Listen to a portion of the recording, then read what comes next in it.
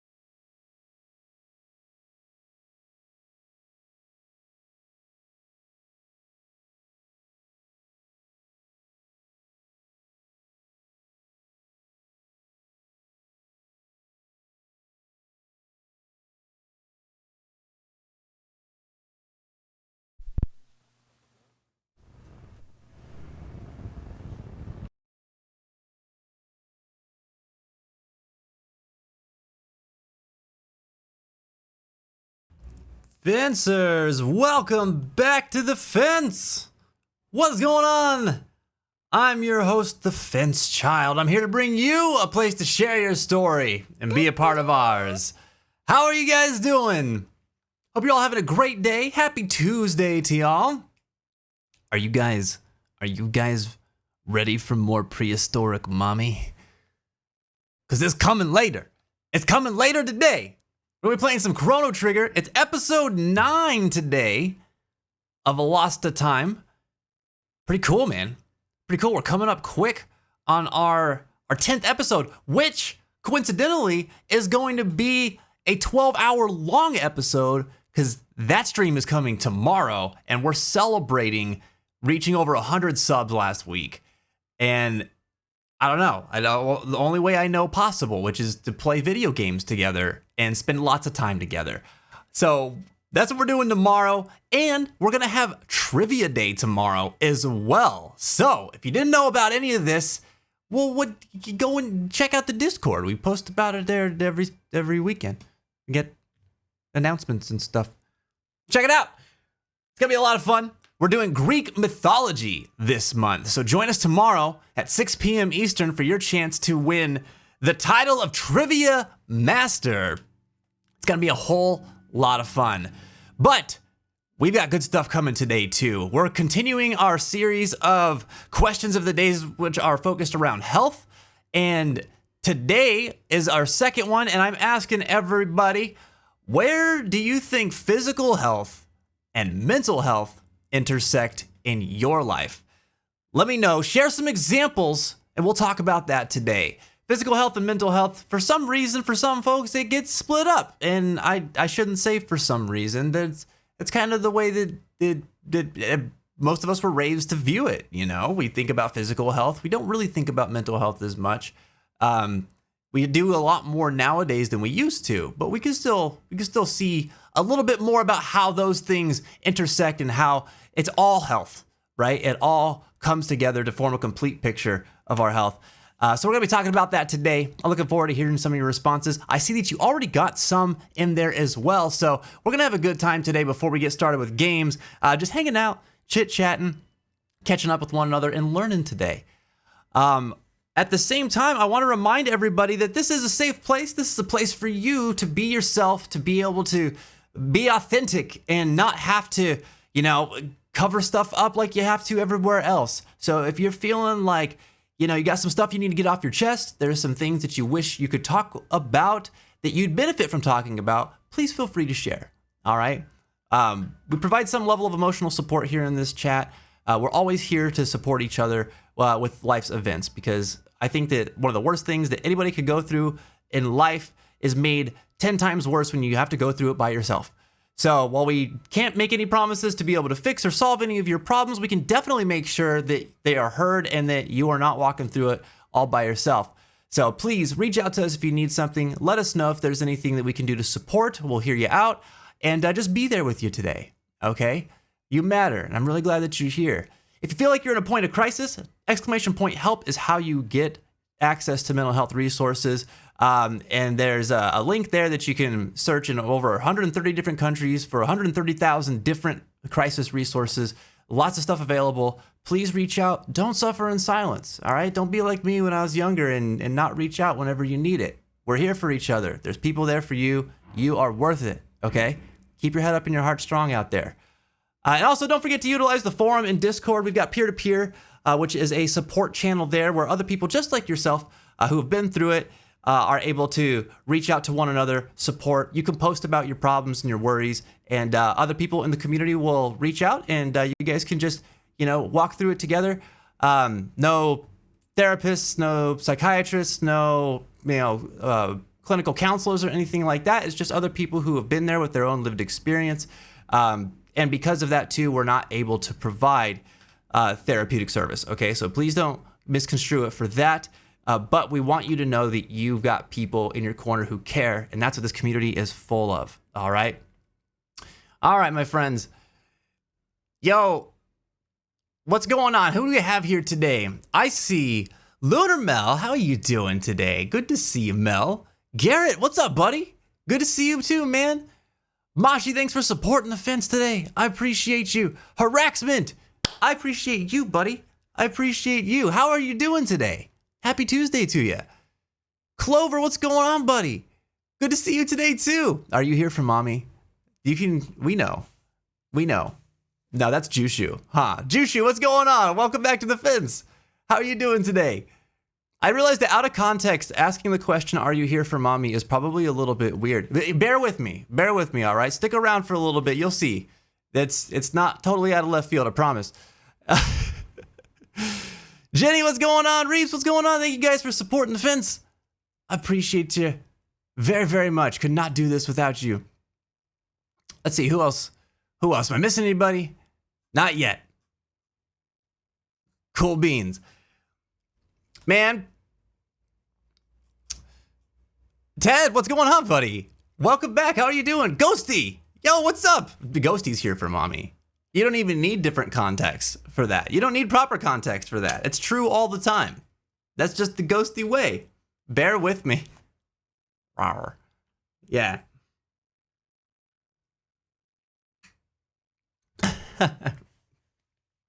Oh, yeah, thanks for the reminder on that, dude.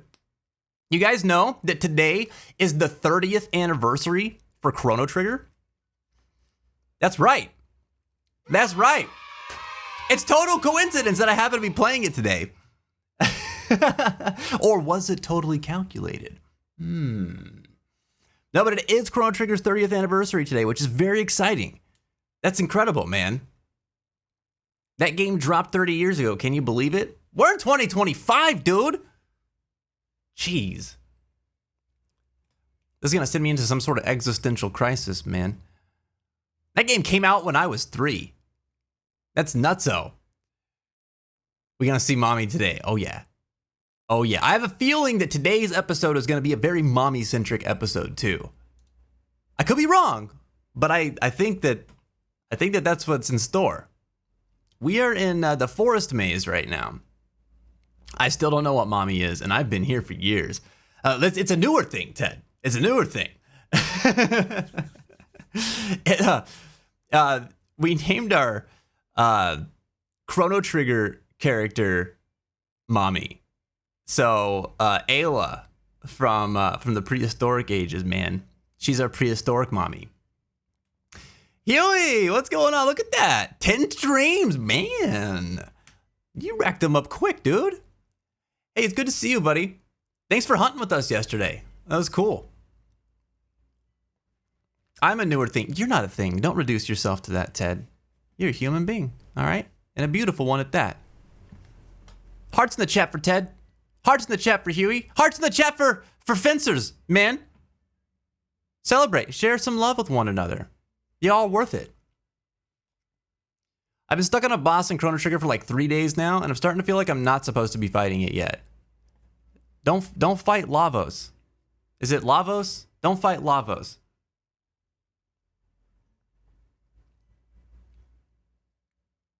No, don't fight Lavos. You're not supposed to fight Lavos yet. As soon as I had the ability to go fight Lavos, I was like, we're going to square up with Lavos. And it was fun. I love that you can do that. That thing mops the floor with you. Definitely need to eat a little farther. Yeah, great timing, Harax, man. Oh, by the way, I saw your DM, dude. Oh. Excited to check that out. I can because I'm as old as this game, says Mel. Yo, you share a birth year with Chrono Trigger. Yes. That's cool as hell. Making some noodles. Oh, no. Don't tell Jen. I forgot to eat lunch. I'm going to have to do something about that probably in the middle of stream. I got so busy today, guys. I just completely forgot about food. I looked up and it was 4:45 and I was like, oh, I better finish up what I'm doing. And then it was 5:22 and I was like, I better go get my contacts and stuff in. No, why are you here? Get off your phone. You're driving. Great. Now we're both in trouble. But okay, answer me this, chat. When you're in trouble with the person who's also gotten in trouble and they're in trouble with you, how do you handle that situation? How does that work? You know? Imagine, think when you're a teenager, okay? And your mom catches you doing something, but then you catch your mom doing something, and it's at the same time, and now you're both in trouble. What do you do? What do you do with that? That might be a little bit different because, I mean, you can't be punitive when you're a kid. You can only be the recipient of punitive action. Which isn't that messed up. Doesn't that sound messed up? It is messed up. We love everybody. Yes, we do. Yes, we do. As long as they're not mean. If they're mean and they're being jerks, there's a little bit less love for them. You know? A little bit less love. A little bit of less patience for them. You know what's funny, Mashi, is that whenever Garrett wrote Bear With Me, I read it as Beer With Me. And I thought to myself, I was like, this is a very Mashi moment that I'm experiencing.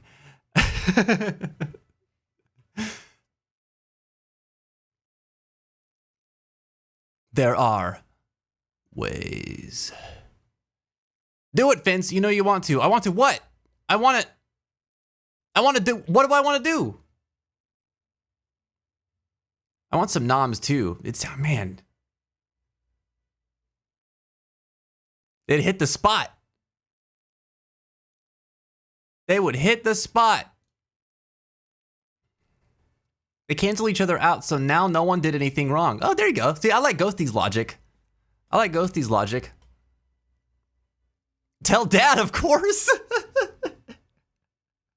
That's what that kid who saw Mommy kissing Santa Claus did, right?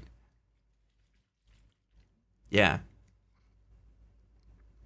Someone should tell that kid that Santa Claus is Dad. And if he wasn't Dad before, well.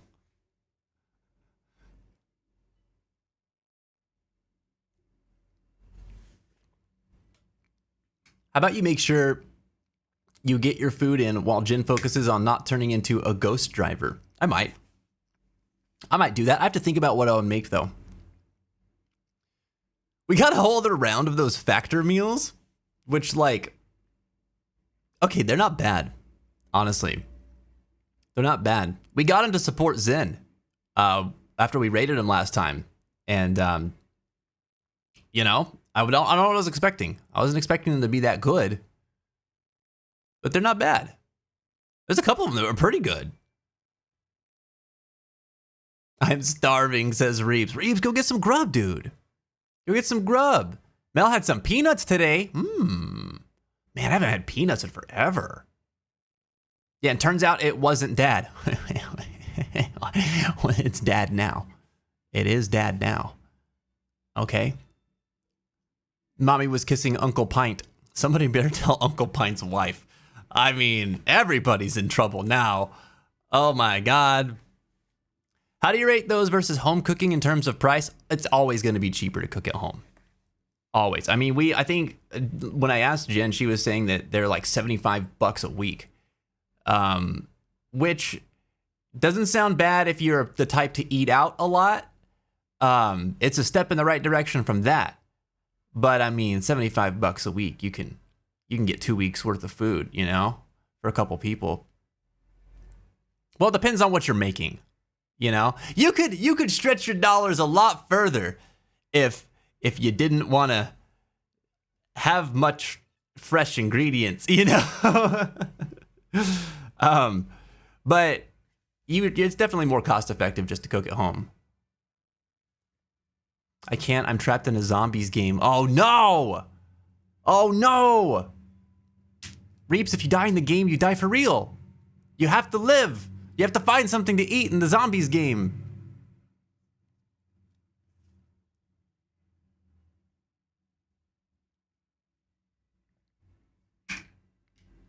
God, wouldn't that be messed up? I know there have been like movies and books and stuff about that, but it'd be terrible to be a gamer if that was true. There is only brains. Oh, is Reeps the zombie? Is that what I'm hearing right now? Daddy brought a rifle. Wink, wink. Santa Claus can't have a rifle.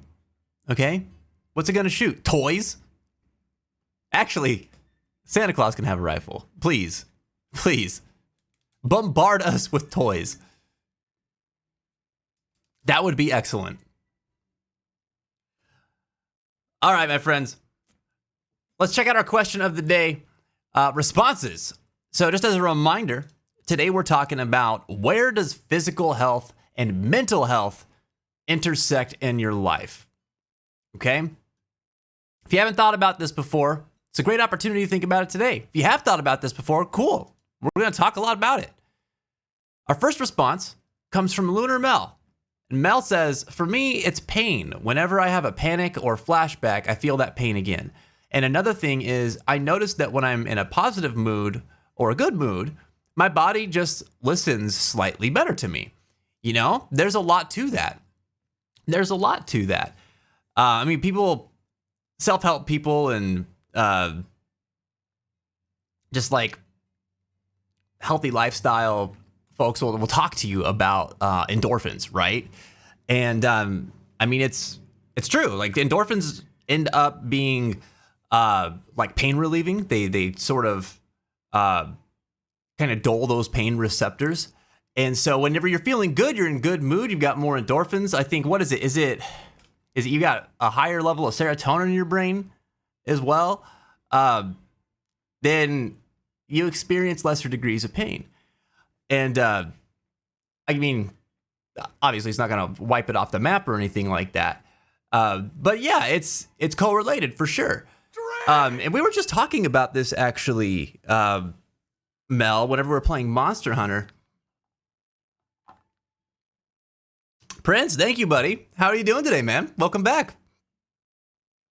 But we were talking about this with trauma, and I think the thing I'm thinking of right now is there was a conversation around how folks who experience a traumatic event that start to suffer symptoms of PTSD, if you play Tetris within a certain time frame after the traumatic event, then you can actually reduce the severity of PTSD, and you can what did they call it?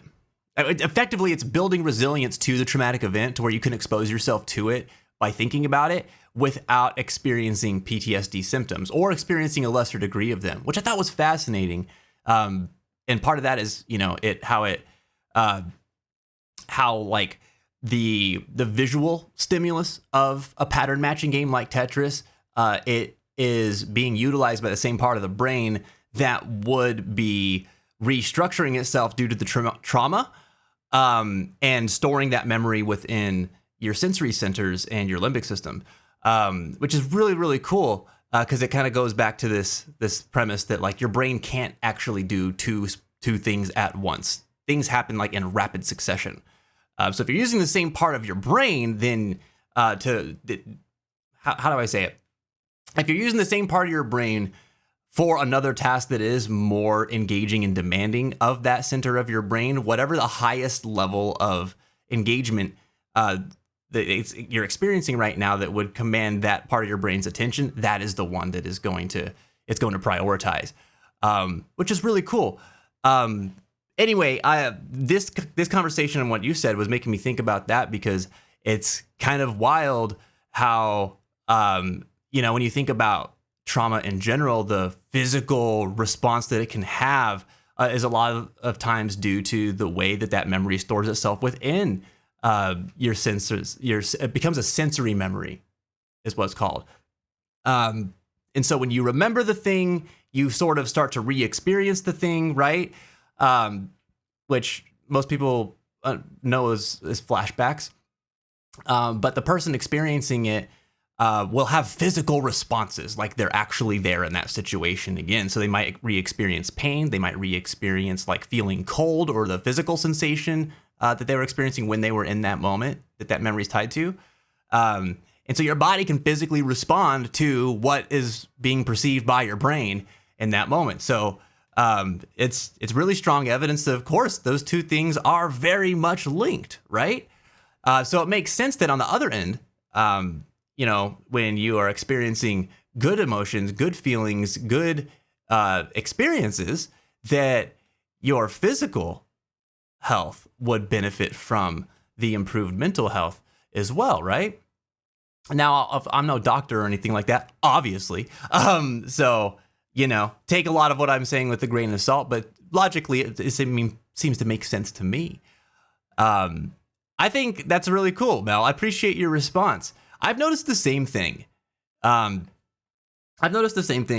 lot of times, if I am like really depressed and I'm not feeling like my best self, I'm not very much motivated to do anything. I'm really down. My body feels heavier. Pain feels more intense. I'm more sensitive, like to certain sensations, certain temperatures, like all of that stuff. It just feels like it's a lot more intense than it is whenever I'm not depressed.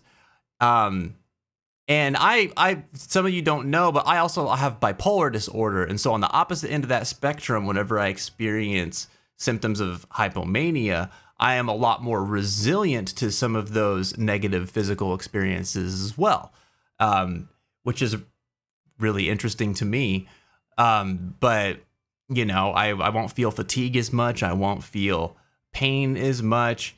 I won't feel tired, things like that. And I feel a lot more resilient to, you know, like if I might not notice, like if I stub my toe or something like that, or, you know, I'm clumsy. So if I run my elbow into a wall or something stupid like that, you know, there's a lot of times where like if I'm on that in that headspace that, you know, I might like come out of it in a day or two or something and be like, dude, where the hell did this bruise come from? You know, then you don't feel as much pain and stuff like that. You're also not as aware of like what's going on with your body all the time, because that's sort of like the thing that would make you aware of what is you're experiencing, right? Anyway, appreciate very much your response, Mel. Let's see.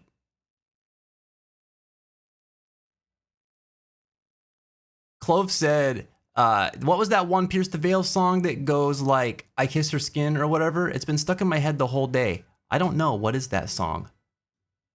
I'm very curious now. I'm going to see if I can find it quickly.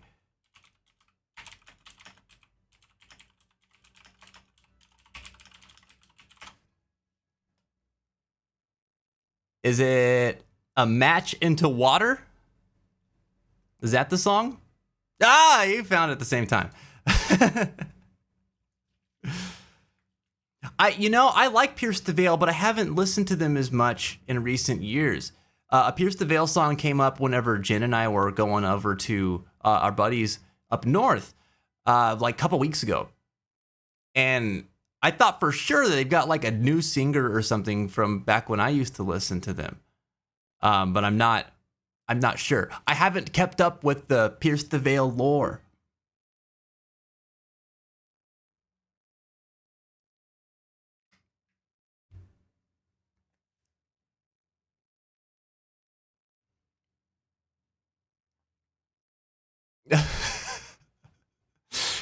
You just stare murderously at your trauma, Mel, until it runs away scared. Jokes aside, positivity helps recovery faster, so I try to focus on being positive, reminding others and myself to just take some extra time to enjoy something. I think that gets discredited a lot, that sort of mentality, too. And I can understand, depending on sort of like where a person is at when they're hearing that type of advice. It might not be something that they want to hear in that moment, because what they're experiencing is so drastic. I think there's a lot to be said for a person being able to validate that crappy experience too. As a good friend of mine said, like, it's okay for something to suck if it sucks, you know? I don't think it's healthy to stay in the place where you're dwelling and it sort of festers, but you know, sometimes a person's like not ready to hear let's try to approach it with a positive mental state, positive mental attitude, right? But there's so much to be said about that. I mean, like, cancer patients have better outcomes whenever their affect is high and they keep a positive state of mind through the experience, and they try to keep things involved in their life that make them feel happy and feel good and give them purpose, right? And this is true across the board, no matter, you know, what illness, what malady you're faced with, your mental state has a lot to do with your outcome. Not everything to do with it, but it has a lot to do with it. You know, a person who's hopeless is going to have a much lower rate of recovery, right?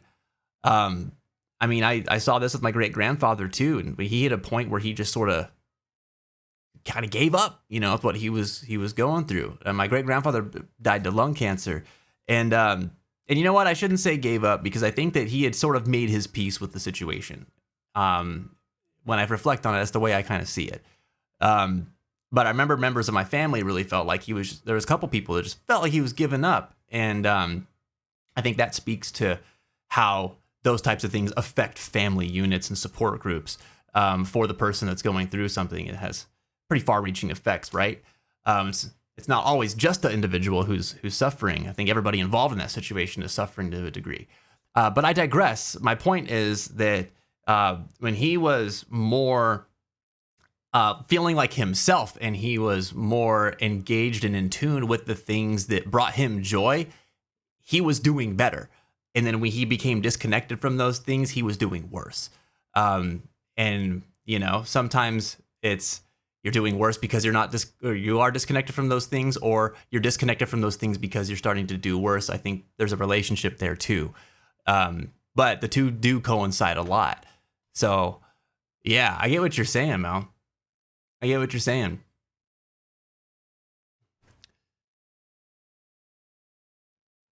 I'm learning it right now while listening to the stream. You're learning it? Wait, Clover, are you like to play it, or what? Matter of fact, you kind of sound like the singer from Pierce the Veil. No way. No way. I'll take that as high praise, because that dude's voice is awesome. That's so cool. That is super cool.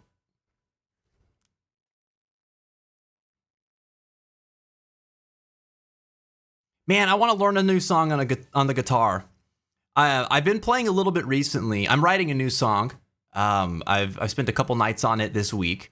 I was hoping to get some vocal tracks today, since I had the apartment to myself. But I got wrapped up in working on stuff for tomorrow's stream, and trying to get some stuff ready for something I want to do in the future, again, for stream. And then time got away from me. But oh man, I was working on it last night. I'm feeling really good about this. I'm writing something that's like really different for me. It's sort of it feels like kind of Jack Johnson-y, which is cool, because I haven't written anything like that before. It's a different style for me, but it's fun. It's simple. It's just kind of chill and nice, you know.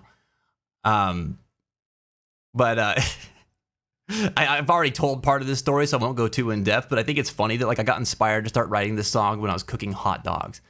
It has nothing to do with hot dogs, but I heard a vocal melody and a vocal phrasing, and I was like, "That's cool. I want to do something with that." And then while I was eating lunch, and yes, it was hot dogs. I ended up, you know, writing some lyrics for it and stuff, and then sat down to work on it a bit. So that's kind of been my new project recently. But I did some bass last night, and I wrote some new parts to it. I'm at the point where I'm trying to finalize the second chorus and move into the bridge now, which is cool. It's about 3 minutes long so far, so I think it's probably going to be about 4 to 5 minutes long total. Should be good. I'm pretty stoked. Fence Child, Mr. Snazzy. Snazzy? You think my hair's snazzy? Jack, I appreciate you. I appreciate you. How are you doing today? It's good to see you. Thank you for the compliment. I just before stream, I actually just like quickly did it up, because I really hadn't done much for my I don't know, my physical appearance today. I just sort of woke up and started doing things. And became really self-aware like 10 minutes before stream was about to start. Downside up, left side right. Simple is hard sometimes. It can be. One thing that I'm learning about writing simple songs, though, is that you got to let it be what it is. Because if you're like me, I tend to overthink on a regular basis.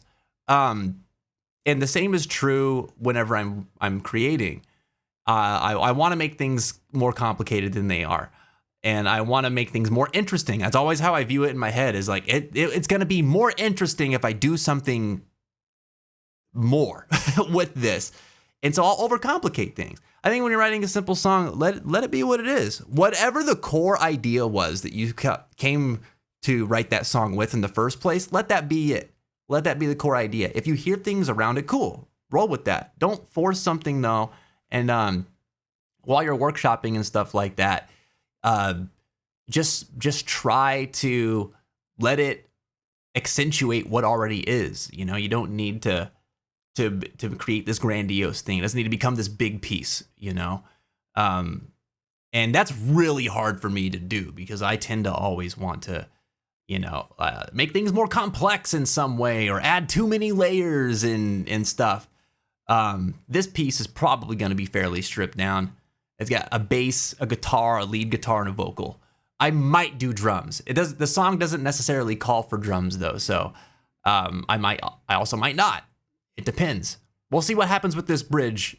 That'll kind of tell me where I want the song to end up, and then that'll determine whether or not I want to add a little bit of percussion or something like that. Oh, Mel, you're sweet. I appreciate that. You guys are being so nice to me today. Thank you. Thank you. Darth, what's up, buddy? Huzzah, man. How you doing today? Hey, good job keeping Storm out of trouble yesterday. I didn't see no violence against fair maidens last night. I hope Storm didn't get mad at me. I was kind of giving him a hard time about that last night. It was all in good jest, though. I promise. Dude, whenever I went into the stream that night, that all that happened in Kingdom Come, dude, it was so funny to me. I was dying, man.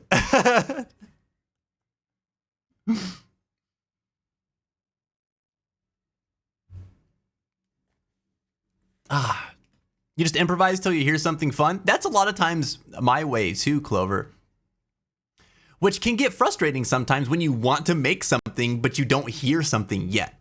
So you keep piddling around and hoping that you come across something. That you don't always come across something. At least I don't. Doing good, working on a new platinum? Right on, dude. What's the plat this time? I did not hear it as drums. Luckily, you have subtitles. Thank goodness. I'm so glad. That's a new feature, Jushu. I've never been so glad I implemented it until now. What did you hear that as? Oh no. I'm back with Noms. Yay! Yes! What you got to eat? Guess who's back? Back again. What's up, Ebby? How are you doing? Gonna play some guitar, something, and some drugs. Not this fence. Not this fence. Okay. Listen, I gotta be rock steady foundationally, okay? I can't be doing that. Chicken taco salad bowl thing, I love it. I love it. That sounds delicious. Man, this song goes way too hard. And this part is way too late in the song. And this is from Persona 3 Reload, anybody who hasn't played it. And it plays it in the town at night. And there'd be so many times where I was just like, I just want to hear this part of the song. So I'd sit there and wait for several minutes just to hear it before I would go on to like whatever my next task was. And I was always like, I wish you'd hurry up.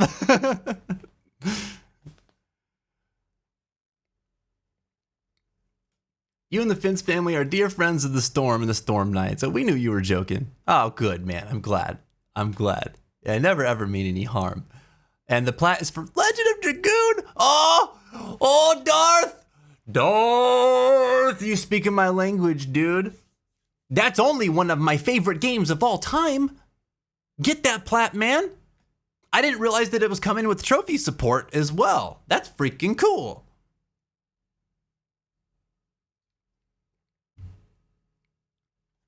Persona music's too good, dude. I know.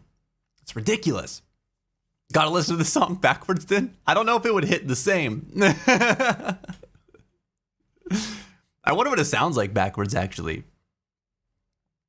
Oh, you know what? I bet I could drop it into my DAW and then reverse the audio and we could find out. Oh, now I want to do it. I think now is tea time and then back to work. Are you making some tunes too, Mel? I want to get to another question of the day response. I think this next one came from Garrett. So Garrett said earlier, also anybody who's just coming in, our topic today is where does physical health and mental health intersect in your life? If you ever need to pull up the question of the day, because we have one every single stream, you can type in !QOD in the chat. But yeah, so where do physical health and mental health intersect in your life? And Garrett says, in every way.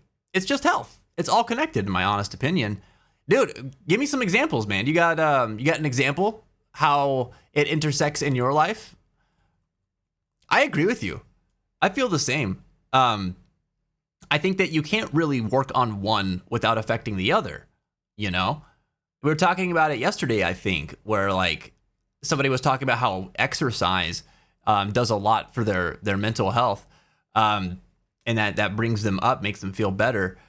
Also, I think that that might have been you, Clover, because wasn't it you were also talking about how like that affected your relationship with food too, and how that ended up having a positive effect on that, which is cool, man. It's cool. There's a lot of things that are interconnected with this stuff.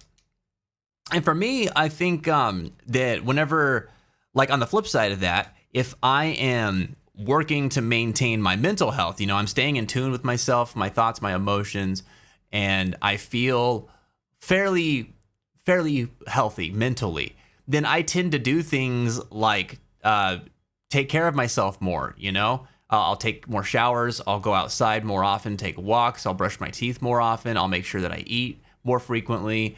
I do little things that bring me joy. I tend to journal more and write more.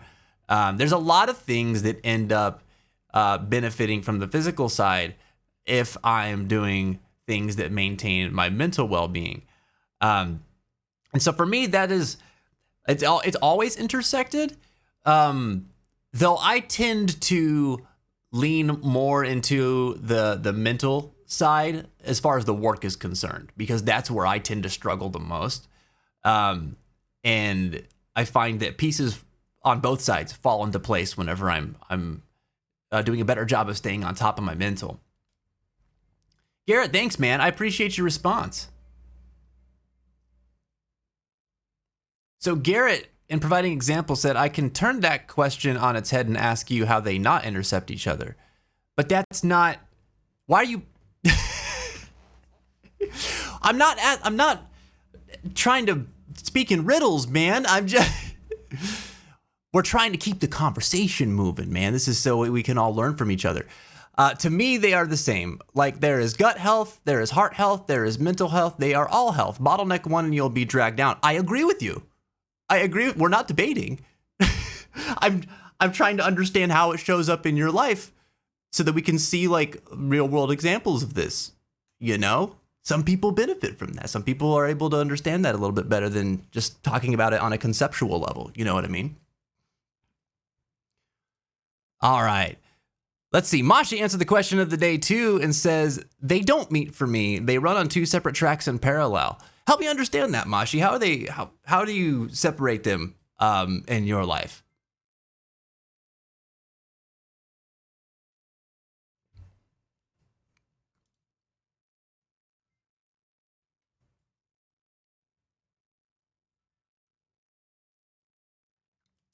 Now, sadly, I have to work on some things for a funeral, and I got to prepare something else for the weekend, so lots to do. Oh, man, I'm so sorry to hear that, Mel.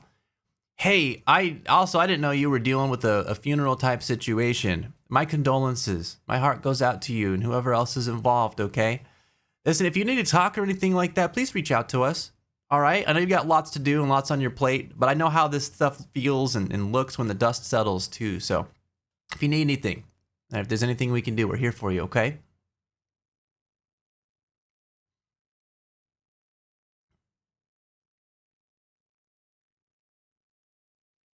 Wake up, get out there. So many musicians here. I know. It's my favorite thing, man. It's my favorite thing.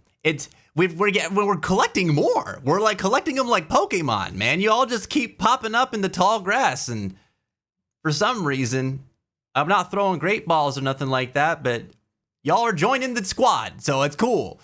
But it's got me excited because it kind of makes me want to do more music streams in general.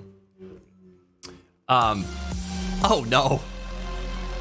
Oh no. Is it squat time? Prince! Prince demands that we squat. All right, let's do it. Anybody want to do squats with me? You won't be in it alone. It's good for your health. All right. We need our squat tunes.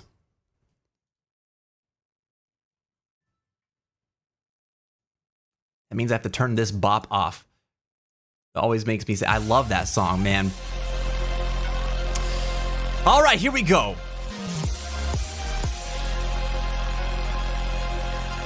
We gotta do 20.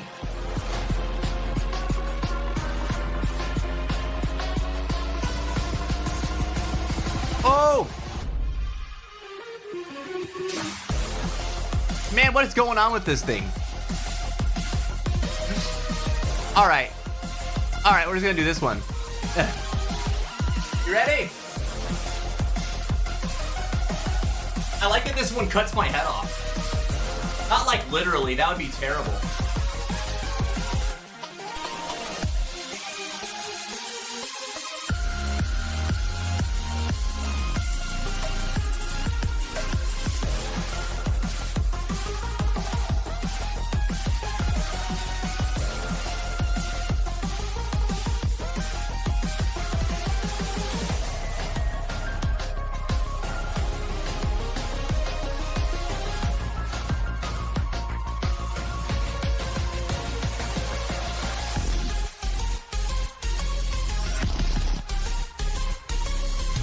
Having tea?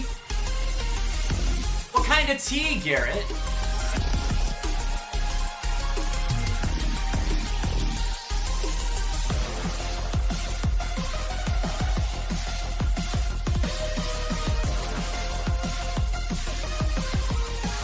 Oh, peppermint?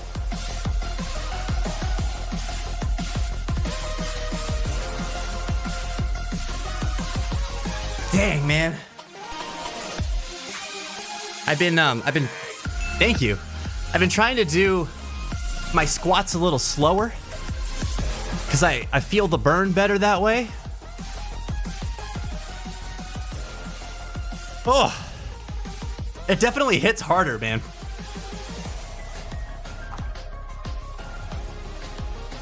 Also, damn, as we get into the hotter months, squats are gonna hit a lot different, dude. Let's see, what's the temperature today?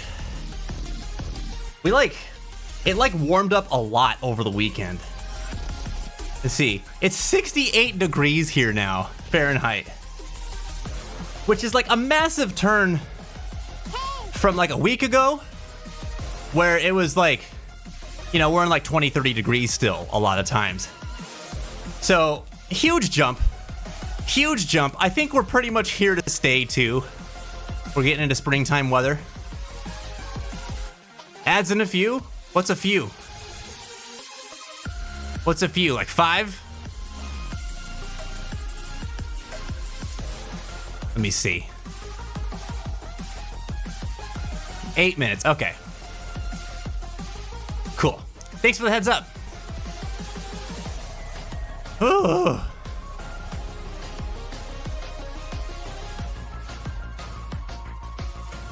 68, holy crap. Yeah, it cooled down here again. We got all down to 3 degrees, man. Oh. Yeah, a lot of times around like February, March, it tends to roller coaster a bit. But like the birds are back and like you can feel it. The air feels different out here and everything. So I'm like, we're probably gonna stay fairly warm until summertime, and then we're just gonna heat up big time. It's crazy how fast it happened. I pressed circle and X at the right time. That's why they hit so well. Oh, thank you. Oh, Garrett was controlling my squats. Oh, I see. I see. Jushu's got a yummy strawberry milkshake. To share? Oh, that's so nice of you, Jushu. All right, everybody get your to-go cups. Jushu's giving out milkshake. Just put it in here. Never mind the water, it's fine. Just... Please? I want a milkshake, man. That sounds so good. Let's go, Mel, back on PC. I hope Italy isn't too cold when I'm there. The only jackets I have are lightweight. Look up the weather. That's my advice. Be prepared, man. Don't go on a trip flying blind. I'll tell you that much. Nothing sucks worse than going somewhere that is gonna be really cool only to have that experience ruined because you don't have the right clothes. And I tell you, I have done it.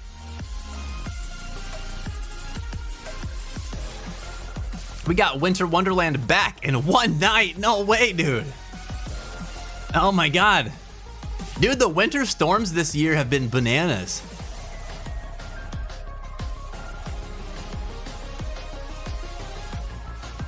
It's down to -1 where you're at, Ginny. Whew. It's chilly, chilly, chilly. I love spring too, Clover. Spring and fall are my favorite seasons. Favorite seasons. Wyvern milkshake? It sounds too gamey. I don't know if I want a gamey milkshake, you know? 15.8 degrees there. Oh, let me do my math. I'm not gonna do math, what am I kidding?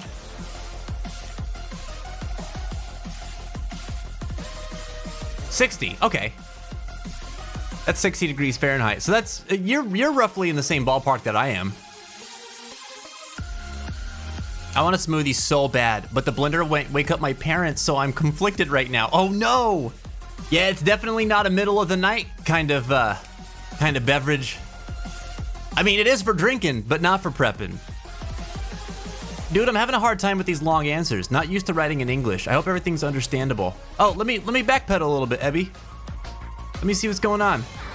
Holy crap. Unisu! Oh my God! I didn't know you streamed. That's cool as hell. Thank you so much for the raid. Holy crap. Welcome, Raiders. Time's up, Fence Child. We've been gaming for 12 days straight, and now it's time to check our stats. From Valorant to Chrono Trigger, let's explore where physical and mental health intersect. What the heck? What the heck? You guys came in with a pre-constructed custom raid message today? It's so topical. Hold on. One more. Okay. I love it. There's 2 copy. Oh my bad, 80. 2 copy. I love it. 2, 3. You know, Valorant was one of those games that I could never get down with because I'm so bad at those kinds of games, man. Oh, but that's so awesome. Unisu! Thank you so much for the raid. I appreciate it so much. You guys go follow Unisu. It's so easy. Just click on the name. Click on her name and go. Do it up. I appreciate you so much for the dang raid. Holy smokes. So, if you're new here, if you're coming in with Unisu's raid, welcome. This is The Fence. I am The Fence Child. I'm a variety streamer. I play a lot of RPGs, a lot of Japanese RPGs, like Final Fantasy and Persona and various Atlas games, really.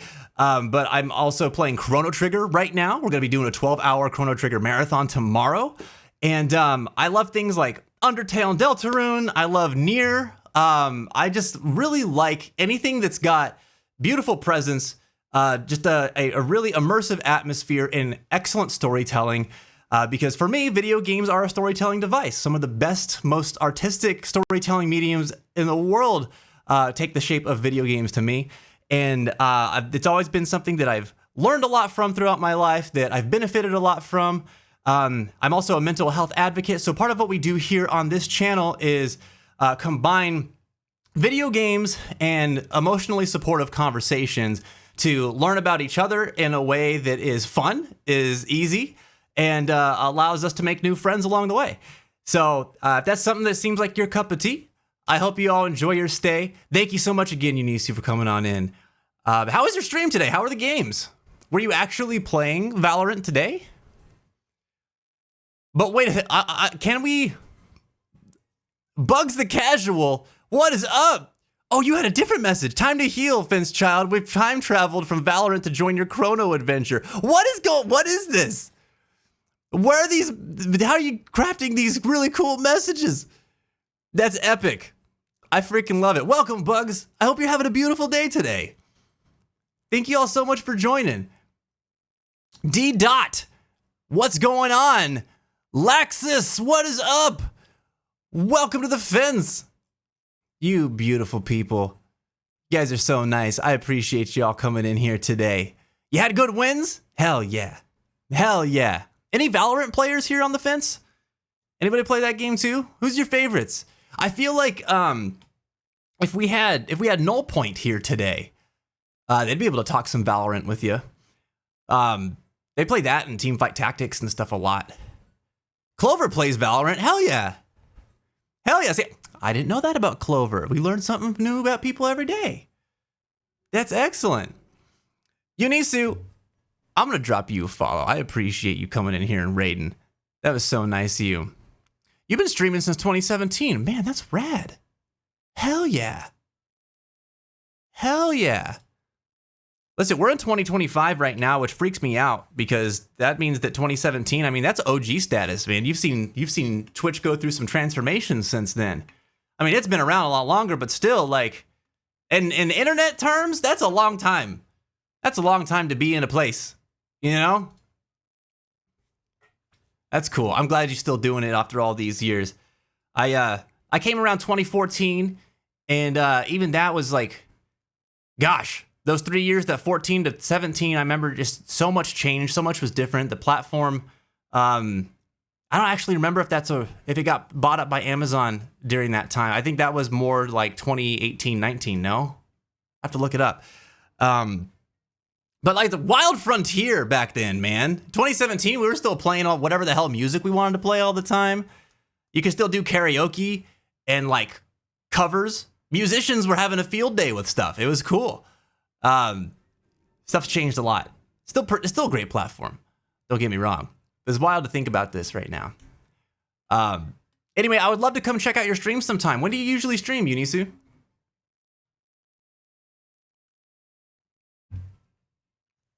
For here north, it's the time of the game of not slipping and dying from all the snow melting and then freezing into literal ice. Dude, that's what's been happening here in PA. In Pennsylvania, that's how it's been out here, man. I had a first experience this year where I was driving up to a buddy's house. He lives about an hour and a half away from me. And it started snowing on the way. And that night, I think it was like, I don't know. It must have been like 12 degrees or something like that, Fahrenheit. And as I'm driving, like the car is warm, right? I'm comfortable. The heat's on. Everything's good. And then as the rain or the snow started hitting my windshield, I noticed my windshield wipers were no longer clearing the snow off the windshield. They would just like smear and then turn solid. It was freezing as I was driving. I was like, what the hell is this? Also, I'm sorry, ads snuck up on us. We're in the middle of ads right now. But dude, that sucked. I had to put the defrost on while I was driving, which I've never been forced to do before because the windshield just wasn't staying the same temperature as the inside of the cab. That was a pretty scary, like 10, 15 minutes though, waiting for it to heat up. It's like I had to slow way down because I couldn't really see. And I was on the highway. So it's freaky. But yeah, I hear what you're saying, Clover. 1 a.m. GMT for me. Oh my gosh. Oh my gosh. You are in the thick of the night. Well, listen, we got a lot of night owls here too, so I can appreciate where you're coming from there. Eunice, if you got a raid and run, please feel free to. Personal care is important. I know how it is after a long stream, and I'm always like starving and thinking about all other things I have to do, whether it's like editing, archiving, whatever. And I'm like, I don't want to do that. I just want to relax. So if that's you right now, totally get it. We'll take good care of your community that you brought in. I appreciate you so much for being here. Of course, I'm not running you off or anything either. If you want to stick around, feel free to. We're more than happy to have you. We're just chit-chatting right now anyway. I guess I'm going to talk through this ad break. Normally I throw on some commercials or something like that, but I don't know, dude. I'm vibing right now. It's almost midnight there, Ebby. Oh my God. Oh my God. You guys are just, I don't have anything clever to say. It's late. Yeah, we'll be lurking around for a while doing breakfast. That's an early breakfast. That's like breakfast for dinner status with being up so late. Oh, breakfast for dinner sounds so good. Oh, I want a red chili carne asada burrito. Ugh. I don't miss New Mexico for much, but I sure miss it for its food. Used to play in Valorant. Oh, used to play Valorant? I didn't know that, Mashi. That's cool. You played Brimstone? Nice. Clover's been playing since beta, and I'm still silver. That sounds like me when I used to play League. I was forever bronze. I think I made it to silver once. I was like, God dang it.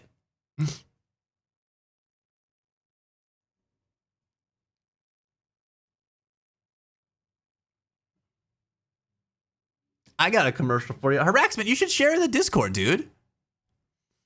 You should totally share it in the Discord. I should have been in bed like an hour ago. Abby, you know what? I totally forgot to double back here. I think we got rated at the same time when I was going to look at your question of the day response. Before it gets too late for you, let me double back. I want to see what you shared, because I know that you put a lot of energy into it to write it all out. So those of you who are just coming in, we got a question of the day every time that we're live. We're talking about health this week. That's our theme. So I'm asking everybody today, where do you think that physical and mental health intersect in your life? And so Abby said earlier that I played soccer for like 27 years. So that helped me with socializing. And these people motivated me to keep on doing sports. And seeing my progress, and also other people recognizing my progress, carried my health. But nowadays, they're completely separate things. That's very interesting. So first of all, if you were worried about, having to write a long answer and it not making sense, I feel like it made a lot of sense. I mean, what I'm hearing is that you played soccer for almost 3 decades, and that while you were doing that, that helped you connect with other people and build up your social skills, and subsequently probably boosted your mental health because you're more connected to other people that actually encouraged you to do something that was good for you and that you were enjoying, right? And so reflecting on that, and think then comparing to now, you kind of felt like it was more intersected back then, but now you feel like they're more like their own thing, physical and mental health. Is that right? No, I think that's cool. I mean, social activities, sports, any extracurriculars, I think are really, really good at marrying the two.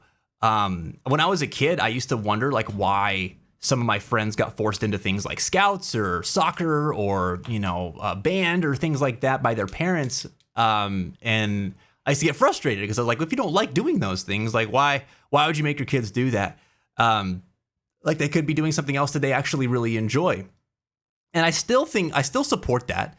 However, I do understand a little bit more now where I'm like, oh, you're a parent, you might be worried that your kids are not going to, make friends. You might be worried that they're going to get depressed because they're not engaged with stuff. They're missing out on opportunities to make new friends, to find parts of themselves that they like that they wouldn't find, otherwise.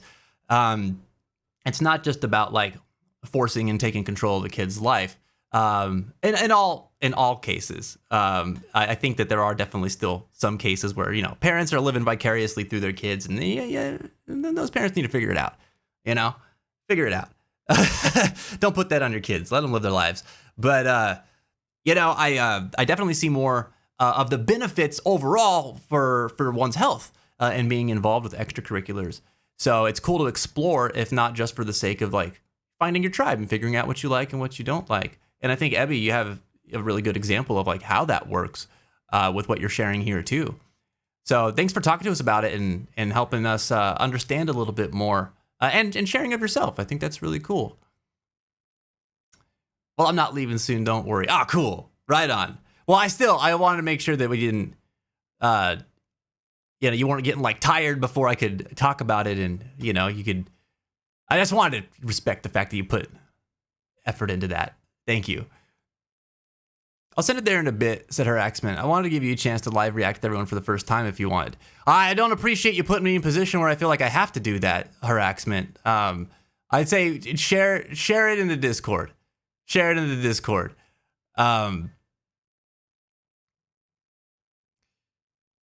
Arxilus, what's up, dude? Welcome back. How are you doing? Good to see you, my friend. Happy Tuesday. I've been good. Busy, but good. Jen and I were house hunting right now, I guess. Oh yeah, we're house hunting. I didn't know if I should call it something else. But no, that's what it is. When you asked me that question, I was like, there's a lot of things I could say, but that's the first thing that came to mind, is our house hunting experience. We were supposed to go check one out on Thursday, and then I guess we responded too late to our realtor who brought it up to us, because they were like, oh, actually, the seller is closing on an offer tomorrow. And we're like, oh, okay. So they're not like doing any showings anymore. So I was like, well, missed out on that one. But I mean, it's fine. It's not like we were going to buy the house anyway, because we're not really doing any of that until June. Like we're not closing on anything until June. But I wanted to see it, man. We were kind of getting ourselves all like prepped, to go and look at our first house, because this is a brand new experience for us. But yeah, we got that going on today. Working on stream stuff today. We're getting ready to play some Chrono Trigger here as well, Arxilus. And we're talking about mental health and physical health and where they intersect today. So if you want to check out the question of the day, feel free to, buddy. That's okay, Haraxment. That's okay. I just want to be straightforward,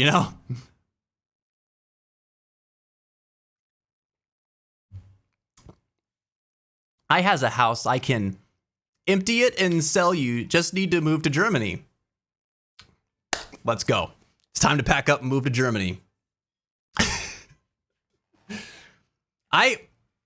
What's it like living in Germany, by the way? We got a few German folks in the chat. What do you like about it? What do you not like about it? I've never been out of the country before.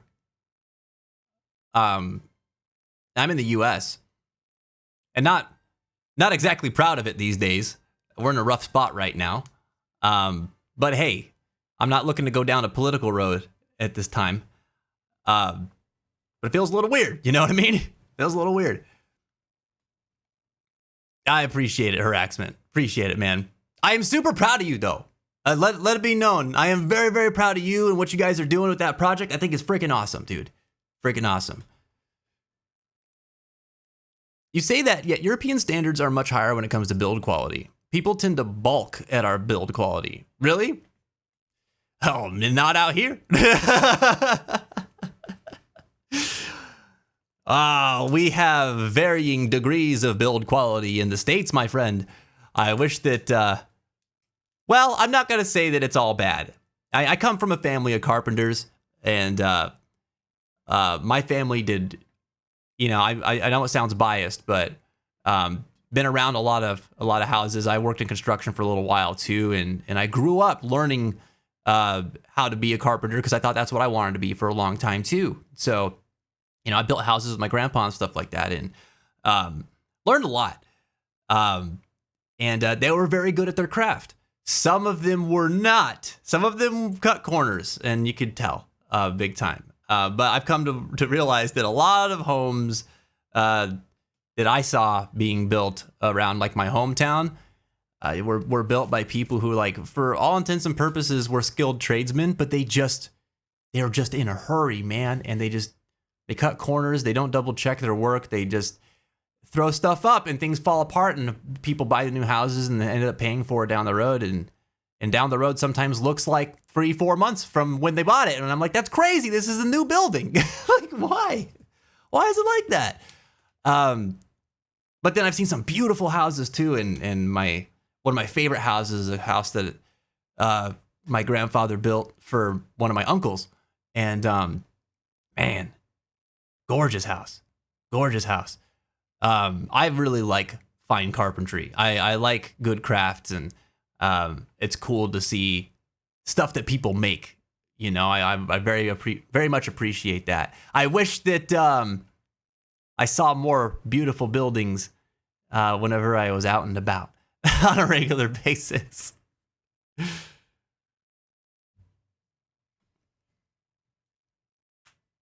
We're always building stuff out here, but we're not really like holding people to standards. And they're trying to like do away with OSHA now too for like safety standards, which I don't think is going to help the outcome for construction either. I don't know. It's a frustrating time.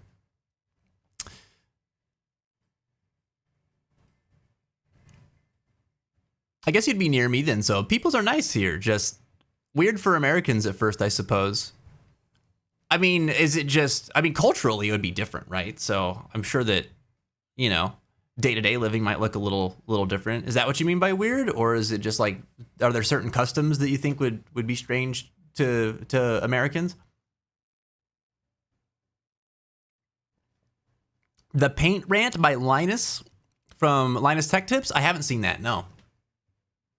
I haven't watched Linus in a long time, actually. I used to watch him a lot. But it's been a little while. It's so weird that you can just punch a wall and then there is a hole. If I tried that, I wouldn't have any bones left in my fist. Dude. Yeah, we build with... Our walls are made out of drywall. Like, the majority of the time. It's really interesting. I don't know what it's like in other countries, but, we'll put up the frame for a house, and you'll have, like, a drywall on one side. They'll put the insulation in the middle, and then drywall on the other side of the frame. And the drywall is usually, like, what is it, like 2 to 3 inches thick, if I remember right. And so it's like, I mean, it's brittle stuff, It's not Fort Knox, you know what I mean? But I mean, it's pretty common. But we get weird stuff where, like, okay, so one of the most common mistakes that I see happen is like with doors, right? You've got interior doors and you've got exterior doors, right? The interior doors, the ones that, they might be hollow in the inside. They're light, easy to open and close.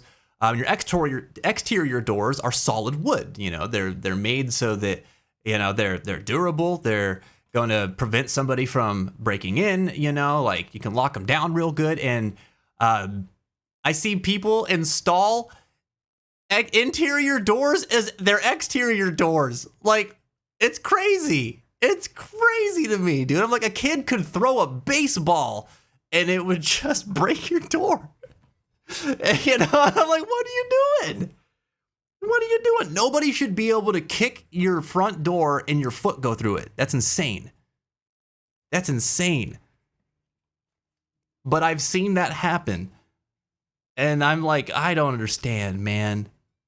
I've also seen the opposite, where people put interior doors in or exterior doors in their interior. And I'm like, what's the point? Why are you doing that to yourself? Why do you make your life harder?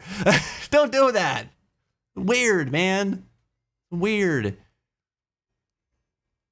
Don't get me started on like shoddy electrical craftsmanship either. That was my trade. I was an electrician for a while, and I was a union electrician, And say what you will about unions, I think that, you know, the stuff that I learned there, I went while going to school and everything. We learned how to do things up to code, how to have a standard for all of our work, no matter what the client looked like, no matter what the type of construction was, whether it was commercial or residential.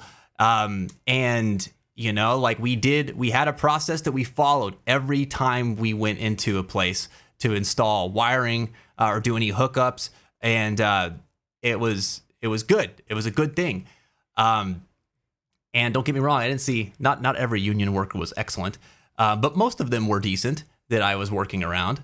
A few of them, well, we won't go into that. But, you know, I felt like I learned the right kind of stuff. And we were going in and cleaning up people's work all the time, man. All the time. And the stuff that I would see was just outrageous. I'm like, how did this building not catch on fire 15 years ago? Thank God we're tearing this stuff up right now. And sometimes we'd say stuff like that and they'd be like, oh, well, we have had electrical fires here. And they'd point to where the source of it was, and you'd see something that was just like wrapped up in electrical tape, and they're like, oh yeah, somebody did a bad splice and something shorted out, or they didn't like cover up the wiring properly, or they stripped something and it cut the sheathing off the wire, and it made contact with like a box. And I was like, dude, that's like all like really easily avoidable mistakes. That's wild. It's wild to me. Anyway, I don't know how we got deep into this construction conversation. I'm sorry.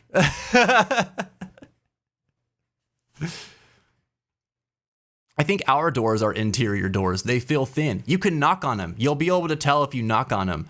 If they sound hollow, they're interior doors. If they're just like thick, you know, like if you're knocking like on your desk, but imagine that sound was just less resonant because it's going to be thicker than your desk. It should feel like you're knocking on the stud of your wall. If your door doesn't feel like that, it's probably an interior door. If your hand goes through the door, you're in America.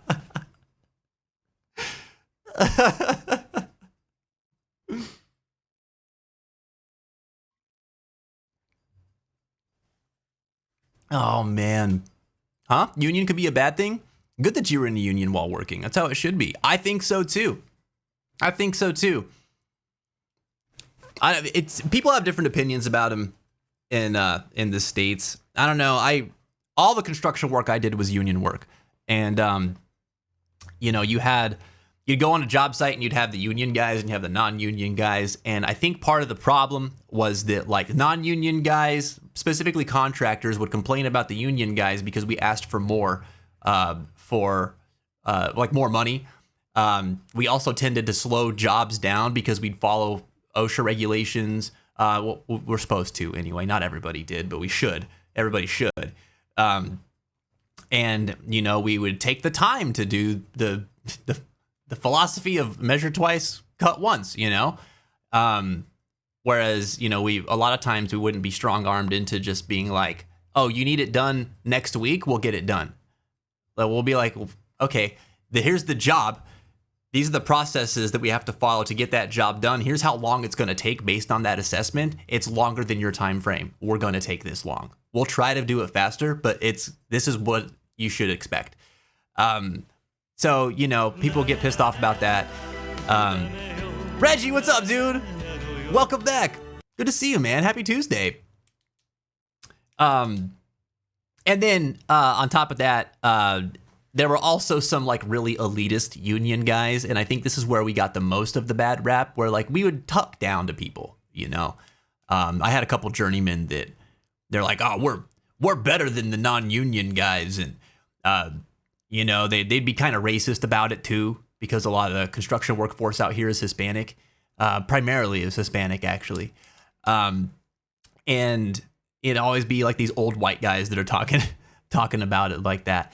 And then they would be like, oh, if this was done by a non-union contractor, automatically they'd be like, the work is shoddy, the work is piss poor. We could have done it better. And I'm like, you dude, look at what was done first, you know, before you make that assessment. Like, If the work is bad, then okay, I can see that you would say that.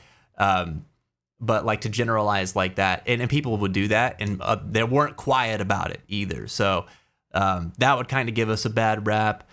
And then on the other hand, too, I talked to plenty of non-union workers that like, y'all are really lazy, which was funny to me because union guys would talk about non-union guys as being really lazy too. And I'm just like, it's funny that we both, on both sides of the fence, y'all feel this way. Me, I was like, I don't have time for that. I'm here to work. Let's get a job done, and then I'm going to go home because I'm tired. I don't want to get involved in all this weird nonsense, like big pissing matches. You know what I mean? So I don't know. I think the laziness stereotype for union workers came from like people would milk jobs. And I saw this happen once. Well, more than once, but I did see this. The prime example of it was whenever we went to go do this demolition job for Air Force Base. And the demo job was on this site that hadn't been used in a little while because they needed to get new equipment installed. It was in an old building that they couldn't work out of anymore until we replaced a lot of the existing wiring because it wasn't up to code. So we went in and, we had the job laid out. We were supposed to be there for 3 months worth of work. As we started working, we realized, oh, you know what? We've got a good pace. The apprentices were catching on to what was needed pretty quickly. I was a little bit slow with pipe bending because I was still learning all that and I wanted to get it right. I really liked it. But anyway, we were ahead of schedule. We had really good pace, right? And I remember my journeyman coming up to me one day and he was like, "What are you doing?"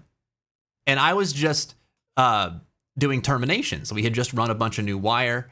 So I was connecting the wire to the devices in each of these different rooms. And I was like, I'm terminating. What do you mean? And he's like, "Are you trying to work yourself out of a job?" And I was like, I've never heard this phrase uttered to me in my life. I was like 19, I was like, I don't understand what that means. What are you talking about? And he's like, "We're supposed to be here for another month and a half." And I was like, okay. And he's like, we're almost done. And I was like, yeah, is that bad? Like, we're going to be done ahead of schedule. That's cool, right? Like that's good for the client. Like, they're going to be happy with us and they're going to probably call us back for more work, right? Like, we're doing a good job. And he's like, no. He's like, "We're supposed to be here for another month and a half. If we keep working like this, we're going to be done in 2 weeks." And I was like, again, why is that a bad thing? And that mentality rubs a lot of people the wrong way. And I get that because I was also like, this is bogus, dude. Like, you shouldn't be trying to milk a job when you could get it done. Like, do it well, do it efficiently, make your work quality. Like, don't drag your ass and cost people more money when they don't need to spend more money. Like, that's, to me, very underhanded. And apparently, this was a very common thing for union contractors to do. And so from that perspective, I can understand why some people also get pissed off at unions. Ultimately, though, unions are a great thing in my mind. They protect workers. They make sure that everybody's got fair working wages, protects their rights. And I think that overall, union workers have better quality of life than non-union workers whenever they have the option to unionize. It protects the individual. But my perspective comes from the construction industry, and that's sort of what it looked like whenever I was in that trade. And you're right, it's not a union problem. It's a misappropriated judgment. That's a contractor's problem. That's an individual worker's problem. It's not a union as a whole problem. But unfortunately, I did witness that happen with multiple union contractors that I worked for. And it's it kind of opened my eyes to certain things. Like, for instance, there was a contractor that I worked for that was like the top union contractor in the state of New Mexico. They got all the jobs, all the big jobs. They were building spaceport out there. There was a Netflix facility that was being built out there. There was expansion on the Air Force Base out there that was being done. Any of the government work, this contractor got all of it. And there was like 3 or 4 other major electrical contractors out there that always bid it, but it always went to us because we would underbid and then milk the job. So we'd be like, we can do this for way less money than we're actually going to spend. And we'd end up going and being like, actually, it's going to cost you this much more. And they did crap like that all the time, which is shady, man. It's shady. But again, that's not a union problem. That's that company's problem. But they exploited union representation to be able to do that. They had 3 members of their executive committee in the local union hall, which is illegal by union standards, but somehow they found a loophole to do it anyway. And so they pulled a lot of strings that way. It was corrupt. And everybody knew it. Nobody knew what to do about it. So like I said, it's one of those things that like the blame is being thrown in the wrong direction, but at the same time, it's not incorrect. Like if anybody who looks at that situation can be like, yeah, that local union hall is allowing this to happen. That is a union problem, right? It's a local union problem, but it's a union problem. That stuff shouldn't happen. So, I see it both ways. I'm still very pro-union, and anybody that I talk to that wants to get involved in the trade, like I'll direct them. If you want to be an electrician, join the IBEW. You're going to get great training. You're going to get good pay. The apprenticeship is extensive. You're going to get to travel and see a lot of different things, and you're going to be able to work anywhere that you decide to hole up because your skills are going to be very, very valuable. And you're going to be sought after if you actually take it seriously and learn what they're trying to teach you. It's great. Some of the best paying work I ever had in my life. And I learned a lot of great skills along the way. But, there's also bullcrap that happens. It's just depends on where you are, depends on who's running things, where you happen to be. And it goes the same anywhere with any business. Yep. We had shirts, Jushu. We had shirts, like union shirts that were like from the people who brought you the weekend. That was like the common thing, They're very good. They're very good things. Also, I am with Vince, and this is one of the many reasons why I distaste unions. Oh, let me be clear, Arxless. I'm not anti-union. I don't think that we should do away with them. I don't think that they're bad. But I think that they are as vulnerable to corruption as anything else. Ultimately, though, I support unions, and I think that when they're working the way they're supposed to, they do a lot of good. When people are being corrupt within them, then they can suck. But still are providing protection for the worker, while also being corrupt. It just sucks that it ends up taking the form of this like elitism that like it protects the people in the union and craps all over anybody who's not in it. And it shouldn't be that way. It shouldn't be that way at all. And I think that part of that has to do with corporatocracy and just the way that we are as a country. Capitalism is king here. So everything's a competition because everything's a business, from construction to healthcare. To education, it's just how it works out here, which is unfortunate. And so I think that unions look different out here and are susceptible to the same kinds of problems that any other business would be because of that. Had a rough day at work. I fell off a ladder, Reggie. Oh my God, dude. Ow, man. And you domed your head with the hook. Holy crap, dude. That sucks. I am sorry to hear that. Are you okay? I hope you didn't get like seriously hurt or anything.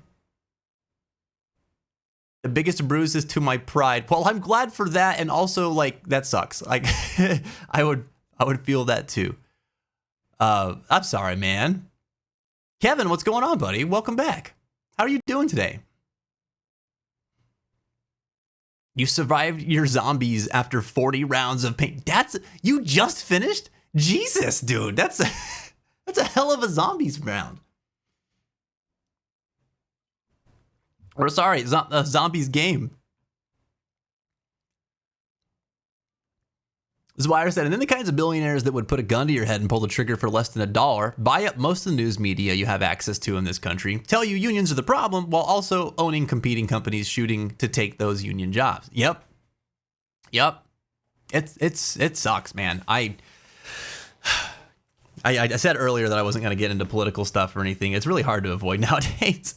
But capitalism just makes me so frustrated. It's so stupid to me. Like, I understand that money does matter. It is a requirement for modern day living, and I think that it can have it has a lot of power. That's always been true, but like our obsession with it here is astronomically bad, in my opinion. And I hate that billionaires have so much power, but I'm not going to dive into that. I already hate talking about it to begin with. I'm here to try and then bring us up with some positivity and keep give you something to sort of debrief with after your day. You guys get this stuff all day long in your own ways. You don't need it from me. We're trying to bring each other up here. But I will say this too. If your life is affected by things that, obviously everything is political. There's nothing that's not. If you care about anything, there's politics involved in it. But if your life is affected by things, and you need to talk about those things, you can absolutely talk about them, even if they're sort of, breaching the realms of politics, because I think that like we're really talking about is people's lives, and whether we're doing okay, whether we're not, and whether we feel supported in our plights or not. And we're here to support each other first and foremost, always. The hunter-gatherer days, they sound a lot more appealing nowadays, don't they? The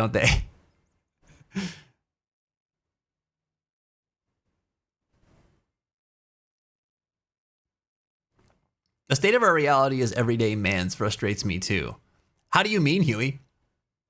I have a feeling I'm probably on board. But can you clarify?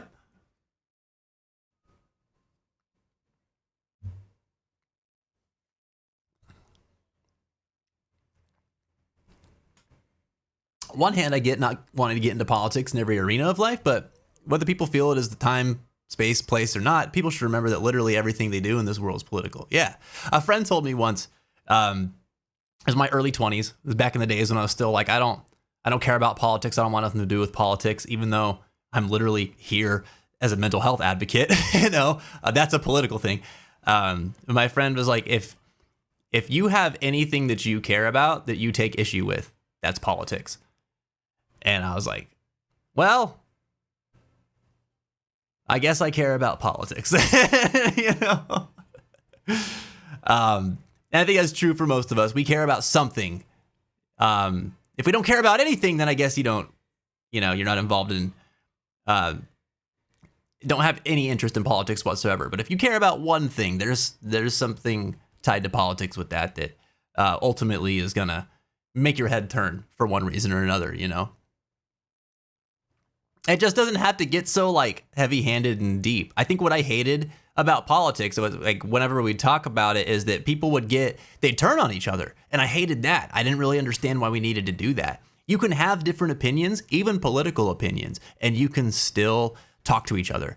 You can still agree to disagree and learn from one another. All right. It doesn't need to be a battle of wits. It doesn't need to be trying to stomp one other person down. Like, I understand the need for debate and things like that too, but at the end of the day, you need to maintain a certain level of respect with the other person. And I don't understand why nobody puts more effort into that. And I shouldn't say nobody, I know people do. But like, you can literally have different opinions and feel like you can be on a completely opposite end of the spectrum. And if you maintain a level of respect for one another, you don't have to go to war with each other, even in a small scale in your living room. There's no reason why that's necessary. Unless somebody is actively hurting another person, in which case that's when you step in. And I think the perception is that people are actively hurting one another. And sometimes they are whenever you're looking at the macro level, but a lot of times in that conversation, it's not what's happening.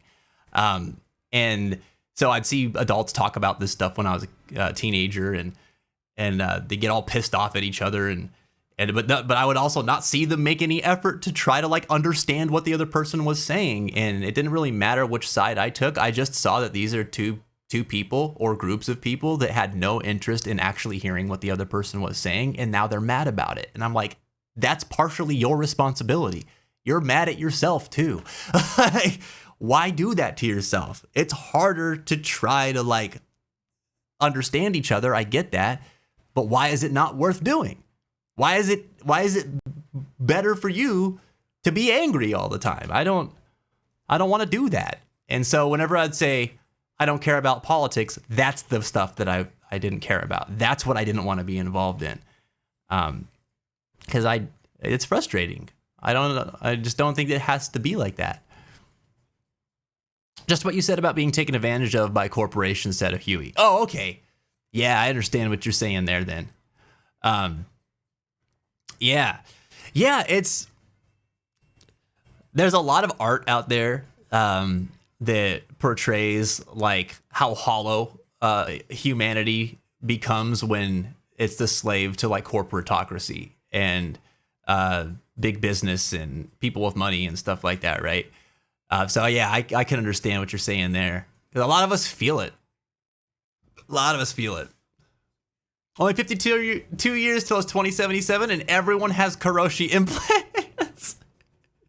Yeah, everybody's just gonna become bionic.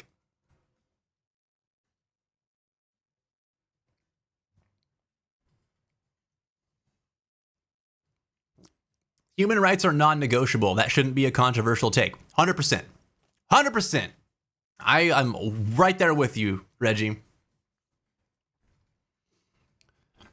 Kevin said, Fence, this ReFantazio music you play successfully reminded me it's time to play ReFantazio again. And the problem with people fighting tends to be identity politics. Food for thought. Yeah, I'm never going to discourage anybody from playing Metaphor again. An excellent game. Play it forever. Which reminds me, I need to finish it still because I'm in the middle of it. And I think there's a lot of problems with people fighting.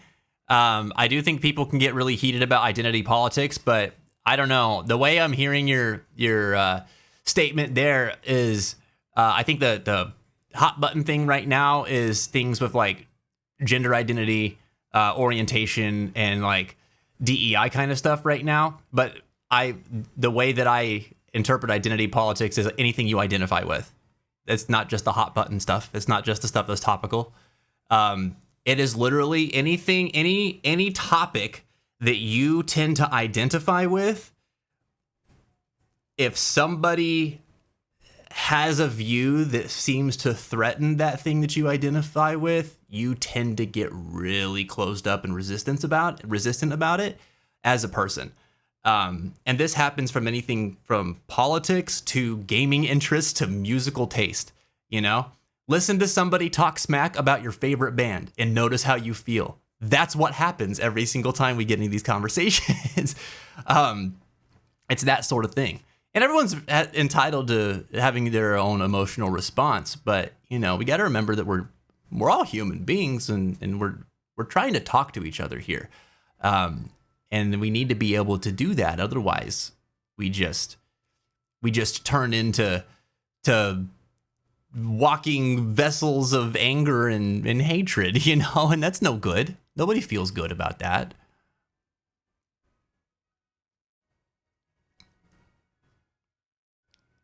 From the Sandavestans? I don't know what that is. Oh, is that a cyberpunk thing?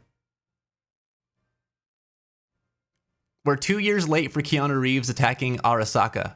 Oh, okay. Keanu Reeves better get on it.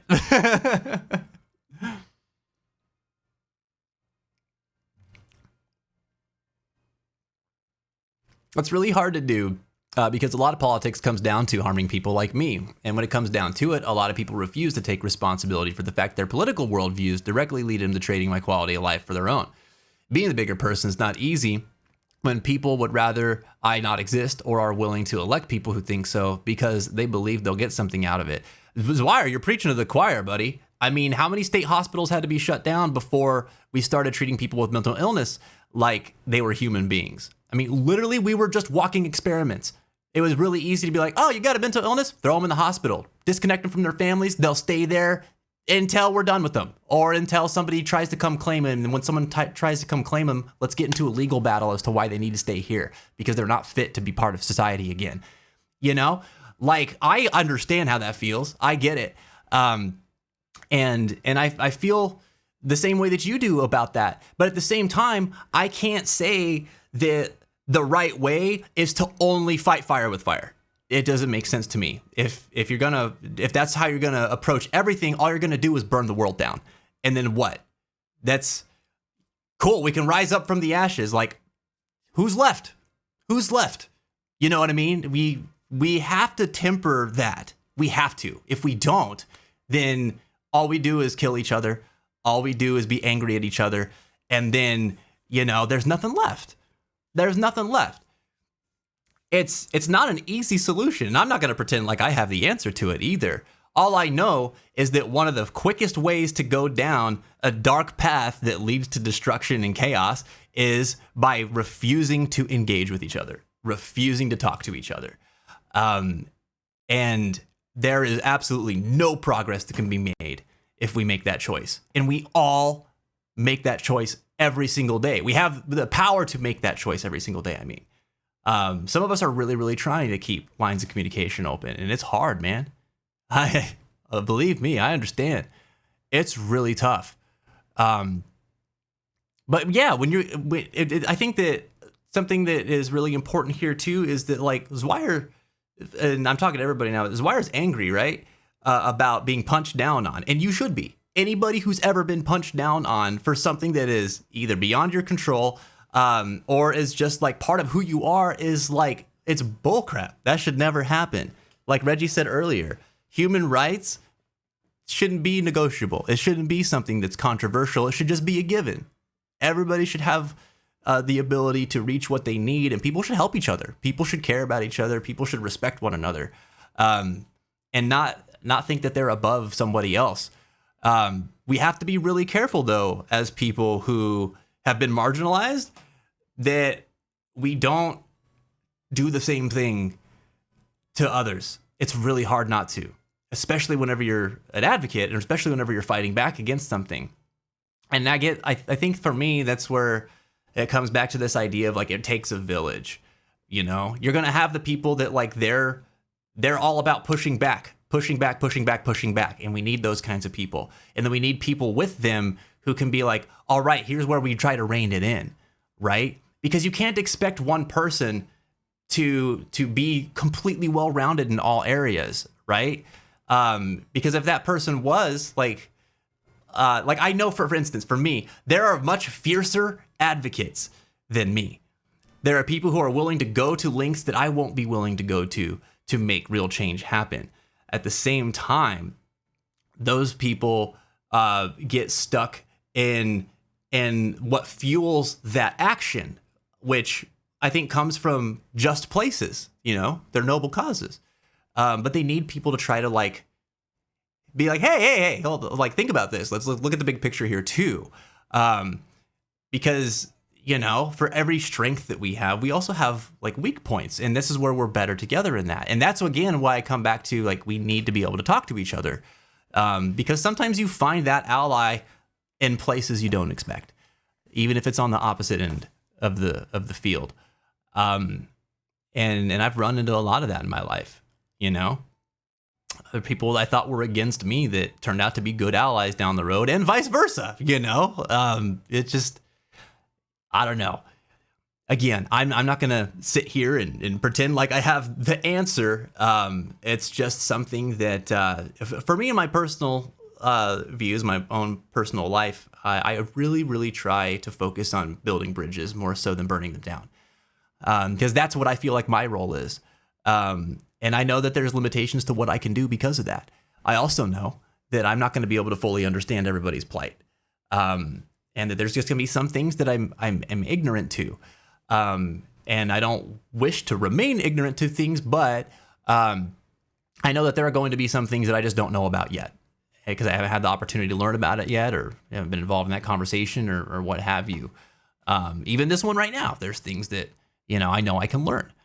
This is not my forever stance. I don't dig my heels in because I don't want to be unwilling to like grow and learn. But I really, anything that makes me very, very angry, I have to stop. Personally, I have to stop and try to think about, because I know what that can lead to long term if I don't check it. Does that make sense? And I don't expect everybody to do that. But for me, that's been one of the biggest benefits to my own life, whether it's day-to-day living or thinking about long-term outcomes for choices that I've made and positions that I've gotten myself into. It just worked out better for me that way. And it puts me in a better position to be able to like help the people that I care about too, even though there's some people that can do specific things better than I can in those areas. But it's weird too, because it also comes with layers of guilt about all the stuff that I can't do. I spend a lot of time thinking, whereas I see other people spending more time acting, a fair amount of time thinking too. But I don't know. I guess I don't really have like a final point on this. I'm just kind of airing my thoughts on this now as we kind of go into this. It's wild, man. I hate arguing so much. I just be chilling. Dude, me too. Me too. I'll engage in some debates. I think a healthy debate is okay, but arguing I don't like. I don't like arguing. This is why I abandoned Twitter. I forgot about Twitter, which is nice. I've been off of Twitter for a long time. I mean, I'm still there technically, but like, I don't remember the last time I logged in. How do you think we can start to have those conversations, said Huey? I mean, that's a big question. That's a big question. I don't know if I've probably addressed some of it in what I have just said. But specifically, I mean, if I had to start anywhere, what would help to have those kinds of conversations with people better is to be in tune with your own initial reaction to things. Thanks for the heads up, Mashi. I appreciate it.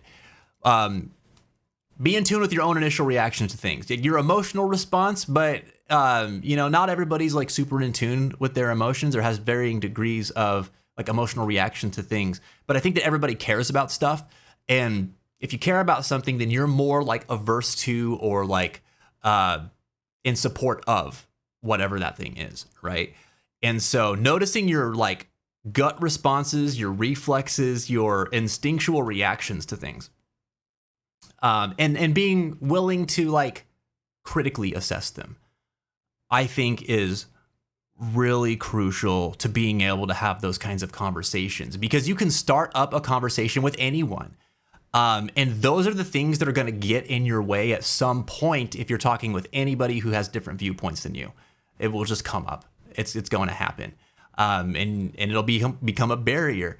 And I think that, again, I want to stress that like, there's a lot of people who have been marginalized in some really horrific ways that I don't think need to, like, I would not blame them at all for leaning heavily into their emotional response or their gut reactions to adversity or to unfair treatment. They've already dealt with it, for a long time. That's not what I'm saying. I'm not saying that they're not entitled to those feelings and to those reactions, nor would I be not understanding of them. But specifically to your question, if we're thinking about trying to be able to have conversations with people, having conflicting opinions, having different ideological beliefs, and coming from different backgrounds that support those beliefs, I think we have to be willing to recognize our own tendencies and to try and look past them for the sakes of these conversations. If that's the goal, is to have those conversations, then I think that's where we start.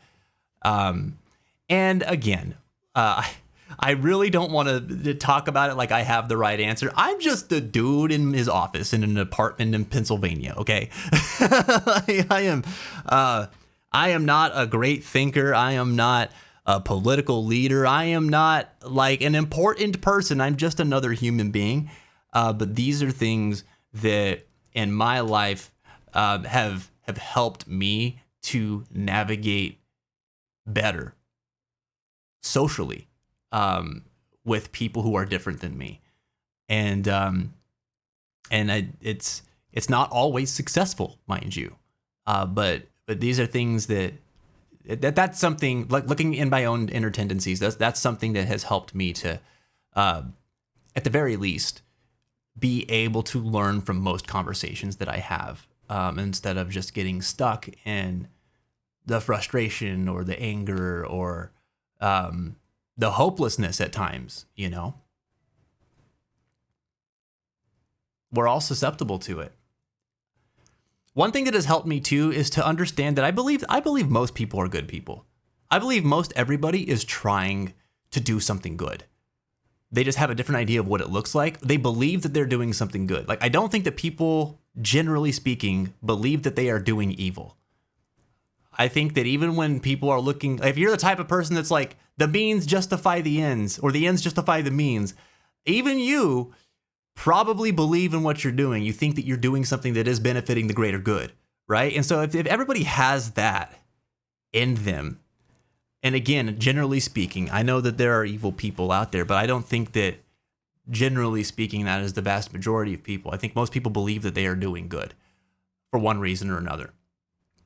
If that's the case, then my opinion is that everybody is motivated to make the world a better place. It's about figuring out what that looks like and why for everybody. Thinking about that helps me to navigate some of those conversations too, because initially, someone who's different than me, my brain might be like, this is an adversary. And I have to be like, well, wait a minute. Maybe they are, but also, where's the commonality here? Why do they want to do what they want to do? Why are they saying what they're saying? What do they think that it means? That matters a lot, especially in the sake of this conversation. It matters a lot why people feel the way that they do. And I think that, you know, at the very least, if I want people to understand why I feel the way that I do about something, I have to be willing to try to understand why they do too, even if it is antithetical to what I think. I think around 2020, I was really, really, really, really having to try super duper hard to put that into practice, and I'm having to do it again right now. And it is tiring. It's exhausting. Expect to be tired if you're trying to do this, everybody. It takes a lot of energy. It bothers me that one person's ideals can influence millions of people's lives. You know, it puts me in a weird position when you say that too, Clover. Not that I have an audience of millions or anything like that, but I mean, like, because I both understand what you're saying there and feel similarly, but also like what am I doing? I'm also sitting here preaching my own ideals to people, with the sake of hoping that we just think about things more, not so that you all agree with me. It's not really my goal, but I know that anybody who says anything in front of anybody can have an influence. So I understand where your feeling comes from there. I feel like what bothers me personally the most is that one person who recognizes that they have influence over millions of people's lives do not keep the responsibility that they carry front and center every time they open their mouth, because it is a responsibility. Anybody looks to you for guidance on anything and you know about it, like you should heed that, you know. That's a position of power. even if it's power over one person. And you should wield it as ethically as you can. And I know there's a lot of people who kind of let stuff like that get to their heads, and that ends up becoming so problematic. As they say, nobody is perfect, says Remix. It's true. Not a single person.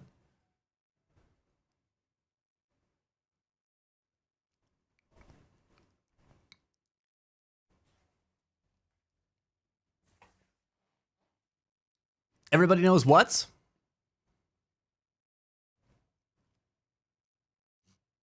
best for them. Oh yeah, I agree with that too. And even being like a mental health advocate, I know that it's funny. That's a controversial opinion to have in the mental health space, because people are like, oh, if people are sick psychologically and they don't have a firm grip on reality, how can they possibly know what's best for them? And I can be like, listen, their perception can be skewed, but they will probably know best what they need, at least more so than you would. They just might not be able to communicate it to you the way that they wish they could. It's about figuring out how to like understand what the other person's trying to say as far as what they need, and not looking at it just at face value, because people get really freaked out by that stuff. I've got a friend who talks a lot about like they lead a hearing voices group, and they talk a lot about how people who see, feel, and experience things that other people don't get labeled a lot, discredited a lot, rights taken away from them a lot. And I can understand why from an outsider's perspective, because there's fear there, right? But there's also a lack of willingness to understand. And as soon as you try, I think that you're able to like really hear what the person's going through better and get a clear understanding of what that is, right? Sorry, I know you this wasn't the specific thing that you were referring to, Clover. It's just what I know, and so I'm kind of like went in that direction with it. But what I'm trying to say is I totally agree with you. Nobody has known better what's best for me than me in the long run, even when I didn't feel like I knew it. A lot of times I just didn't know how to communicate it, know how to say it, or how to get somebody to understand what I was trying to say. And I'm not saying that I'm the same as people who are more chronically misunderstood than I am in the mental health space, but that is experience that I've had throughout most of my life, and my peers have dealt with that a little bit more worse than I have in that way. And I still, even though there's stuff that's going on with them that is not is not typical. I think that they still have known more about what is best for them than some of the people that were supporting them at times. And it gets really deep there. That's not saying the supports are like all like trying to be sinister or anything like that. It's just, again, I think it comes down to an ability to communicate. And there's some unique barriers when it comes to people with various forms of mental illness. I know there was with me, it took me a lot of years to figure out how to communicate like what my needs were and how I felt. And, some of that was because I didn't know how to like have a handle on my emotions when I was trying to talk when I was younger. And big part of it, actually. By the way, who's middle management and why are we fighting that? Middle management is in Final Fantasy VII Rebirth, there's a side quest, and the Shinra middle manager has a specially crafted arena battle in the Gold Saucer that has just been making me miserable. It's so hard, dude. And so that redeem is for an attempt to take down the monstrosity that he has crafted. Damn, we're about to jump into ads again. All right, everybody, we are going to take this quick ad break. I'll be back here in a few minutes. Again, thanks for entertaining in my ramblings. I I know I've drummed up a lot of food for thought. I see a lot of you talking. You've got a lot of great things to say too. I wanna address some of them, or at the very least give you guys a platform to voice how you feel and things too. But we'll do that whenever I come back from the break. All right. Thank you so much for tuning in. I'll see you soon. Jared says, you can do the dishes properly. That's good enough. Putting one's heart into it isn't always about making it special, but not putting your heart into it could mean maybe some of the dishes having like Tony stains or something like that. Tony stains? What are Tony stains? Like some guy named Tony just came in and like spit on your dishes and then left? Or like Tony is the pizza guy that brought food and then his pizza is left on your plate? That kind of Tony stain? Tony, stop it. Stop doing that. I told you to quit coming in here and spitting on my plates. Go back down to the corner where you belong. May your heart be your guiding key. It's wild. Shadowheart was like over here, and she was like, dang, I don't know what's going on in there. They're probably having too good a time. I better stare out here and ponder my past and wonder, what on earth am I ever going to do if I find out that my whole life is a lie? And then Karlak was over here like, damn, Problems, your booty fine. It's so good. I don't wish that I had a booty like that. And Problems was like, I know. Isn't it fantastic? I'm going to go over here and sniff these flowers because, I don't know, they're really pretty and colorful. And then Will was like, but you know, I actually wonder what's going on in there. Maybe they won't notice if I just open this door. Another muffled cry. The two inside are still in the throes of passion. Uh-oh. What the hell are you doing? Well, Will, you've done it now. Wait.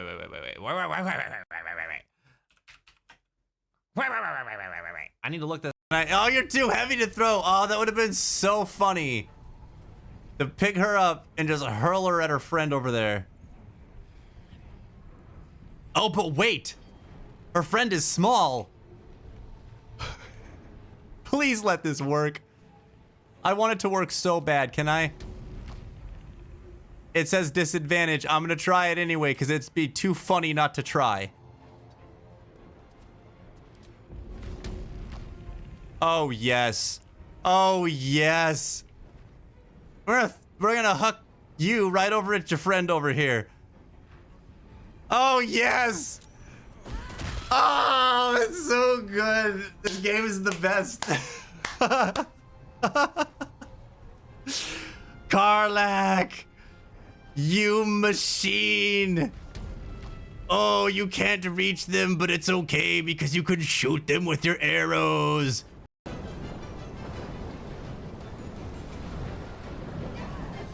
What did he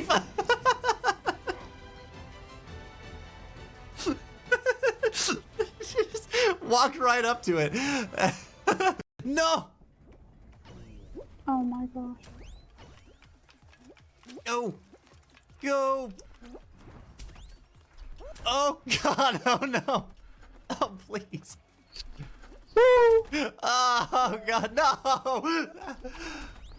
Oh, it continues. Oh my gosh. No, come on. No. Come on. No. That was so messed up. I had no problem with it the first lap. No. Ah. Oh, you guys did great though. Whew.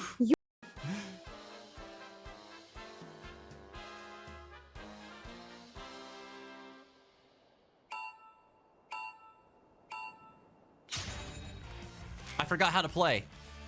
Hold on.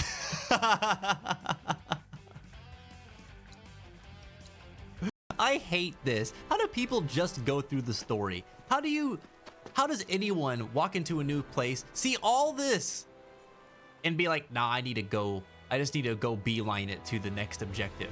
How do you do it? How are you not like, wow, wow, wow, wow, wow, wow, wow? I just don't understand.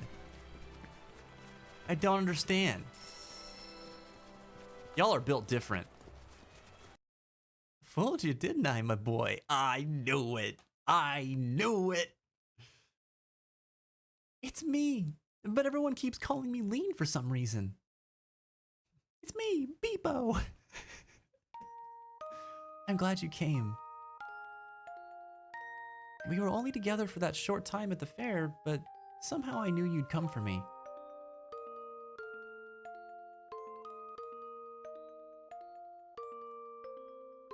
Thank you, my boy.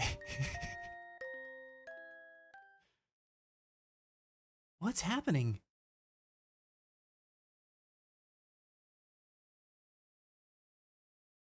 Oh, I feel like I'm being torn apart. Oh my gosh. Help me, my boy. I'm scared. It's like I'm dying. Please, my boy, help. What?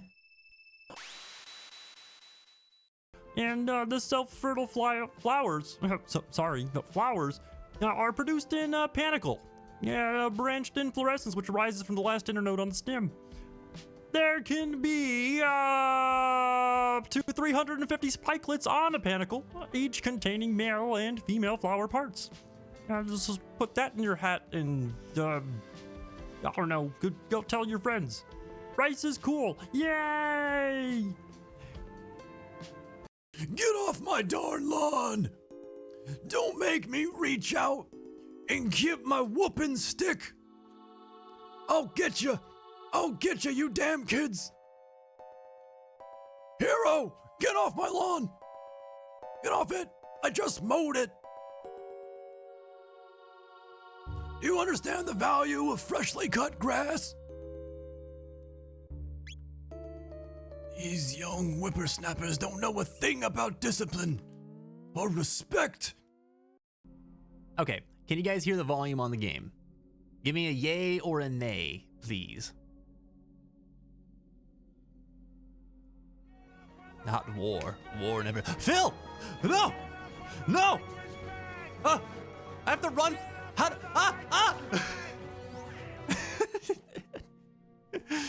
Oh, good God. I would like to use magic, please. No cheating. I've got my eye on you. Do it over from the door, clockwise along the wall. 3 times. Well, I would like to use magic. I would like to use magic.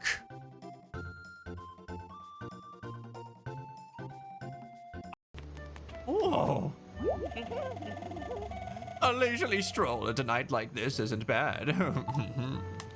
Okay, this dude looks baked out of his mind. A little. Oh yeah, I got some of the good stuff while out at sea. Yeah, I can't wait to go home and hug my boy. He's gonna be so happy to see me.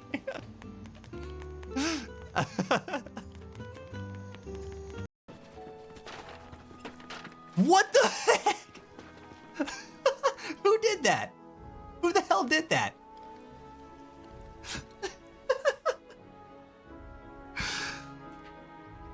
This game, dude. Tifa's throwing trash. I got audio ads, but I'm still seeing the stream. Can you see this?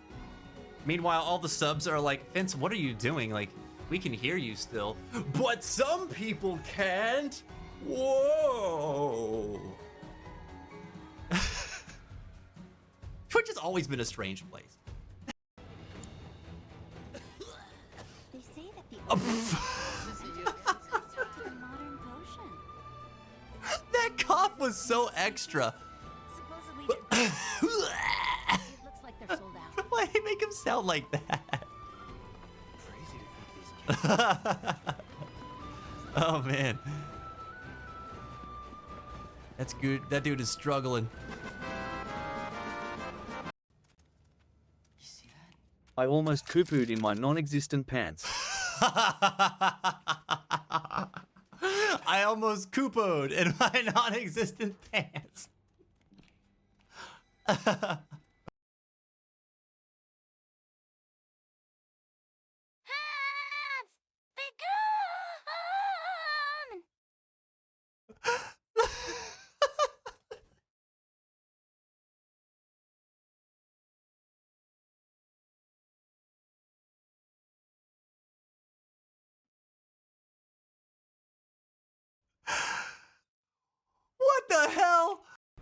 You ain't going nowhere.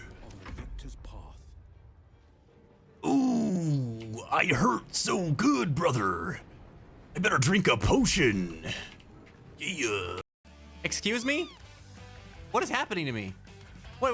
Hold on. Oh my god.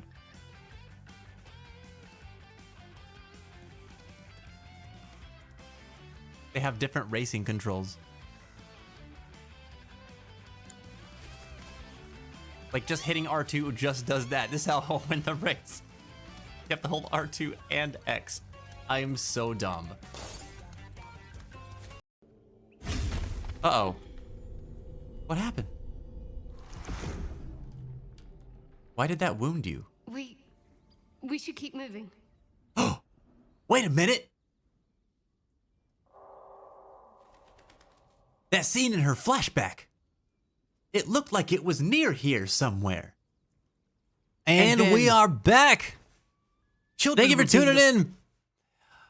Dudes, I didn't realize this whole time that I've got this audio interface and I've got like a feed coming into my headphones, but I've also got feed coming out of speakers, and I usually turn the speakers off for stream so it doesn't like pick up on the mic at the same time or anything like that. And I did not turn that off. So I hope that we haven't been getting like feedback this whole stream. If so, I am super duper sorry to anybody's ears. Although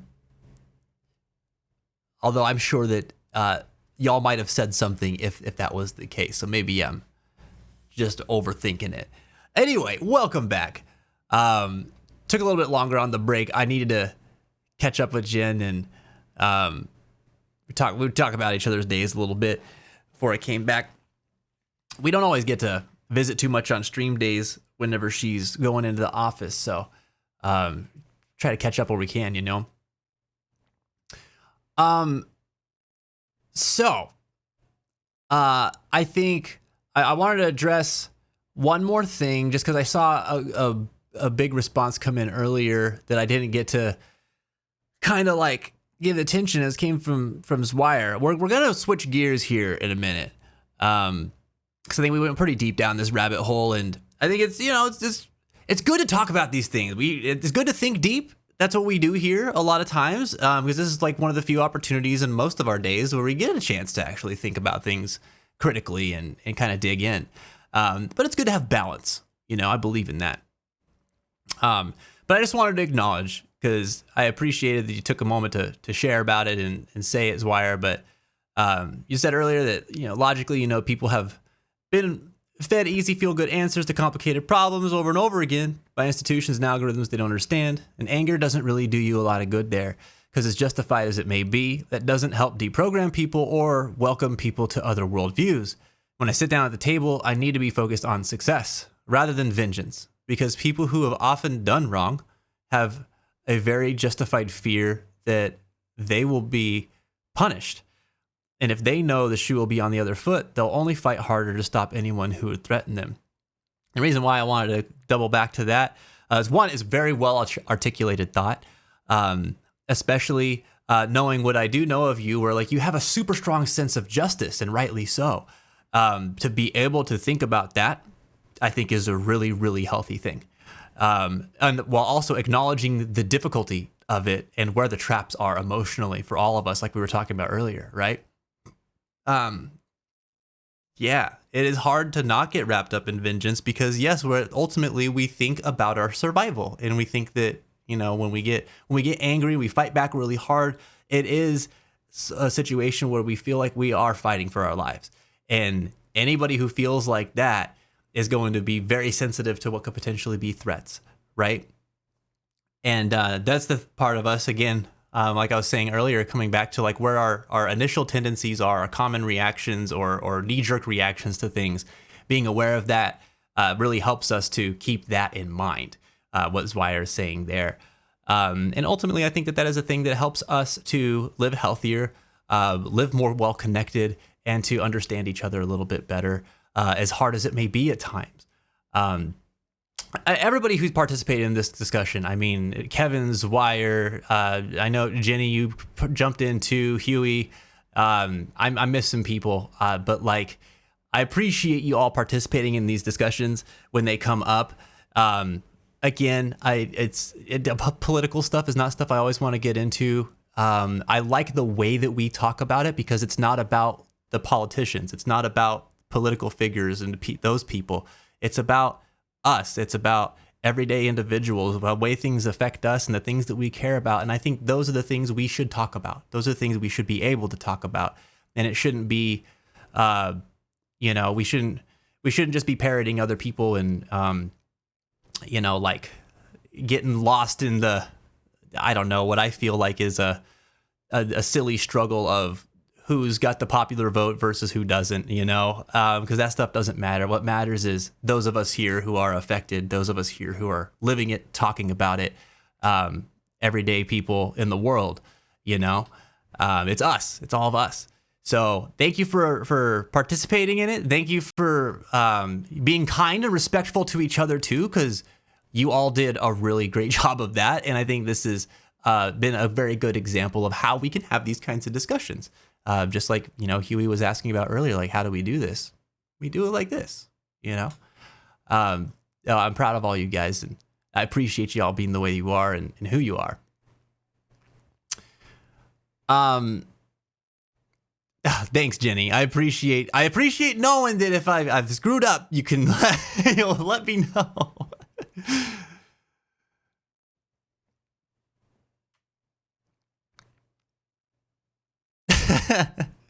Mashi, have a great night, buddy. Thanks for your support today, dude.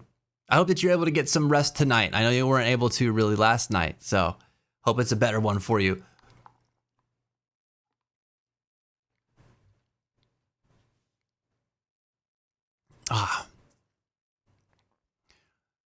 All right. So,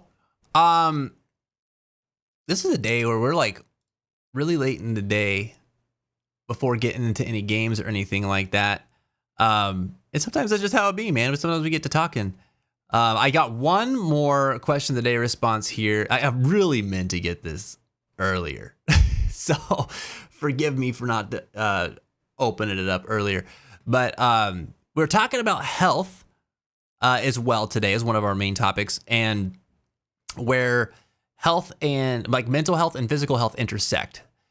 And Jushu said that taking a long walk while listening to music at night or daylight works your emotions even better than writing in a diary, or is less painful as you don't really have to talk about your problems to a book, but just vibe with the music. Oh, I like this.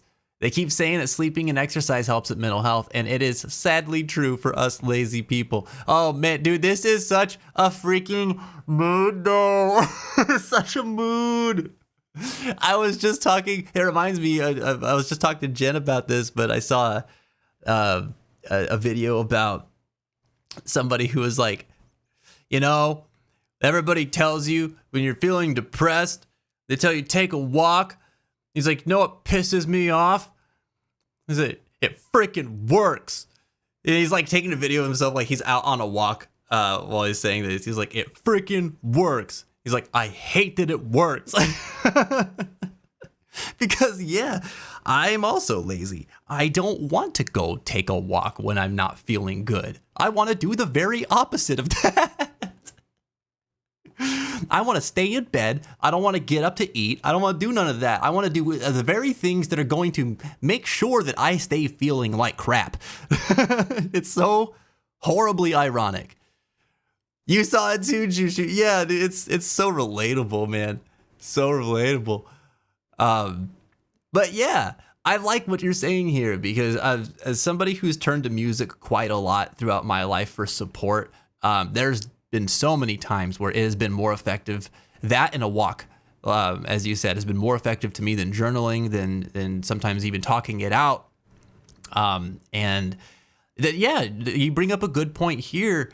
That, when you bring in like the pain that's involved with like sitting down and journaling about something that is really, really difficult to face. Maybe you're not ready for that. Not everybody's ready to do that.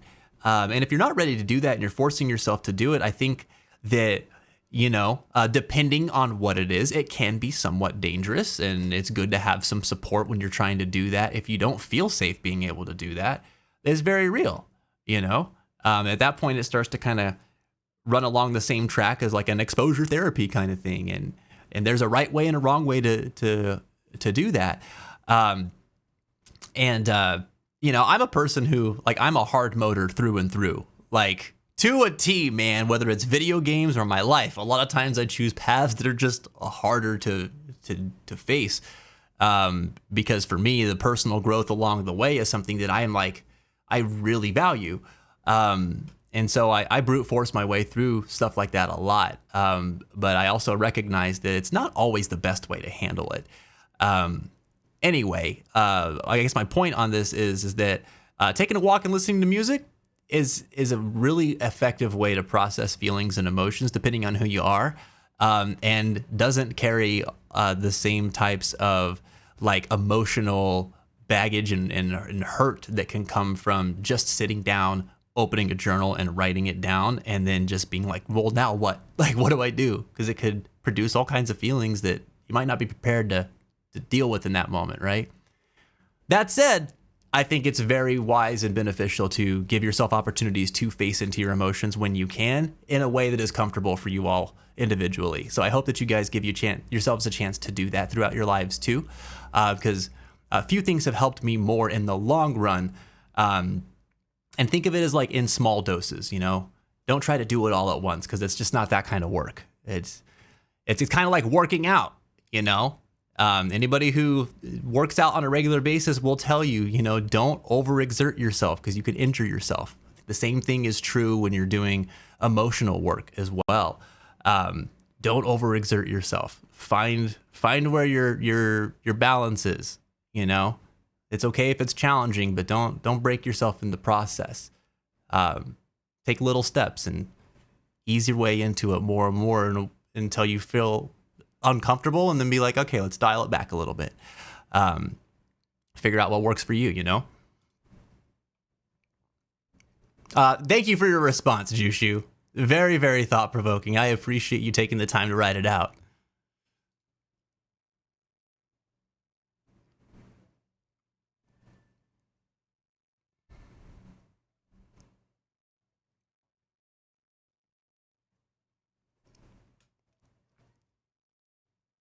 That stream will be fun. I hope I can attend it fully. Oh, it's gonna be a good time, Mel. Listen, even if you can't attend it fully, I feel like it's gonna be at least much more conducive to your time frame. So whenever you're able to come by and have some fun, we'll be ready for you. It's nice to be able to start early on some of these events. I do be thinking, even though it doesn't always seem like that, I do be thinking of our Eastern viewers quite a lot. Because I know that we've got so many of them here, and that our time zones don't always line up. So I'm excited whenever we have opportunities that we could do things that overlap on both fronts, where everybody gets a chance to kind of come in whenever it's convenient and have a good time here together. At the minimum, you get a lurk anyway. I'm a professional Twitch viewer after all. Oh yes, how could I ever forget? How could I ever forget? You need like an official title. Is there like a certification for professional Twitch viewership? You should what's the word I'm looking for? I was gonna say hallmark it. That is not right. That is not the that's not what that means. You should lay the groundwork for it, Mel.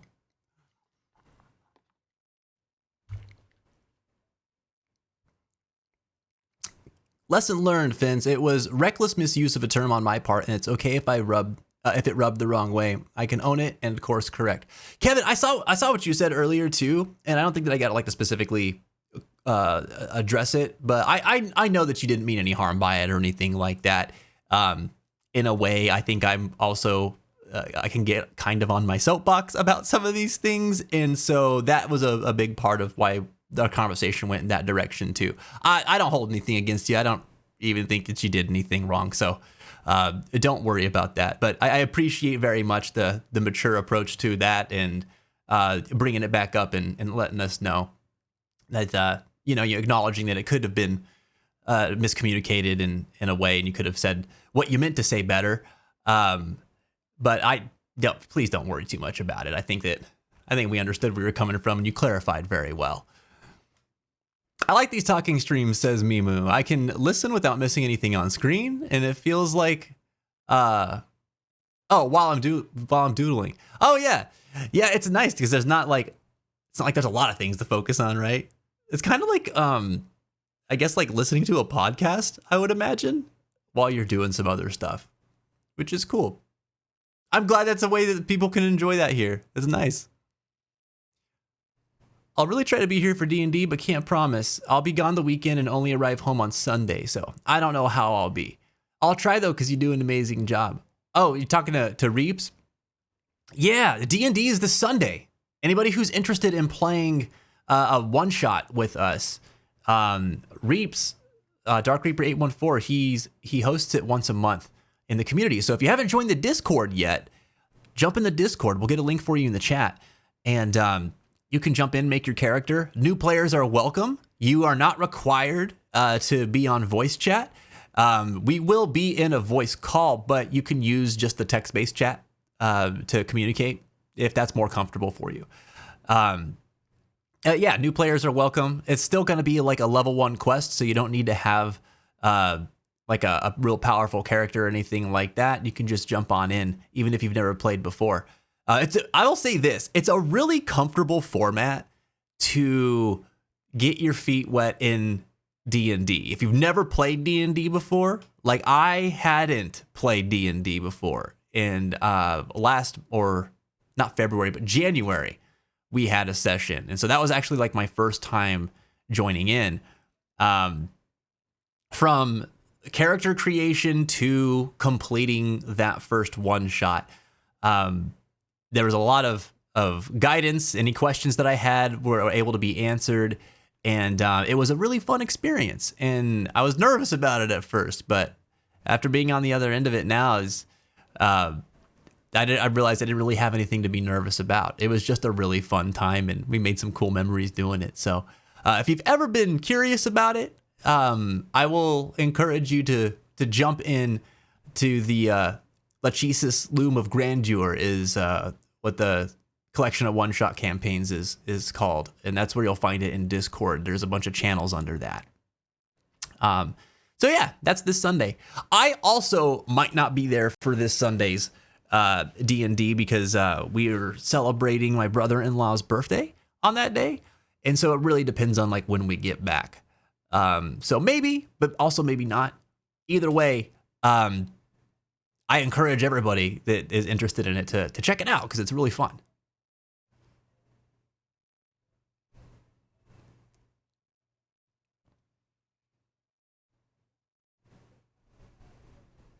I just had the best idea, Fancy. How about a Talk on the Fence or Talk of the Fence podcast? Man, so I have been really interested in doing a podcast for a long time. I don't think that would be that hard to do. It's about making the time for it. I would definitely want to do it with like a co-host. So I have to think about that and yeah, like figure out like what is the focus of the podcast gonna be? Like, are we gonna talk about like just general all-rounded things? Are we gonna focus in on a subject, or like an umbrella, so to speak, of subjects? I'm not really sure, but I think that it would be really cool. It would be really fun to do. It might be fun just to do, whether it's like a gaming focused one or like a mental health focused one. I don't know, man. It'd be really cool. I'd think about this. I like this idea though. It's good. You could talk with trusted viewer on specific topics, or you could do one with the person you have good conversations with. I totally don't suggest that because I need another hour-long just talk medium for me to fall asleep to. Well, this would be a little more on demand too, so you get it even on the days that we're not live. I see what you're saying. I see where you're going, Mel.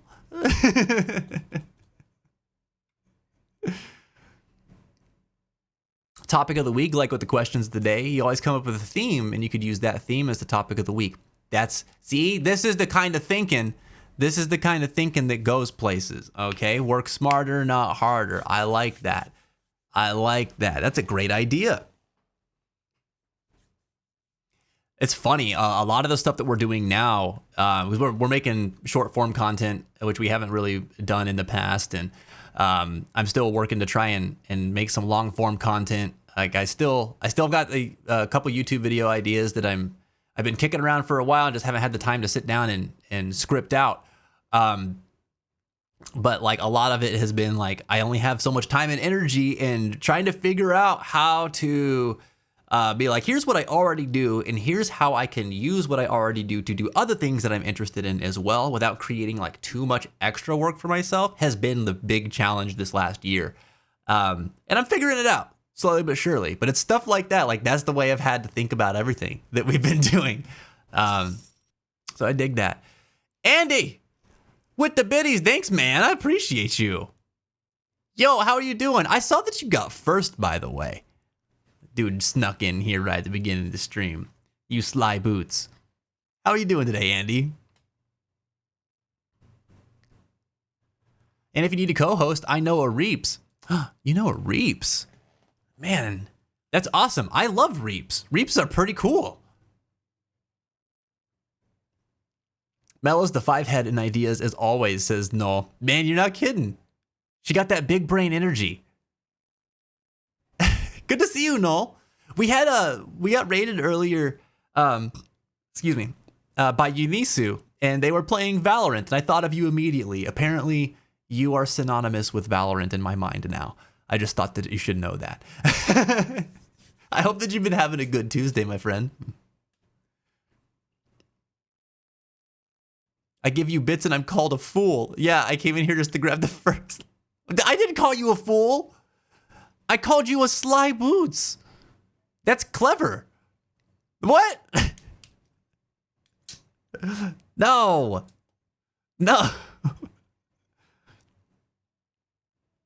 Start Monster Kingdom Come delivery hunting.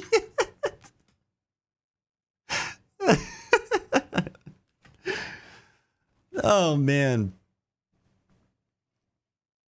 Oh, is this Final Fantasy VIII? Oh, I wish Space Mermy were here right now.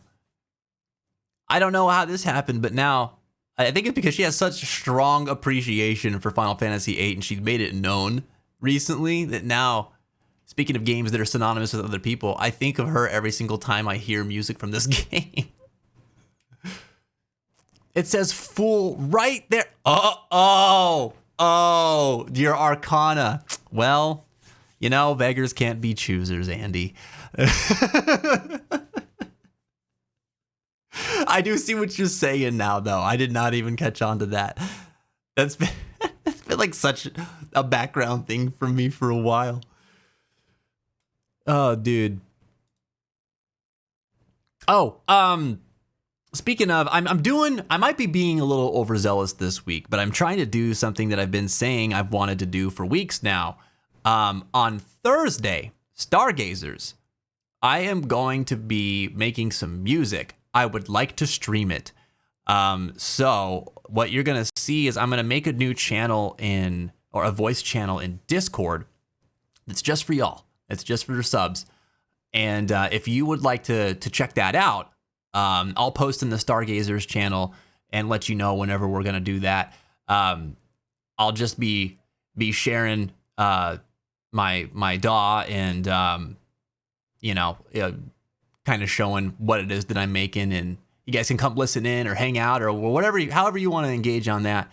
I'll probably be working more on this song that I was talking about earlier in the stream that I've been doing this week. So that's going to be on Thursday.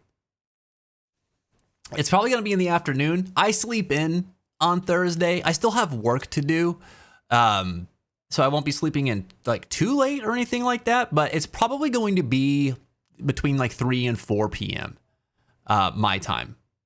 So I would say, roughly 1 to 2 hours before we usually stream.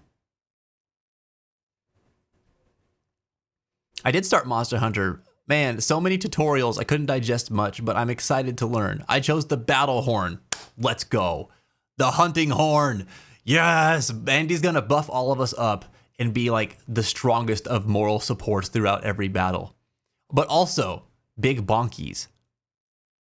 Big ol' bonkies. The hunting horn is a cornucopia of destruction, my friend.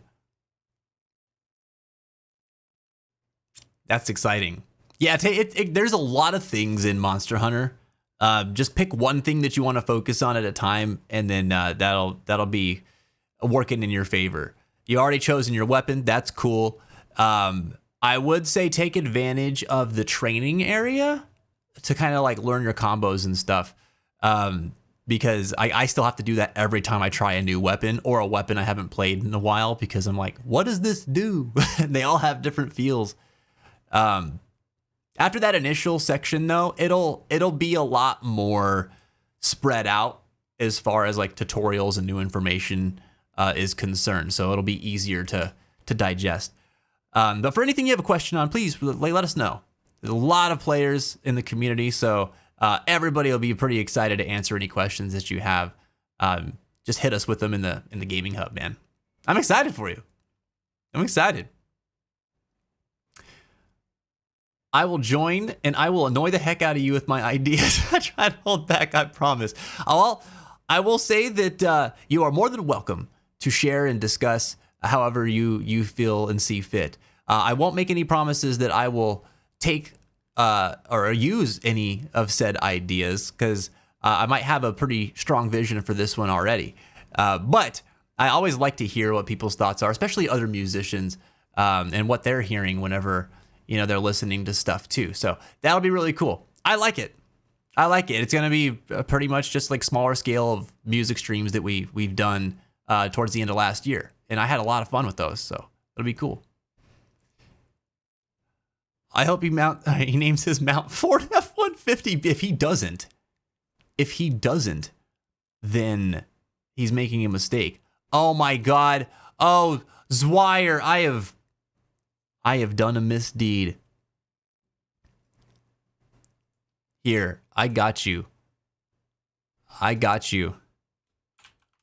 Can we refund Zwire, please, Keepers of the Fence? And because I didn't open up Elgoom,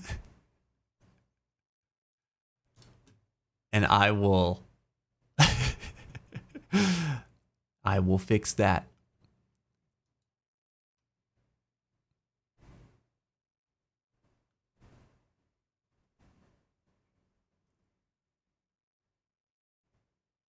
I knew there was something I forgot to do today.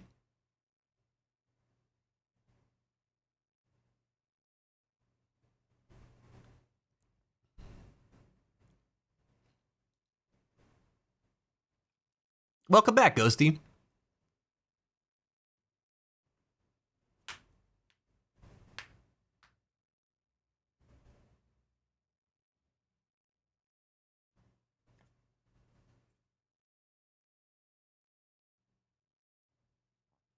Oh no, you're not wrong. So Mel's given some pretty good ideas whenever we were streaming music in the past.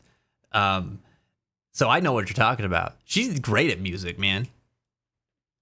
Excellent songwriter. It's always a treat to get to hear the stuff that she'll end up posting in Discord and stuff. So I totally feel you. I think about when we were playing Pal World, she wrote a Pal World theme for us while we were playing that day, and it came so quick, and I was just like, wow, this is awesome. It was really, really cool. I sent out about 5 Elgooms and wasn't refunded. Were you not? Wait, you sent out Elgooms?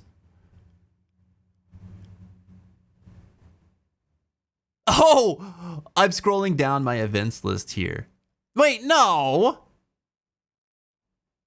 That was yesterday. No, you didn't.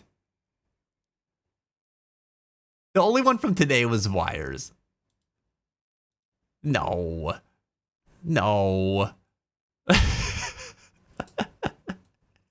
Get on your Ford F-150 and get the hell out of here.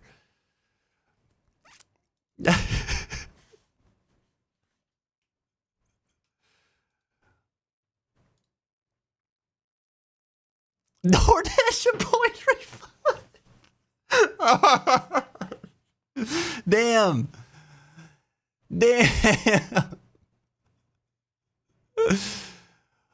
Oh man, you did do one for Baldur's. You did one for both. I've got one from you for Baldur's Gate, and I've got one from you for what did I just say? Pal World as well. You did a couple of them for us. Middle management. My plan is foiled. Yeah, you forget. We have tools, man. We've got the omniscience over here with our technological I don't know. I've said too many words today and now words aren't coming to me. I spent all of my good talky energy earlier. Now I'm reduced to dumb. All right. Middle management. Let's go. Let's see how I fare today.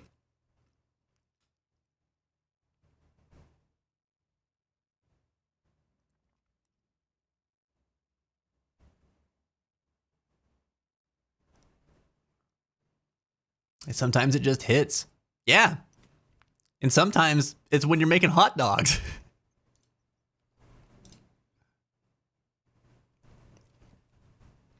Middle management fight stream win. We're gonna do the Yozora thing with that so that we can beat it in the first try.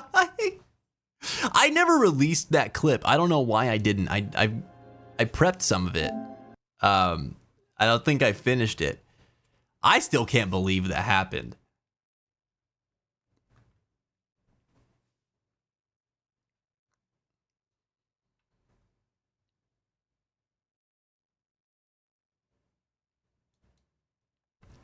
All right.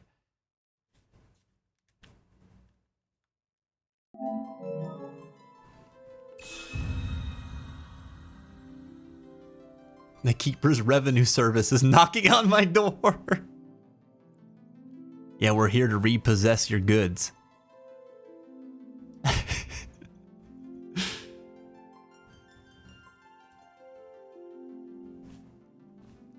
The wrinkles on the brain have smoothed out. Dude, you're telling me. You're telling me. I feel like I've asked this before, but I'm just so forgetful. Are you and Jen gonna play Split Fiction together? I don't think that we've talked about that. So yeah, I don't think they've asked that. I would love to. That would be really cool. I know that I don't think I realized that it was out already until Clyde sent a message in Discord yesterday. But I'm excited to play it. It looks like a lot of fun. So we doing this instead of Chrono? Not instead of. Not instead of. This is a point redeem. So I've got to do one battle, and then we're gonna do Chrono.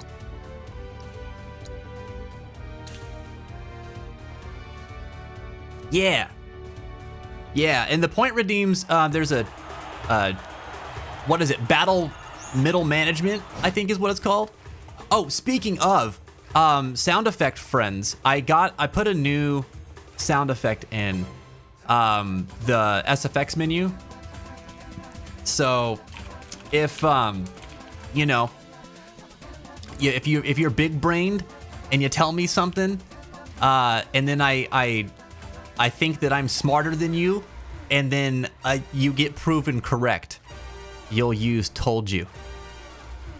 Because, you know, rub it in my face about what a big dummy I am when I'm a big dummy.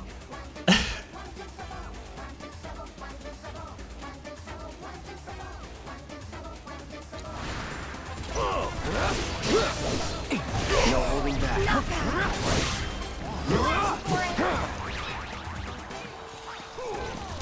Oh, oh no, I wasn't looking out for that one. Ah!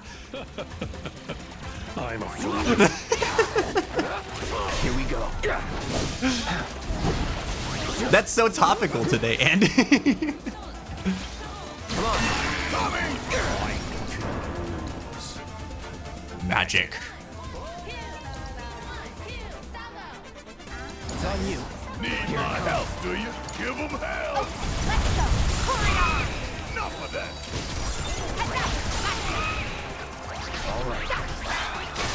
Oh.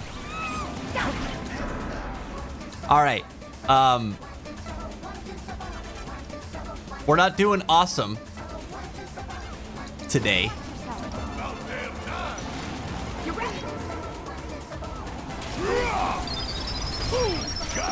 Thanks, Jenny. This dude's about to needle rain. I got this. Bingo! You're up. My turn. Oh no! Here. Oh, you are in for it now. Well, whoops. Please.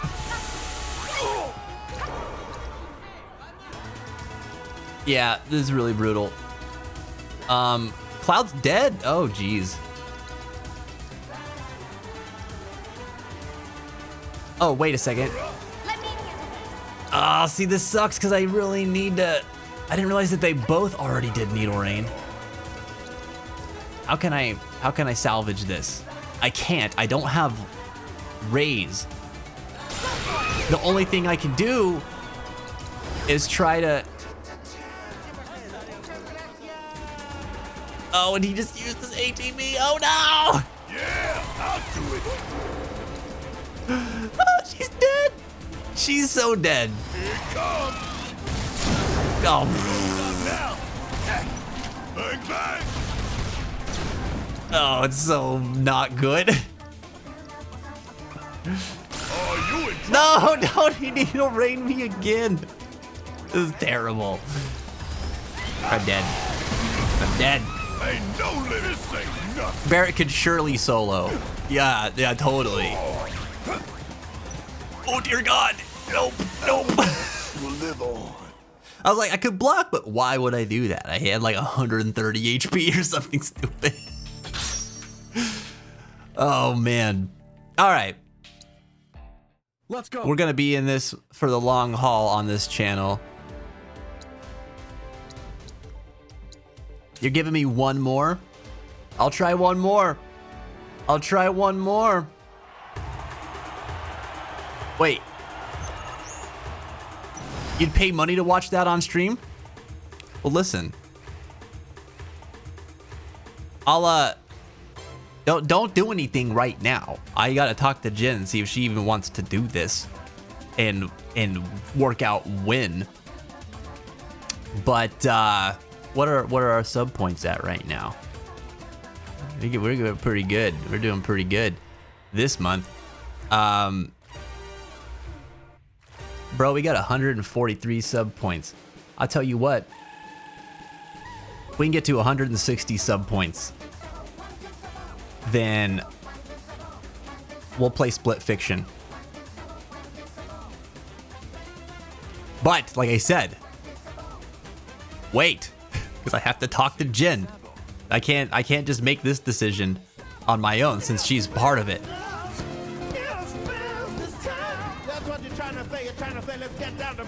Business time. Hey! Who's yelling at me? Ads in 10? Okay. Thank you. Let's go! Making love for two. Making love for 2 minutes. With me. 2 minutes in heaven is better than 1 minute in heaven. Ow, ow, ow.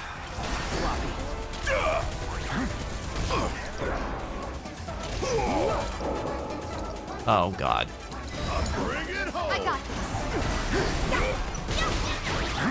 this. Must stay focused. Hey! Right. All right. Bring it. Okay. No more games. It's over. Uh-oh. Ooh. There. Nice. It's business time. What you trying to say? You trying to say let's get down to business? It's business time. Oh, again and again. Keep it together.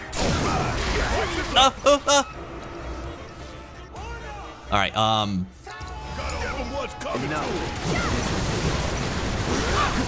Oh, this thing is dead. This thing is so dead. Finish it. This is now. Yes. Want some more? Oh, no, I did overcharge at the wrong time. How many bonus rounds do I still have? I need more. Not enough. I got something just enough of that. All right.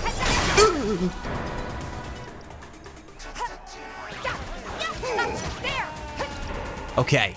Okay. Okay. Let's do this.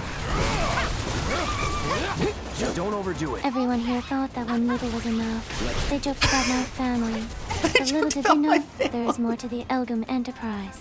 Elzum and Elbrum work in Elzum and transportation. Elbrum. Elbum is very explosive, if you know what I mean. Elbum makes the best clothes around. Elbum works in herbs, if you know what I mean. What? And let's not talk about Eldum. You guys let him out and he'll probably destroy the world. I like when we talked about Elbloom. Elbloom works in herbs. Why do you get an accent? Why does he get an accent every once in a while? Oh my god. Oh, that's so good. And let's not talk about Eldoom. Oh, it's so funny. Listen, Zwire, that was way better than your last one.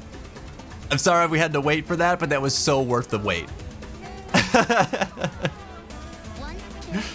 What am I doing? What am I doing?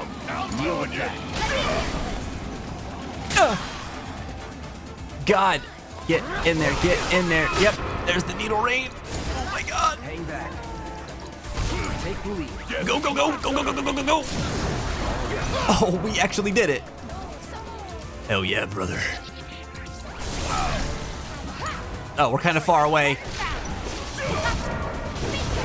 All done. Yes. All right, round one. Round one done.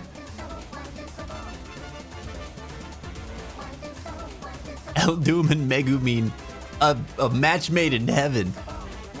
But anyway, I gotta go sleep, sadly. Got a lot of stuff to do tomorrow, says Null. Have a nice, wonderful stream. Null, thank you so much. I appreciate it. I hope you have a wonderful night tonight. Get some good rest, and hopefully everything goes smoothly tomorrow. I'm wishing only the best for you, my friend. Have a beautiful, beautiful evening. Thanks for spending some time with us today. Explosion! Do it! Do it, you coward! You won't! Out, out, out! It's on now. All right.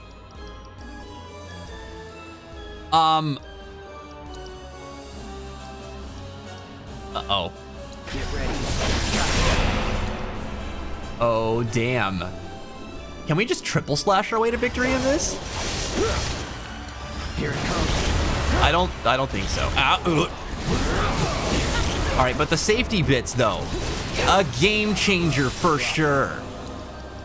We did need that. It's I'm over. gonna get the wind up. About you're up. Get your ass out of here. Oh, we killed a couple of them. All right, let's go. Let's go. It's my next theoretical bid to expand the lore. I love it. It's on now. Let's talk about someone with big ideas, dude. Zwire. Zwire's just enterprising over here. All right. Let's, oh, Cloud is dying.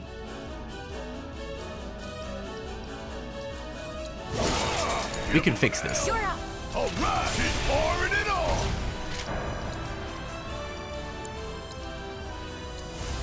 You're up. Let me handle Ow. Okay, overpowered. And Star Shower. Taking over. Did Cloud get his heal? Or did he just take that much damage? Here I come.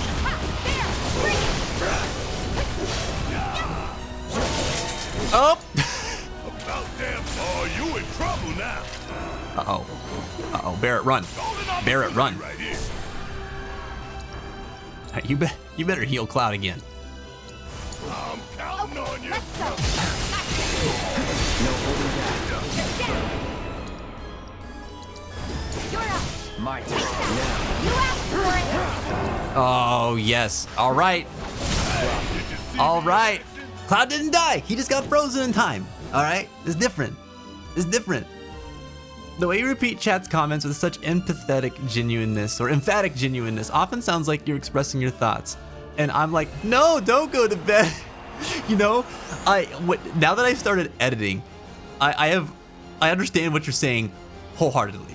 Because there's a lot of times where I'm just like,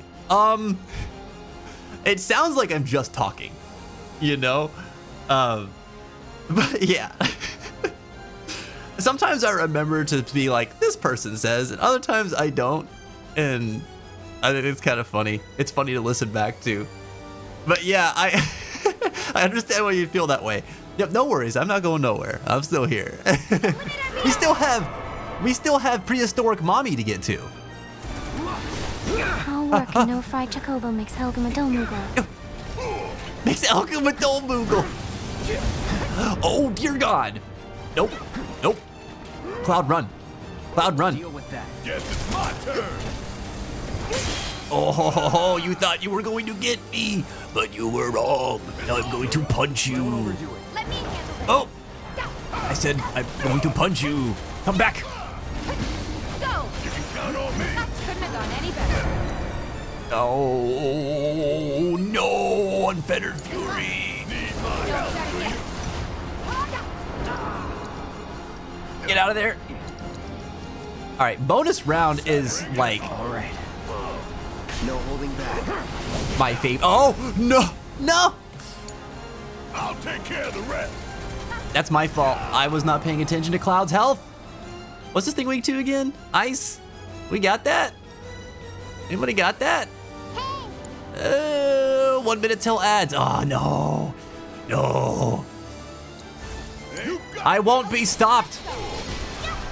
I'm gonna have to stop. I might be stopped. Wait. I must destroy.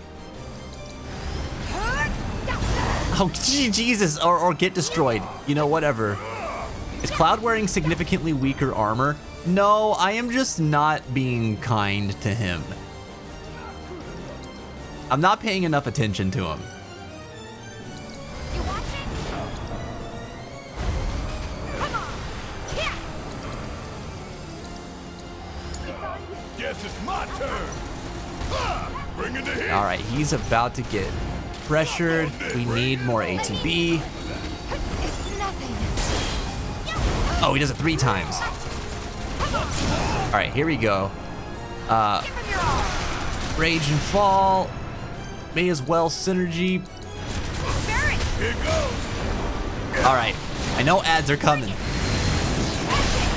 I know ads are coming. Overpower and then dive step or dive kick. That should finish him. Kick it up a notch. There it is. Oh man.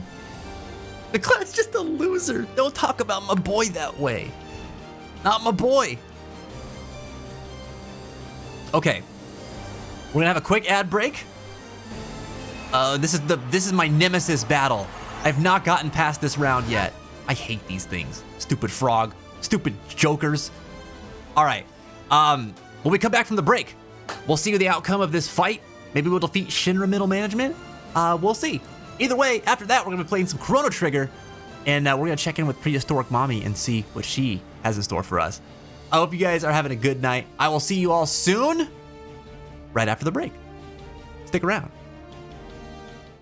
There it says, you can do the dishes properly, that's good enough. Putting one's heart into it isn't always about making it special, but not putting your heart into it could mean maybe some of the dishes having like Tony stains or something like that. Tony stains? What are Tony stains? Like some guy named Tony just came in and like spit on your dishes and then left? Or like Tony is the pizza guy that brought food and then his pizza is left on your plate? That kind of Tony stain? Tony, stop it. Stop doing that. I told you to quit coming in here and spitting on my plates. Go back down to the corner where you belong. May your heart be your guiding key. It's wild. Shadowheart was like over here, and she was like, dang, I don't know what's going on in there. They're probably having too good a time. I better stare out here and ponder my past and wonder, what on earth am I ever gonna do if I find out that my whole life is a lie? And then Karlak was over here like, damn, Problems, your booty fine. It's so good. I don't wish that I had a booty like that. And Problems was like, I know. Isn't it fantastic? I'm gonna go over here and sniff these flowers because, I don't know, they're really pretty and colorful. And then Will was like, but you know, I actually wonder what's going on in there. Maybe they won't notice if I just open this door. Another muffled cry. The two inside are still in the throes of passion. Uh-oh. What the hell are you doing? Well, Will, you've done it now. Wait.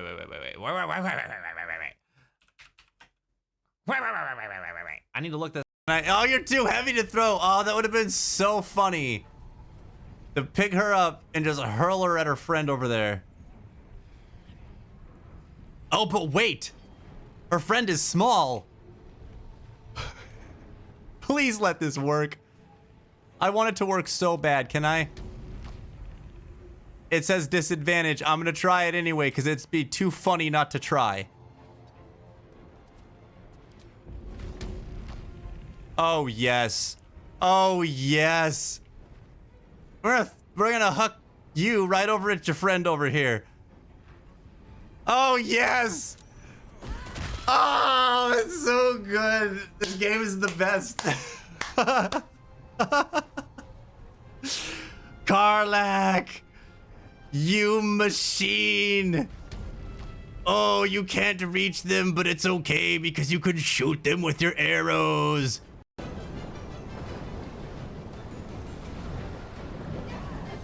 What did he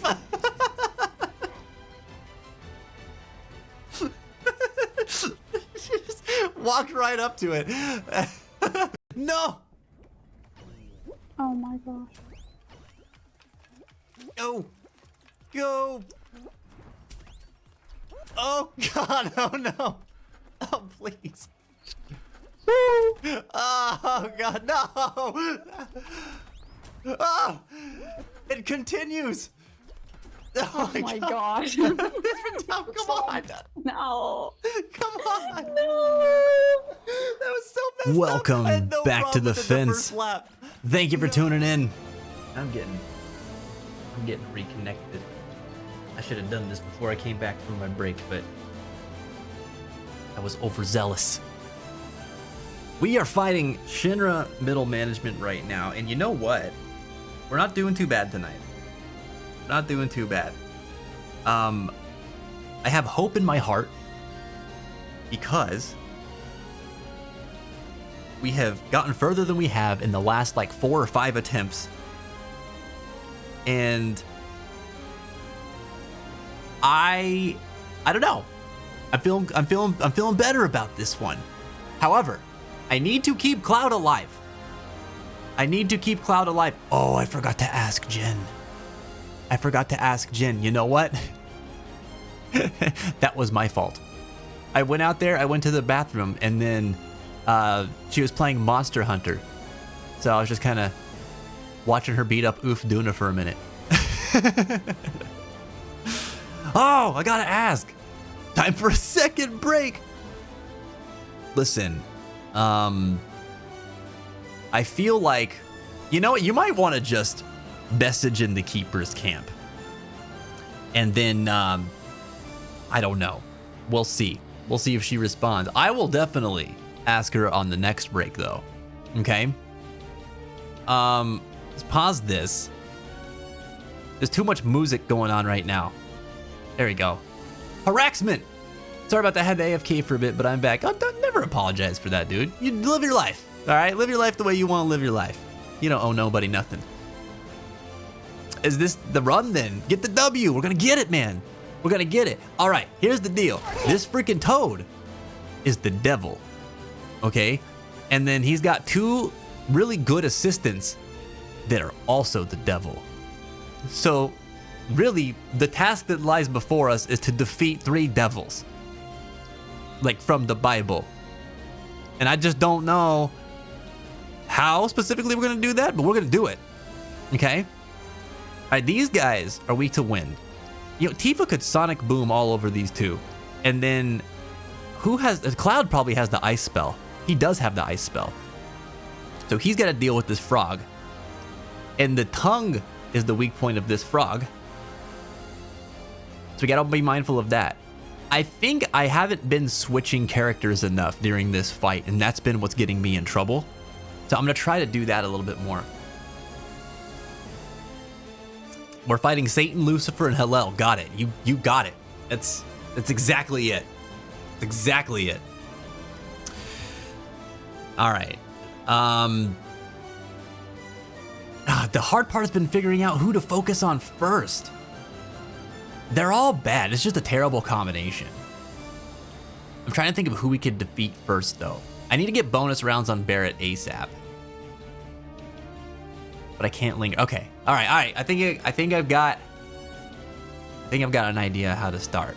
One move at a time. Zwire, you're so right, buddy. You are so right. Let's give it a shot. It's on you. Need my help, do you? I'm counting on you. You got this. My turn. Oh my God. Don't overdo it. Guess it's my turn.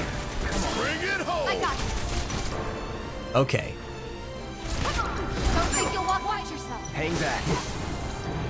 He does have ATB. Hit that frog. It's on you. Need my help, do you?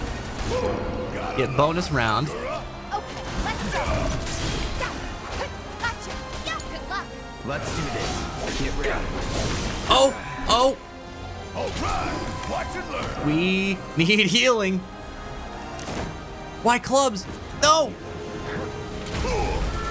I'm counting on you. Dude, Cloud might die. Again with the death. It's on you. Fight through it. Do you have healing? He's got healing. Please, for the love of God, get it together. He did it. Let me Ah! Stop taking my camera away from me. Don't overdo it. I hate these guys. bring it. Gotcha. Pour it on. Oh my God. Oh my God. Shoot that frog. Want some more? I'm Hang counting on back. you. Oh my God. We have to kill this frog. It needs to die. Take him down. Let's finish this. I'll end this. Get in there. Watch this. Finish it. Say your prayers. Keep pouring it on.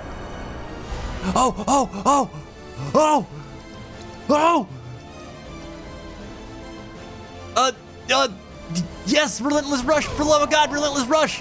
Stop hitting me. Stop till it's done. No. It's okay, Cloud has a limit. Kill that frog. Deal with that. All right. Watch and learn. Ah! Oh my God, please kill that frog. All set. We killed the frog. No way, dude, we did the frog. Okay, all right, oh no. It's on you. I got this. All right, this one has protection. We gotta avoid that one. This thing is weak to wind. All right. That's not what I want. We need to get a heal from Barret really soon. Take the lead. About damn. Maybe we can do, ow. Do it now. Bring it home. I got this.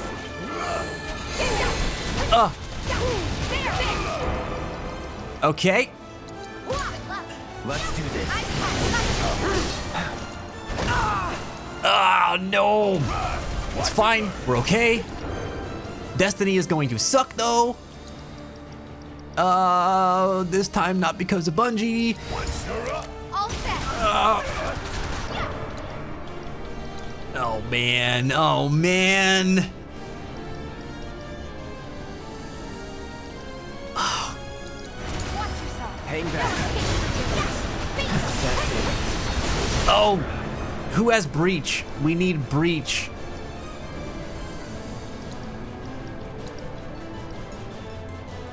Don't overdo it. Let me handle. Does she have breach? No breach. But you know what? You've got Sonic Boom. It's on you. Take the lead. Stay down, asshole. Bring it home. I got this. Good luck. We really need to be finishing this one up. Oh my god. Oh my god. Get him. Barrett. Watch this. Cloud, also get him.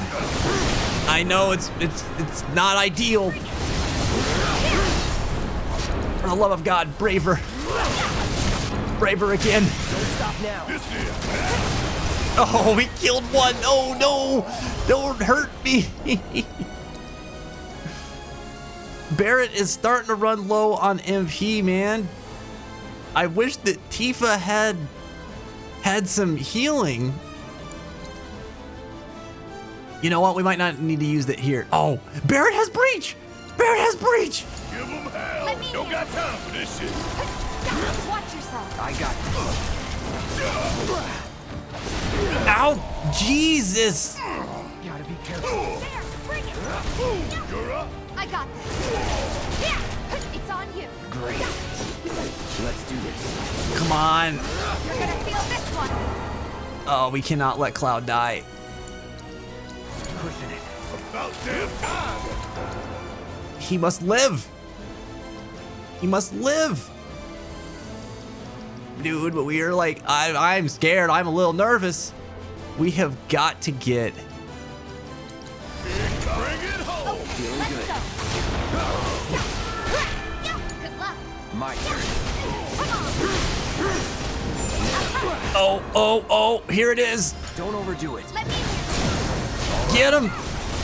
No more playing. Oh my God, we cleared it.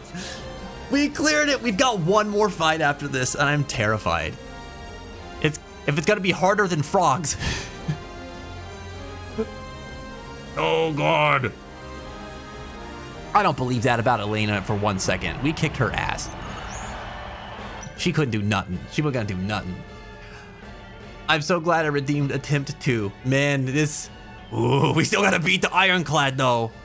We still gotta beat the Ironclad. I'm not wrong. Elena was in the ground, man. Just in the ground. We've got video evidence. I just ate that. You got this. I got this. Do we need to scan this thing. It's on you. Hang back. Bring it.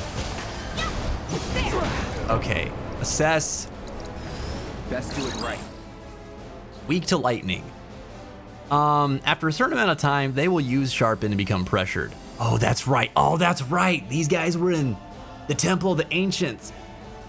If not staggered soon afterward, they'll unleash a powerful attack. So we really need to have ATB gauges available when they do that. They're like a lot of them. Like a lot of them.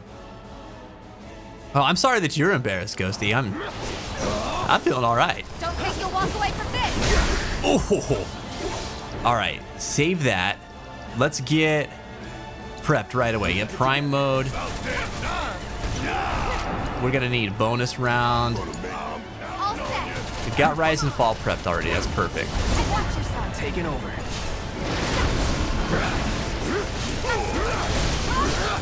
Oh, here it comes. Here it comes. That's it. Focus thrust. Guess it's my turn. You got this. Focus strike. All right. Watch it look. Bang, bang. This might not actually work out the way I hoped. Give him hell. I got this. Graviga? No. Oh, I should have switched stances. We've got to get him. We gotta get him. Oh, unlimited MP. That'll be helpful. Focus shot. Come on. My turn. No, no, no, no, no, no, no, no, no, no, no, no, no, no, no, don't do that. Don't do that.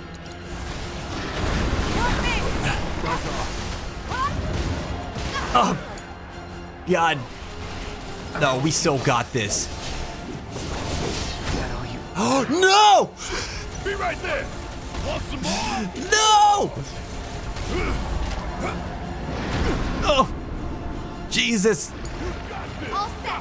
Come on, come on, come on. Finish him off. Man. Man. There's no escape. Oh, what am I doing? Priorities. Priorities. Now for change. Let's do this. Yes. What's coming? That's it. Bring it. That's it. We did it. Let's go, dude. Let's go. Ain't got nothing on me. Hell yeah. Damn, I was not expecting that today. I'll take it, man. Huge W. Huge W. Dang. Congratulations on clearing the 5th challenge. Thank Be you, proud. Shinra middle You're the first manager. contestant to have made it this far. You alone are a magnificent party animal. Well done. However, it is still too early to name you the ultimate. And why? Because I Excuse hold me? that title, and there can only be one. I will hit you in the All will be face. settled in a final match, you and me, in an epic 3D battle for the honor and the glory and the party. Fine by me. Is he serious right now? Very well. Then I shall be waiting for you. I am gonna hit him in the fellow face. party I don't animal. care if it's unprofessional. I forgot he does this. Oh my God. Oh, dude. All right. We did it, man. We freaking did it. Save it. Save it up. Oh, I'm so excited. I'm so excited. Oh, man. It's a Ga move? It must be dangerous. Graviga scary. Graviga scary. The next challenge to overcome, still Shinra middle management. We gotta beat him in a 1v1 3D boxing match where we get to punch him in the face. So that'll be the next challenge. I think the new challenge should be that Chris has to play Final Fantasy 13. That can't be done in a stream. It can't be done.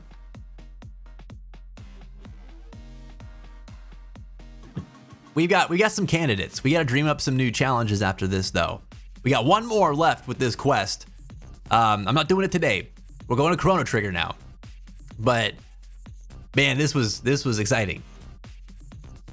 You know, let me revel in this before we pick our next challenge, okay? I'll come up with one tomorrow. Or we'll come up with one tomorrow. I like the collaborative. Oh man, exciting stuff. Hell yeah. That didn't take us nearly as long as it did to do Yuzora. Yuzora was also the devil. He's the big old devil. I know. That's efficiency right there, Jenny. That's efficiency right there. All right, we're gonna be starting up some Chrono Trigger. Y'all ready? Give me 1 second to get it pulled up.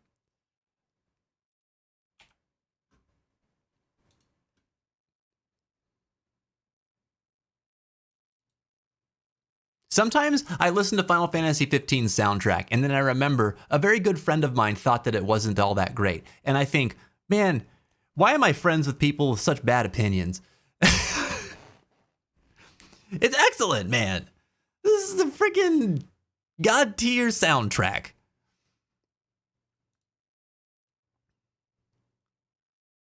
Did I hear you need challenges? What you got in mind? The next one is Yozura with the Kingdom Key only. It would just be a longer version of what we did. That's an endurance run right there. I'm confident we could do it. You have to do the entire Stellar Blade boss gauntlet on hard without dying. That sounds awesome. That legit sounds awesome. Can we make the next boss challenge after Shinra Mill Manager something Stellar Blade related? I've been wanting to go back to that game so bad. I didn't realize it was a redeem fight. Yeah. Yep. And we did it, man. The time for Final Fantasy is over. The time for Chrono Trigger has begun.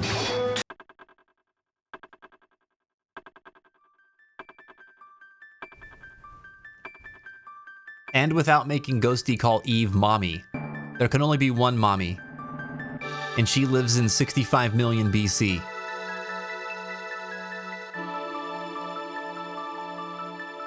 No, Eve has Eve doesn't have mommy energy. Eve has stepsis energy, you know?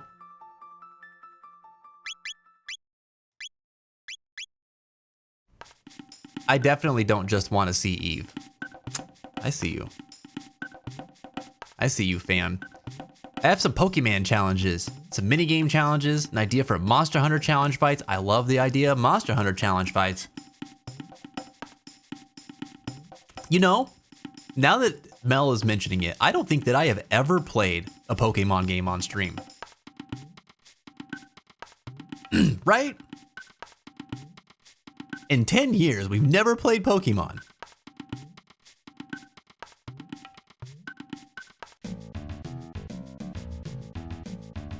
Thanks, Haraxman. I thought so. Oh, wait a second. Okay, nothing in this room. All right, let's assess real quick. Where are we at? Anybody need health? My boy needs health. The naming scheme in this game triggers me. Like, who names the frog character Frog? Some of them is really on the nose, right? You've got Frog for the frog character, Robo for the robot character.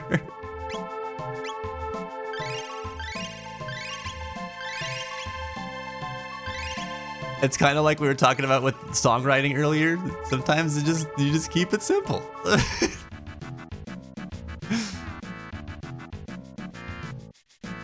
Lucy, what's going on? Hey, welcome back. It's good to see you.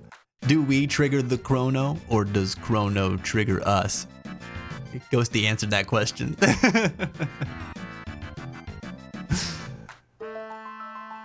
Pokemon Nuzlocke, here we go.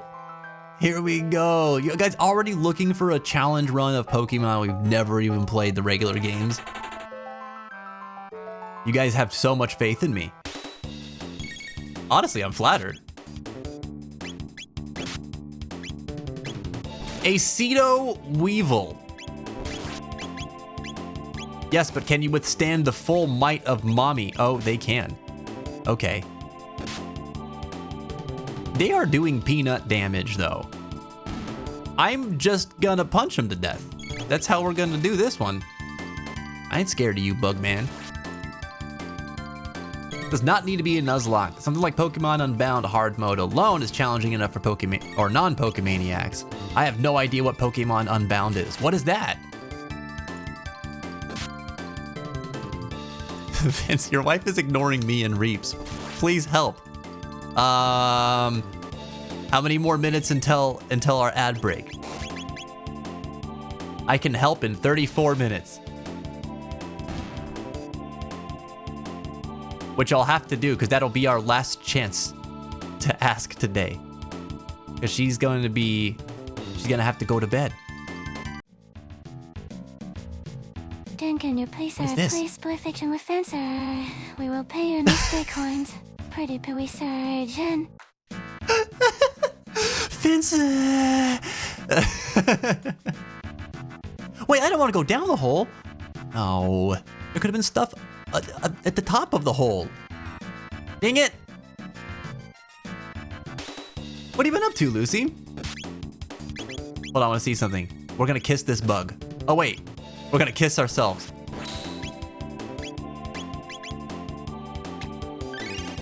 Only mommy could do it. Self-love, right? Everybody needs it. Very focused on fighting that frog. She had to have killed it at least twice by now. We got a feather. It's a Pokemon fan game. Pretty good one. A decent story, amazing customization. Like you can randomize in-game level caps, in-game EV. What was that? What the hell was that?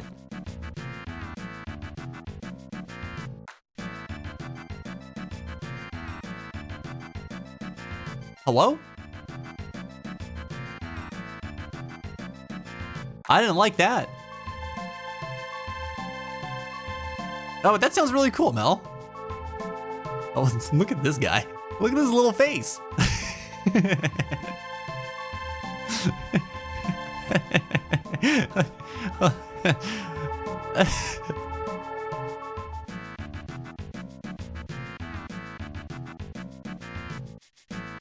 Look at this little guy.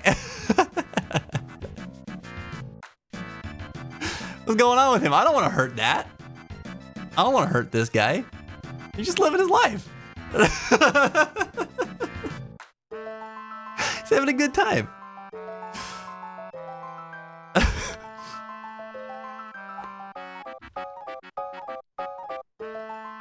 We should all only hope that we could have this good of a time. You know what I'm saying?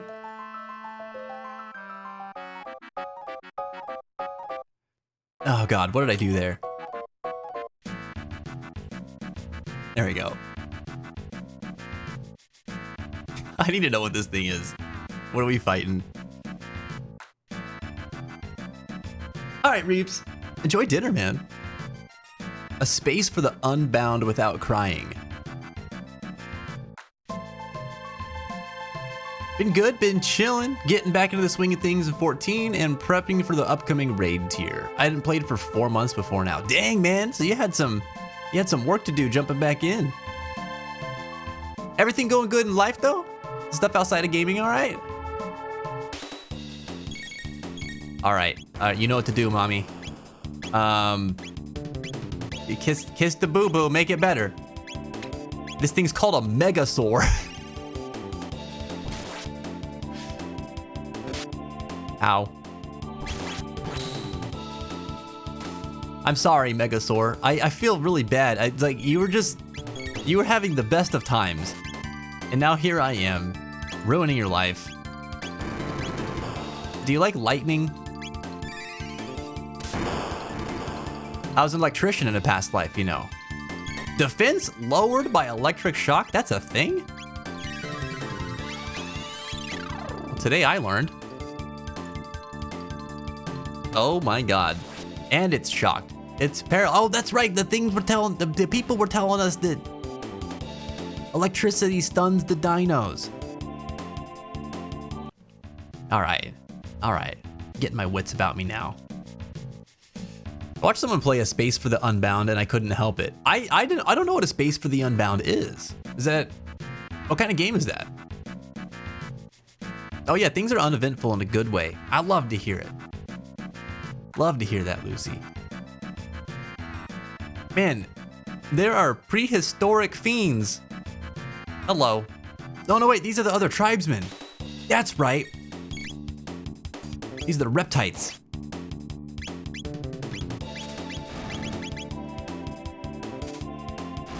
What are they throwing at us? What is that? I'm like too triggered by the Congalala from Monster Hunter, and now anytime someone's throwing a brown ball at me, I feel like it's poop. I don't like that. I don't like that. Ow. I don't like lightning. She has a terrible personality. Yeah, well, but she's hot, Prince. It's like an adventure game, sorta. Oh, that's cool, like point and click kind of thing. It's on PS Plus. Oh, what is it like in extra? Jen said yes. Ho ho ho ho ho ho ho. All right, well, like I said, we have 143 sub points then. If we get up to 160 sub points, then we'll stream Split Fiction. Jen and I will do that together. Alas, I am returned. Hero. Oh, goddamn, Hero's here. Oh, Jesus. My man, what's going on, dude? How are you tonight? It's great to see you. Have you gotten any rest yet? Hey, you're hiding a oh, it's a Megasaur. Was he having a happy dance time in there too?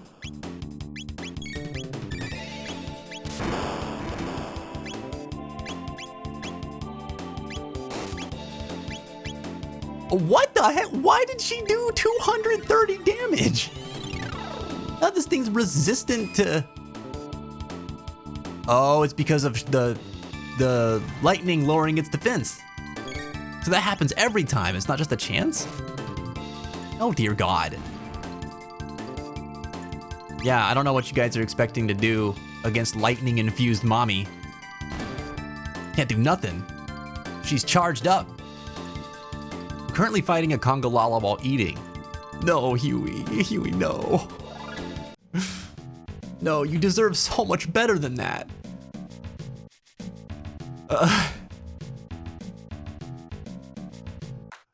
Oh, this one's got a treasure too. All right, listen. Let me heal.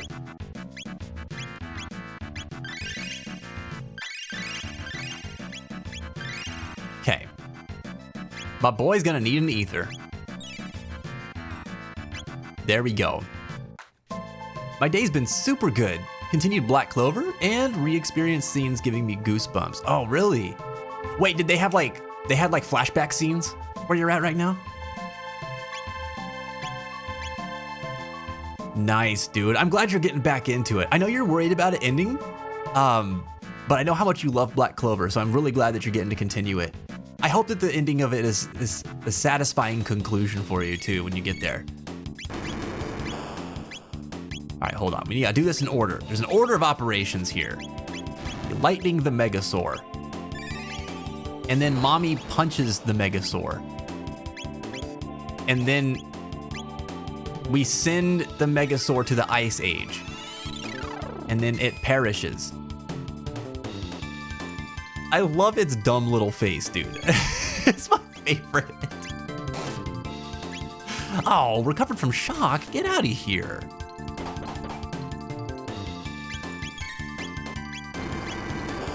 You shouldn't have recovered so fast. I don't want to cast more magic at you. Okay. Make me waste nice MP. Chatacabra's way harder than any tempered monster IMO. Superpowered Chatacabra? There's something about that I love the sound of. Oh, monkey boy and a mushroom. Okay, I know those things hurt. We have to beat it. We have to beat it up. No, stop. I knew you were gonna do that. Don't be throwing stuff at other stuff. Stop. Stop it. We have to cleave this thing. It must die. Oh, it's just resistant against all the magic. I love it. This is counterattack, so every time it takes damage, he's just like, you wait there. I'm gonna go get my friend and I'm gonna throw him at you. And this mushroom has done literally nothing but be there. It knows its lot in life. It knows its purpose. Oh my God. Roundillo kick. Mommy learned Roundillo kick and the drill kick dual tech. Oh my God. I am I don't even need to make that joke. You guys can already make it.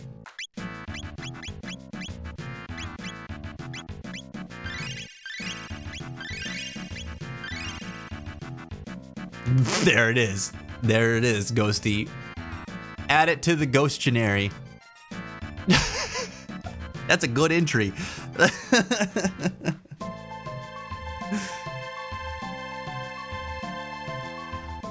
All right.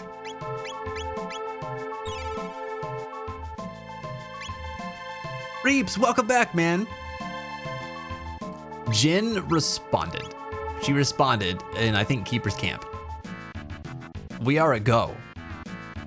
If we hit 160 sub points, we'll play Split Fiction on stream.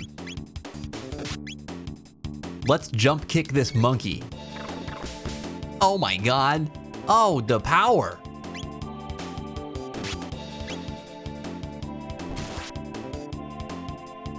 Oh, this thing is so dead. Stop throwing your buddies at me.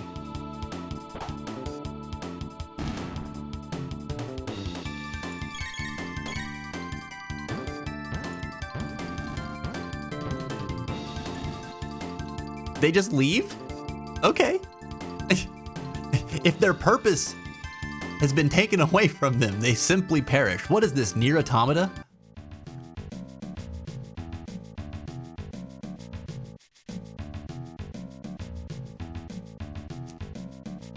Oh man. I mean, the scene that gave me goosebumps isn't technically a flashback, but it's a flashback for one of the characters, like a flashback I haven't seen. Wait, Reeps, what the heck, dude? What the heck? Reeps, with the freaking 20 gifted subs? Are you serious? Jesus! God damn! Look at this! Alright. Thurgood himself, random access memory, Darth Belmont, Rhinoctoclops, that is a cool name, Strongest Gay, Slayer Cypher, Toadicom, Demiquazi, Cheesy Puffs, Prodigy J, Teapots and Dragons, Ace Skin, Tall Bianca, Line God, Kurosaki Chris, Potbot Kate, Miss Colette, Annie Maestro, Chameleon Karma, and Stannis K3. Congratulations! You all just became stargazers, courtesy of Dark Reaper 814. Bro, thank you so freaking much for that sub love. Holy crap. Well, there it is. We're playing Split Fiction on stream, man. I got to pick up the game. We'll figure out when it's going to work for Jen and I's schedule to get that going. And we'll get that going soon. What did that put us at? That put us at... Hold on. Let me refresh. We're at 163 sub points. Damn, dude, we are dangerously close to 200 sub points. Can we get that this month? That'd be insane. That'd be insane. Reeps, thank you, man. It's business time. That's what you're trying to say. You're trying to say, let's get down to business. It's business time. Dude, this is a crazy month, man. It's March Madness over here, and I don't even like basketball. The man, the myth, the legend, the Reaper. The Reaper would like to use magic. So will the Split Fiction playthrough be here or Bloopy Games? We'll do it here. We'll do it here. You guys are the ones who, like, triggered the rewards. We gotta reap it here. Well, I guess it doesn't really matter. We've been meaning to get Bloopy Games going again. We just haven't we haven't sat down and like thought it through on how we're gonna do that or what we're gonna do with it. But we've been talking about it more recently. It's come up. Would like to. I love playing games with Jin. It's so fun.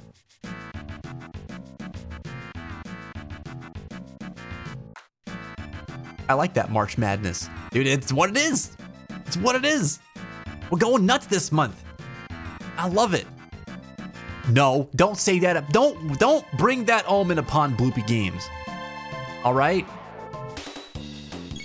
Don't you dare. Bloopy Games lives forever. Oh, strike an enemy with a penetrating kick.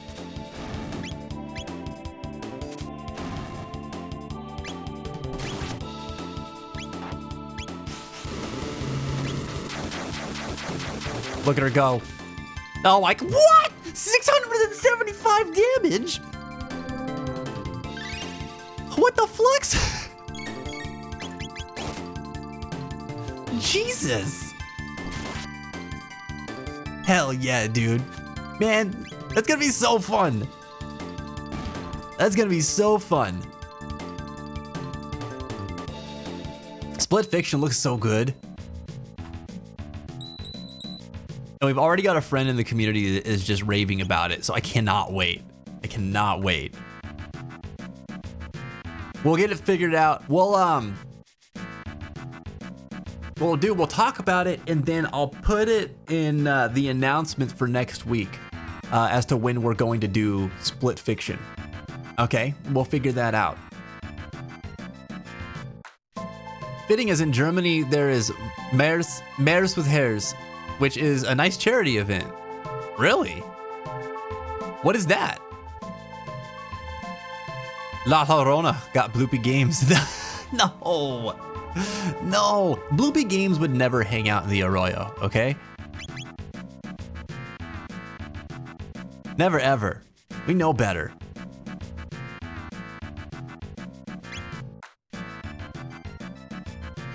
Bloopy Games is secretly super afraid of La Llorona.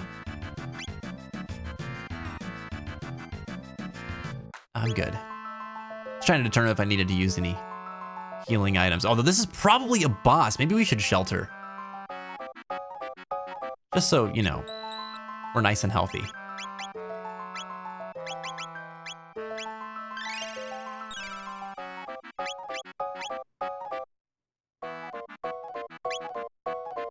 I really like this dungeon music. How's La Llorona actually pronounced, since it's from Spain or Mexico, right? It's just, it's, well, I mean, I grew up with the folktale in New Mexico, which is one of the southernmost states in the US.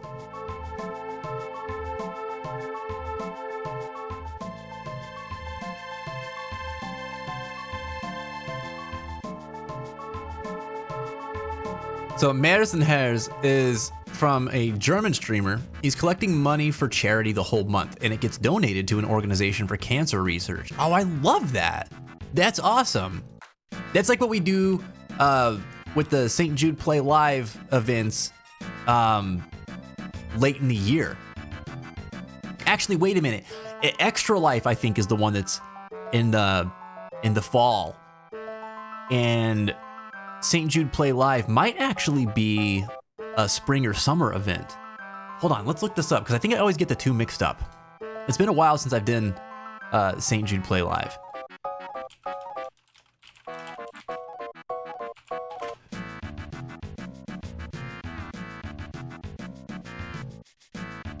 Let's see, when is that this year? I mean, you could technically do it anytime, but I think there's like a month that a bunch of people like really focus down on it. At least it used to be.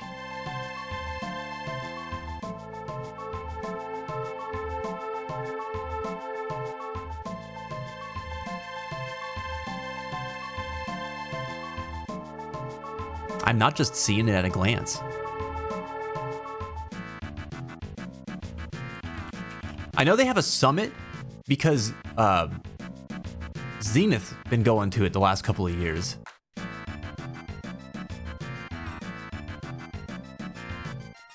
Let's see, last year it was in October, so maybe it just hasn't been announced for this year yet. I'd like to jump in and participate in that this year, though. We're definitely doing a charity event in May. We're probably gonna raise some more money for United for Global Mental Health. What's up, Reggie? But I want to do another one. And I was thinking St. Jude for the other benefit, because I really liked doing those streams. And I want to do, like, if anybody else is a content creator, and you are interested in collaborating on charity streams this year, I encourage you to reach out to me. I'll be putting some teams together for them this year. So we can put our communities together, raise some good money for good causes, and do some good out there. I think this year especially, we definitely need it.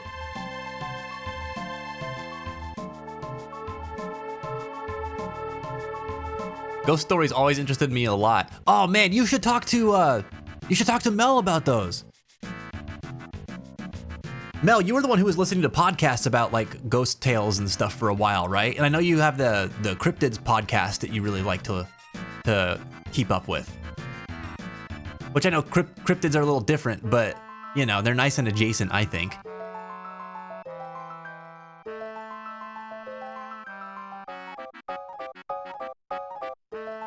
When my children misbehave later, I'll tell them about the shower boogeyman, aka Sephiroth. What about Rephiroth, though? Every pro wrestler's nightmare. Yes, I has lots of those. I knew it. I'm trying to remember the one that you had sent me. That was it was about like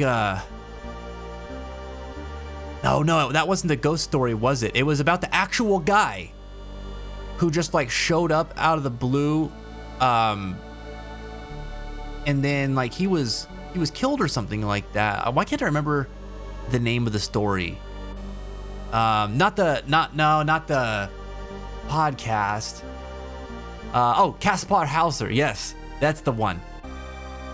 Man, now I found that so fascinating. That like ate up a whole morning of mine when I was reading up on him.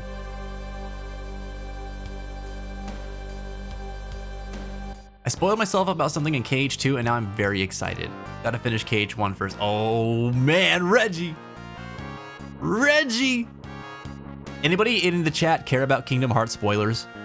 I'm about to ask this man what he learned.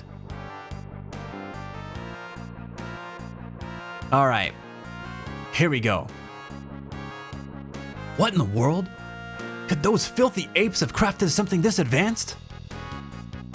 Oh, it's this guy. Mommy.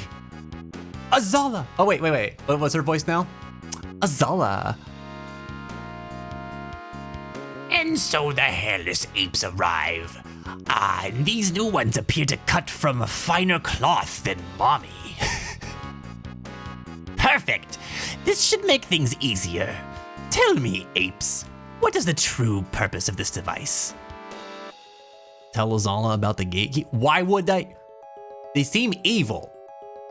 I'm not gonna tell Azala about the gate key. We're gonna beat him into oblivion and take it back. I suppose you need some motivation. So be it. Come, Nizbel! Nizbel? Oh. Uh-oh. Oh my god! I really liked that music that was just playing. Oh! Okay, lightning. What is the other dual tech with? Roundillo kick.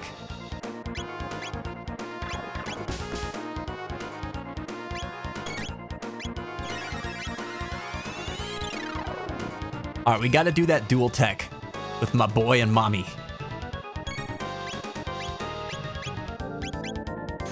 Ow! Ooh. All right, we better heal after that. What?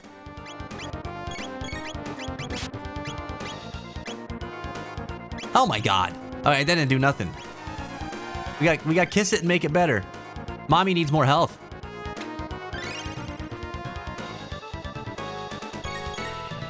Yeah, whopping 17 damage. This thing needs to be hit by magic.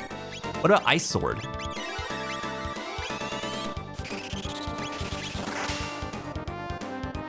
Wow. Okay, that's no good. All right, Mommy is not in a good position for this fight. We need just straight magic. You know what I should have done too? After I got Mommy in the party, we should have gone back to the time gate. Or oh wait, we couldn't because we need the gate key. I was gonna say we could teach her magic, I think. but not right now. Who's gonna get hit?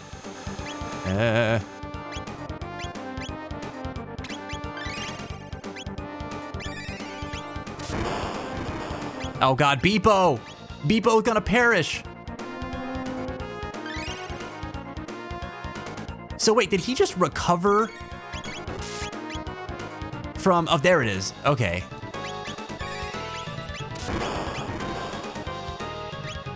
We just need to keep the pain on him. Can we prevent electric discharge? Jesus, dude. Mommy's on her last legs. She's going to perish. We need Aura Whirl.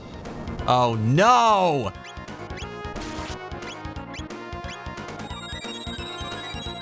Did Beepo die too? Oh Jesus.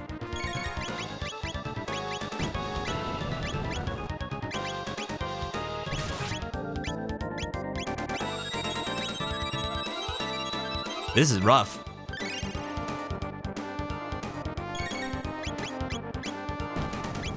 Come on. Oh, no. Oh, no, we're okay. Kiss it, make it better. Kiss it, make it better.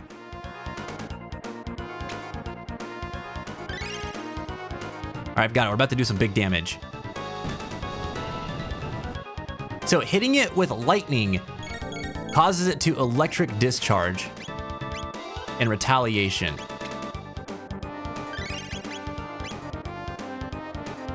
So, does that mean if we just hit it with ice, can we just do that? Ah, but it won't lower its defense.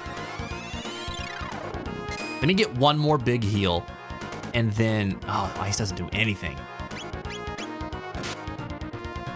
We get one more big heal.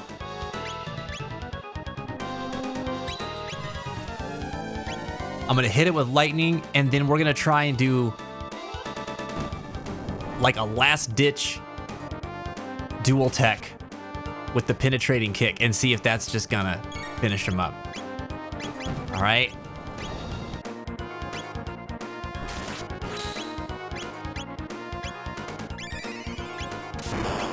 We gotta keep it ready. We need the drill kick. Come on, come on, come on. Come on, come on, come on. Hurry, hurry, hurry. Let's go. Let's go. Oh, it did a lot of damage. You need to wait. Electric discharge? Yep, yep, yep. All right, we're okay. I probably should have given a kiss. I know you guys are talking in chat right now, but this is, I gotta lock in. This battle is probably the hardest fight we've done so far. Beepo. Hopefully, all right, we should be able to pull this off.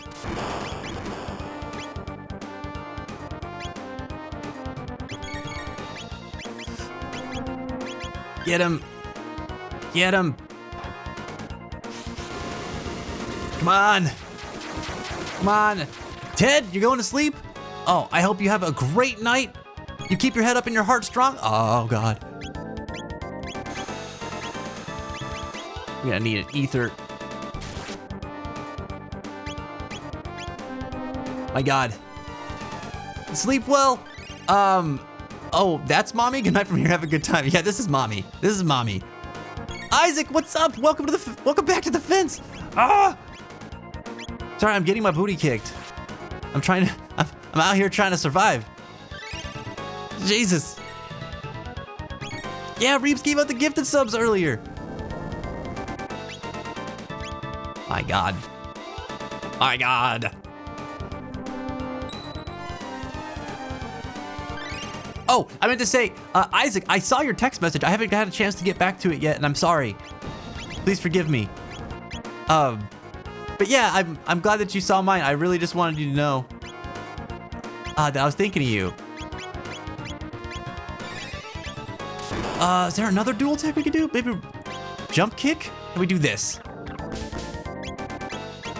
That's not a dual tech. Can we do it twice? Oh my god, we can! Let's go! Let's go!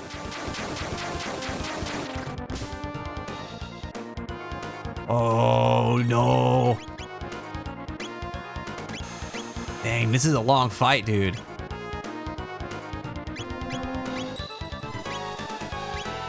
I like when mommy kisses herself. It's weird, but it works. Yeah, physical's no good, skin's too tough, but also magic's not good either. So we have to lower its defense, I think. Like, let's see, if I just punch, still only 8 damage. So we have to do lightning.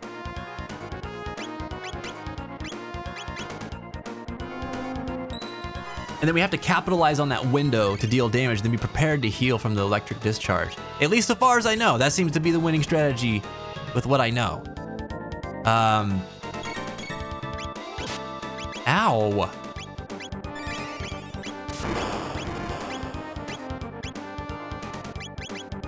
I wonder if we can hit with ice after that too, and it'll do more damage. Let's see. It does. Oh, good. Oh, good, good.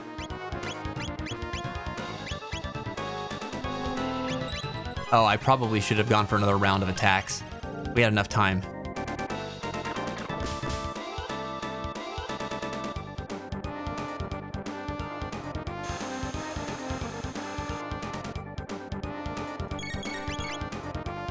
Oh boy. All right, this is not the most efficient strategy though. I'll say that much. We're using a lot of MP. Pretty expensive. This does have a rhythm to it though. Now that I've got the rhythm down, it's not too bad. Get a rondillo kick, get some ice, and we'll get another round of that.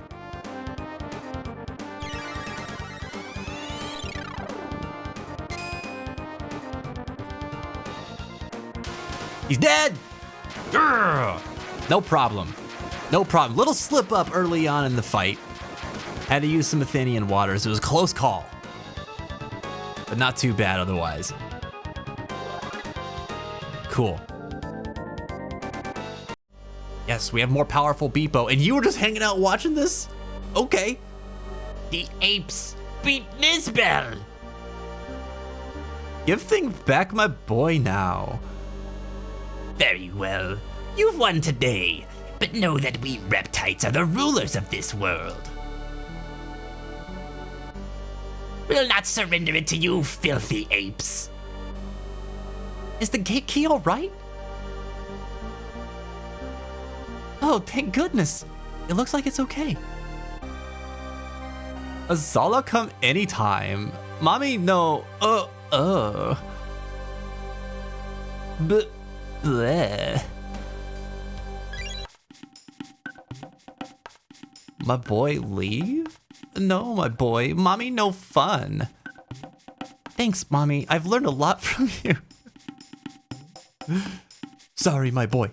Kino, try be strong now. Even more strong, my boy.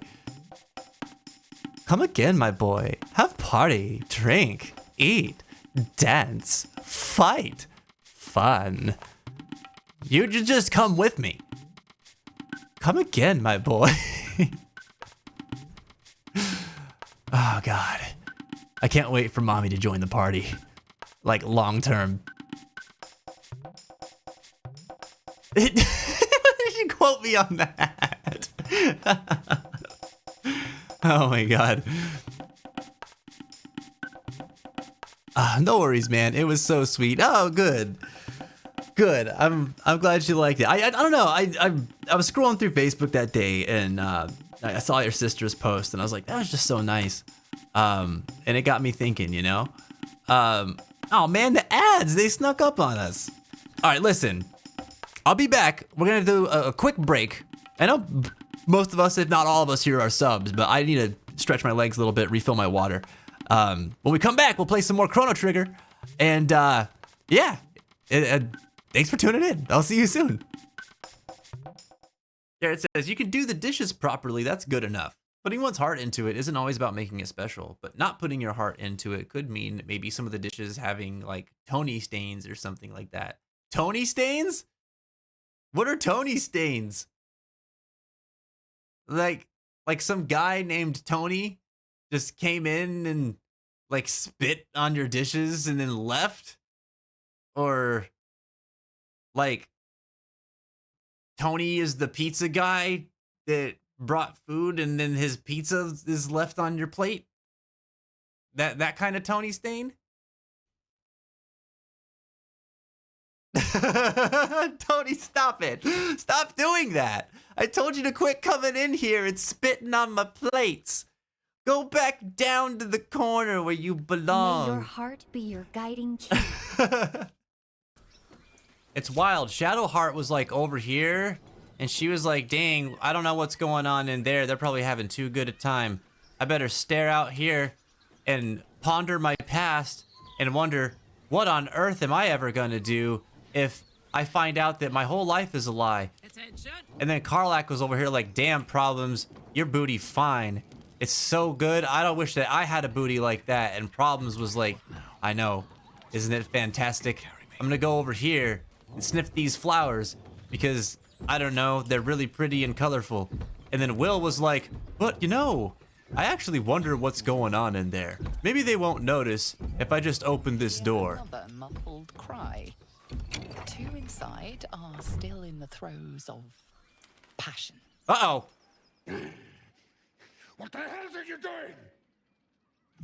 Well, Will, you've done it now. Wait.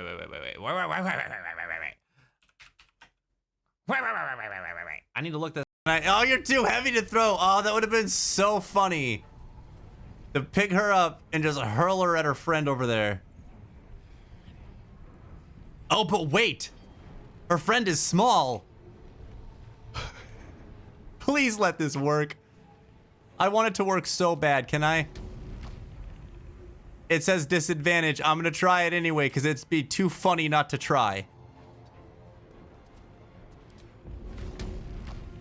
Oh, yes. Oh, yes. We're gonna huck you right over at your friend over here. Oh, yes. Oh, it's so good. This game is the best. Karlak, you machine. Oh, you can't reach them, but it's okay because you can shoot them with your arrows.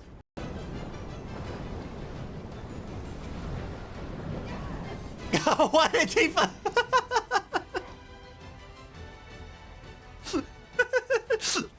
just walked right up to it. No. Oh my gosh. Go. Go. Oh God, oh no. Oh please. Oh God, no.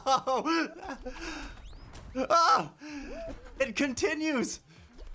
Oh my gosh. No, come on. No. Come on. No. That was so messed up. I had no problem with it the first lap. No. Ah. Oh, you guys did great though. Whew.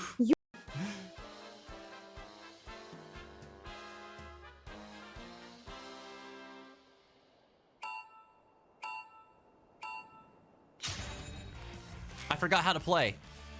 Hold on.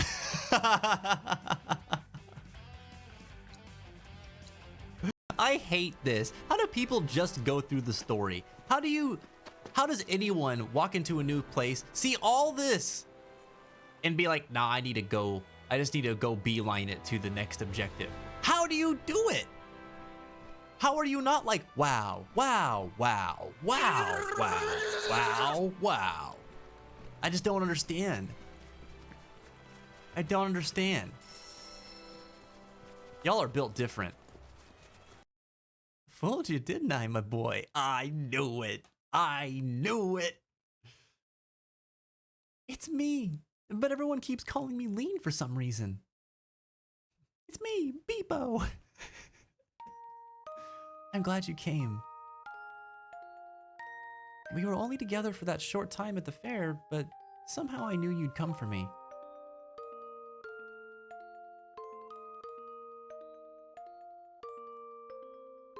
Thank you, my boy.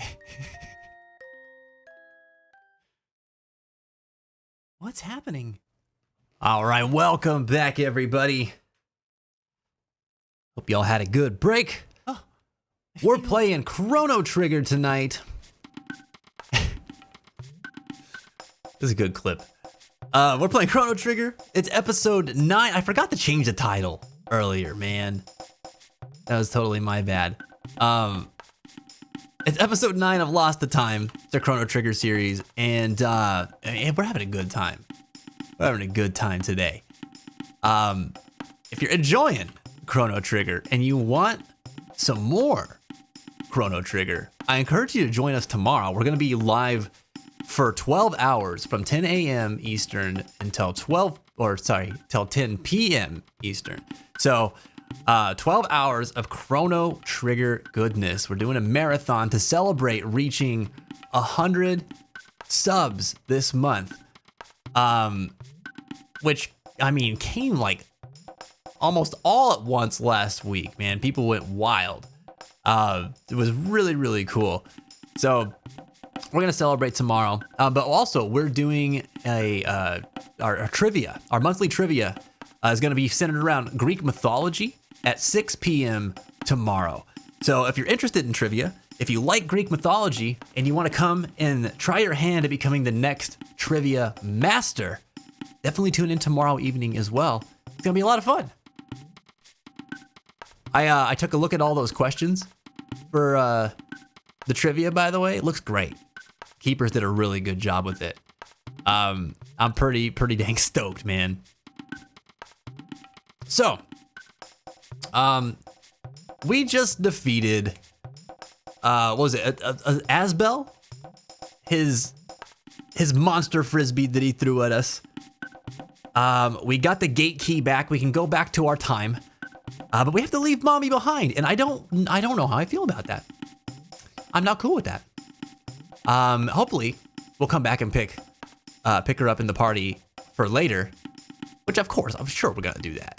We need to teach her magic. We need to teach her prehistoric magic. Let me see. I missed some stuff like right before the ads came up because we were doing that boss fight. I'm gonna do a very long break, wink, wink. Ted, if that means that you're gonna go get some shut-eye, I hope that you have just the best rest tonight. Man, thank you so much for hanging with us today, and thanks for all your support lately too. I hope you know that you're valued much more beyond just what happened last week too. Like if you ever need to talk, you ever got something you just need to get off your chest too, please feel free to reach out to us and let us know. But if life's going good and you're having a good time, man, and I'm just glad that you're sharing some of that good vibes with us. So thank you so much. Break screen answer, probably nothing too fancy, just a zone around me, which is always tempered to my liking. Oh, are we talking about what would you do if you could control the weather? Man, I think it would be a bad idea if I was able to control the weather, because I would treat the weather like my thermostat, where I'm like, I'm cold, make it hot. I'm hot, make it snow. It'd just be insane all the time, weather-wise, wherever I lived.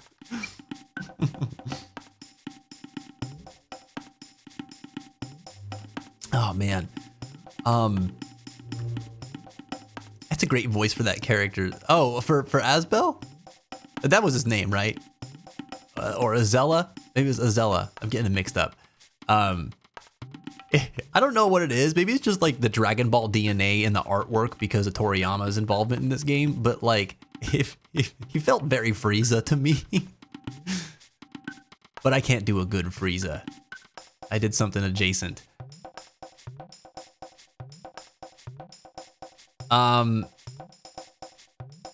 Isaac said earlier, it's a day off for me and I've been doing laundry and cleaning all day. Hey, let's go. Good day to get some chores done on a day off.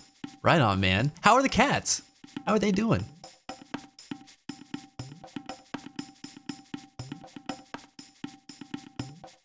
Fitz, I want to ask you something on DC real quick. Yeah, sure. What's up? A whole 12 hours is crazy. Oh my God. It was going to be fun. It's gonna be fun, harassment. I don't know if my voice is gonna hold up though, because there's a lot of voice acting we're doing in this game during these streams. So we'll see how scraggly I sound by the end of the stream.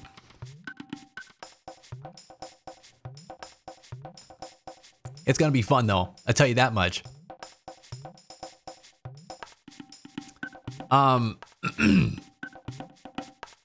Also, Mel, did you mean DM or does DC stand for something else?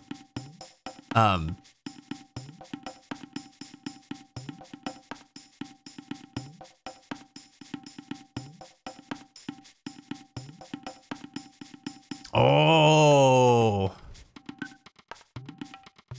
Mel, give me some time. I'll respond to your DM. I see what you meant now. It was DM. First point, nothing to worry about at all. Nothing to worry about at all. Okay, I think they're beautiful. I appreciate you just for being so sweet whenever you do sign off. But yeah, we will. I'll send you a message for the rest of that.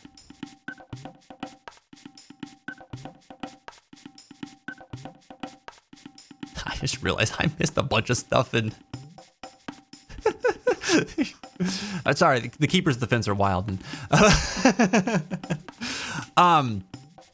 all right, so I guess we just need to go back to our time here. Yeah, of course, Mel. Of course. I'm sorry that you've been worried about that at all. I always think it's such a sweet thing. Yeah, please don't worry, my friend.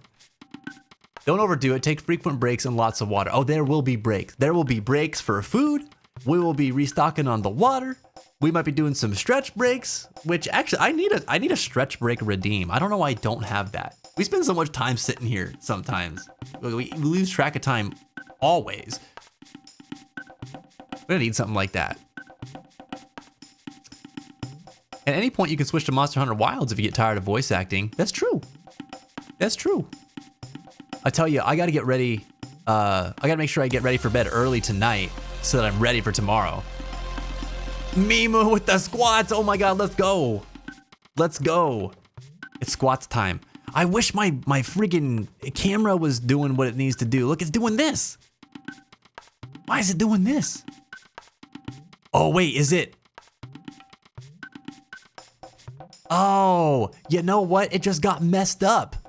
It just got messed up. Hold on. Because it's supposed to be like over here. Is it not? Oh. Oh yeah, it's goofing. It's goofing. Of course, I bet you that there's like an update to the program. I can't control this camera the way I normally do. But I had a Windows update recently and I wonder if there is a software update for this program too that I haven't downloaded. That might have something to do with it. Anyway, we have to do squats.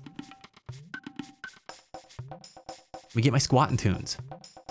Actually, you know what I need to do? I just need to grab this on my music player, so that we just have it anyway. They have that whole soundtrack on Apple.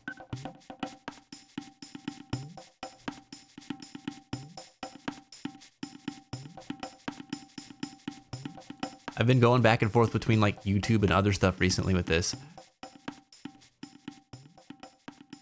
All right.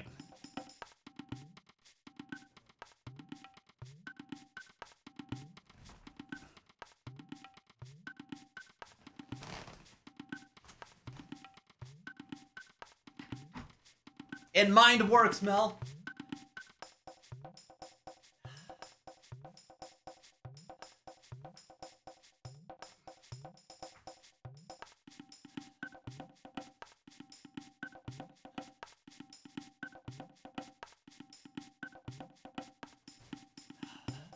Yeah, Ghosty, go ahead and put it in Keeper's Camp.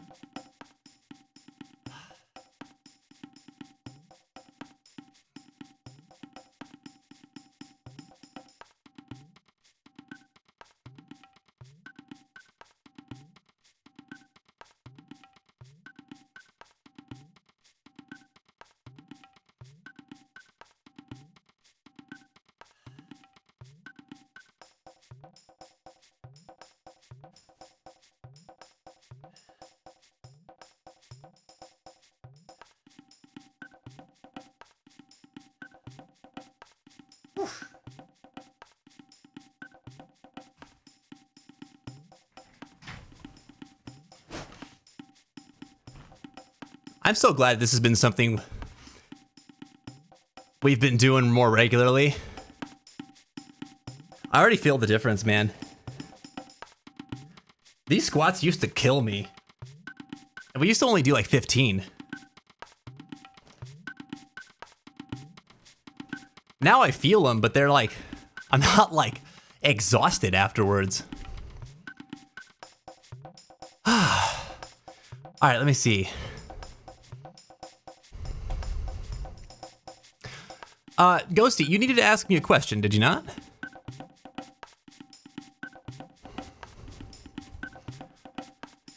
Feel free to fire away.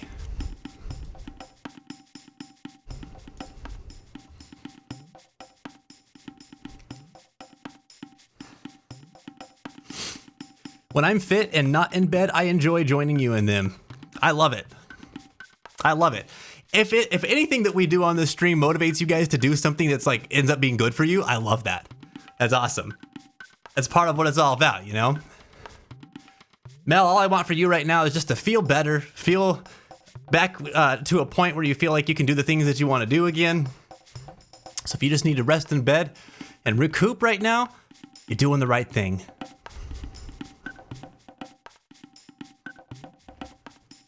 Oh, no worries, Ghosty. Whew. You know, I've been trying to work on my breathing, like while we're doing the squats, to try and help with like the windedness for whenever we're done with the squats. And that's been helping too. The breathing is everything whenever you're doing anything that's like exercise. God, I could have said that way better, but hey, you know what I mean?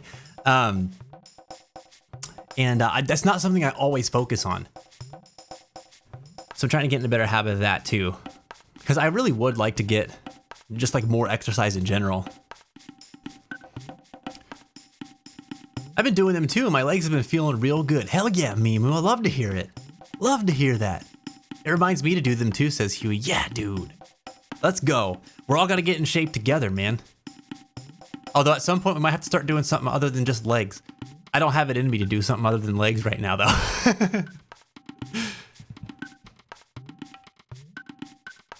You posted it? Okay, let me see.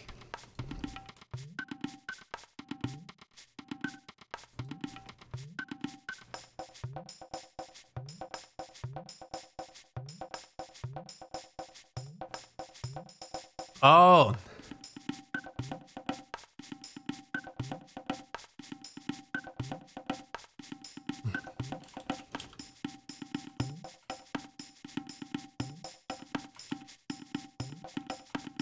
Let's talk about that. We'll talk about that like in Keepers soon.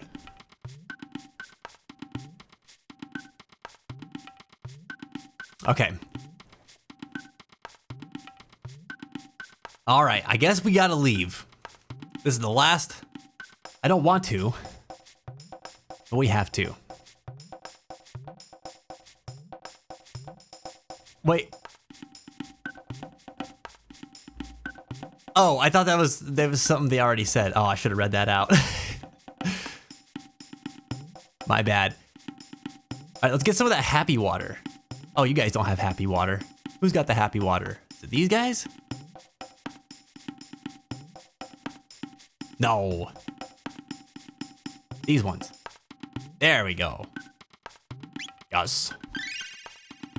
Yes.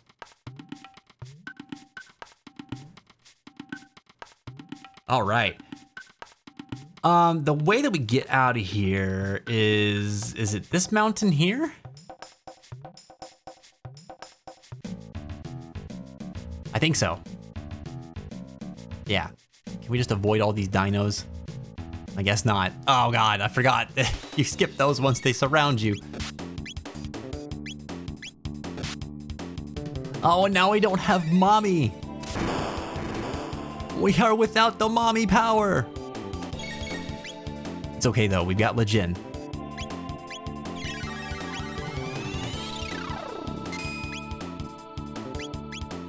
Can I get both? Oh, I can. Or not. Oh, weak.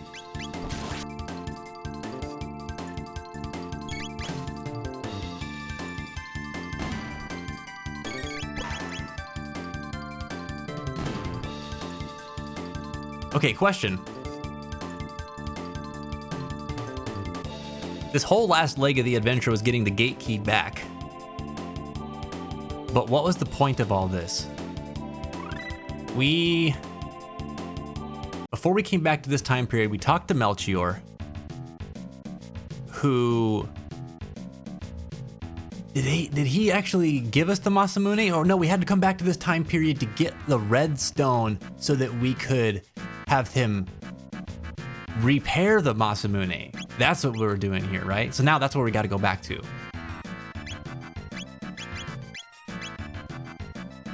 The Dream Stone, that's what it is. Okay. Okay, all right. I'm on the right foot now. Oh, dude, I know.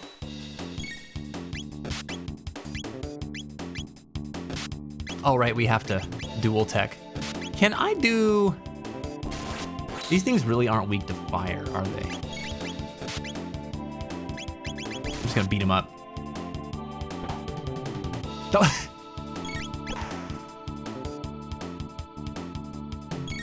Actually, maybe not. That's gonna take a really long time.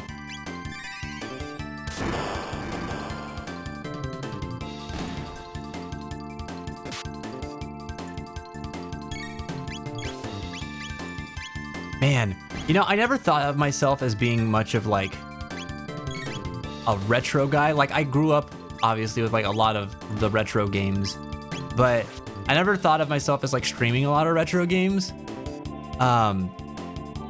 But lately, dude, there's something about them that I've just been like really, really vibing with. Like I'm playing this and I'm like, God, I want to go back and play like the Legacy of Goku games. And like the Mario and Luigi games.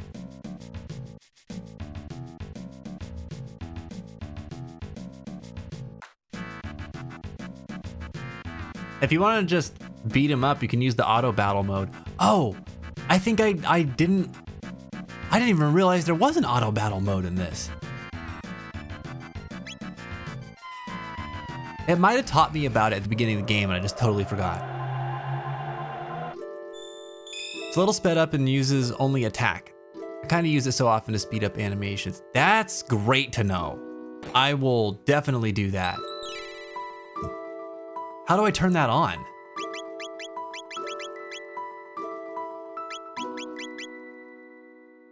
Oh, you can change the battle speed here too.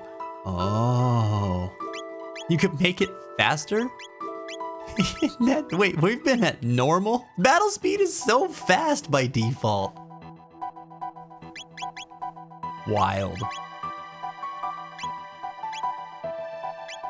Okay, let's save. Oh, by the way, I updated the save command, everybody. So if you see me playing video games and I'm not saving the game, exclamation point save.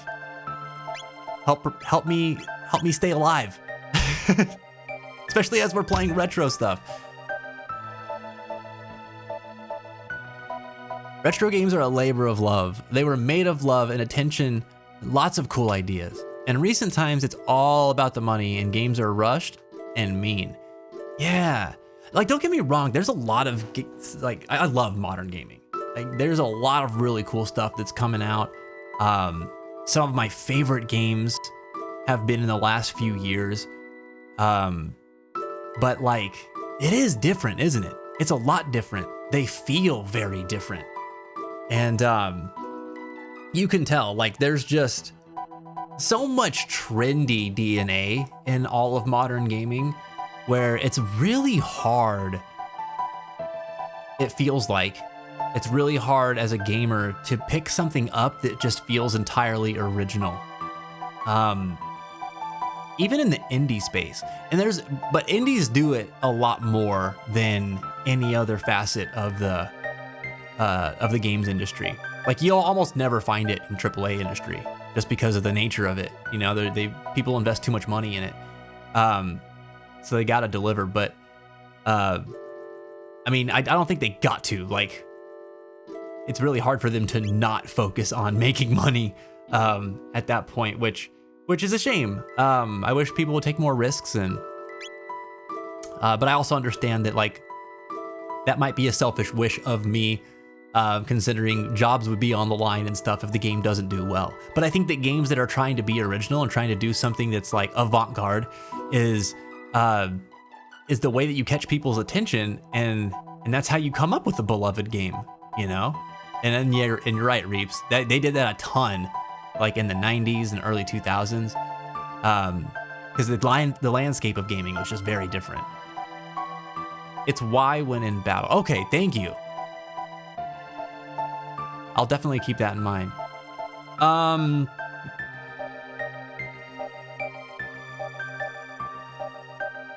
had to think about what I needed to do next. Okay, I remember. Ah, Dreamstone. I'd forgotten how beautifully it shone. There's a man who knows the secret to working that stone. He resides near Medina, a village of fiends. I know, old man. Don't tell me. I won't be told.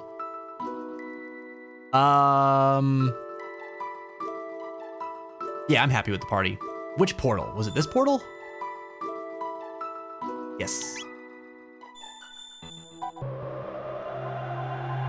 Also so much greed, like with the dumb game patents. I'll always miss you, Nemesis System, and also being able to catch things in spheres in a space. Yeah. And that stuff's like over petty things too, you know? I wonder if greed really was the motivating factor for the Pokemon Company in this whole thing with their beef with Pal World. Because they have so much money. They have so much money. And I feel like it was, I mean, maybe it was. Maybe it really was.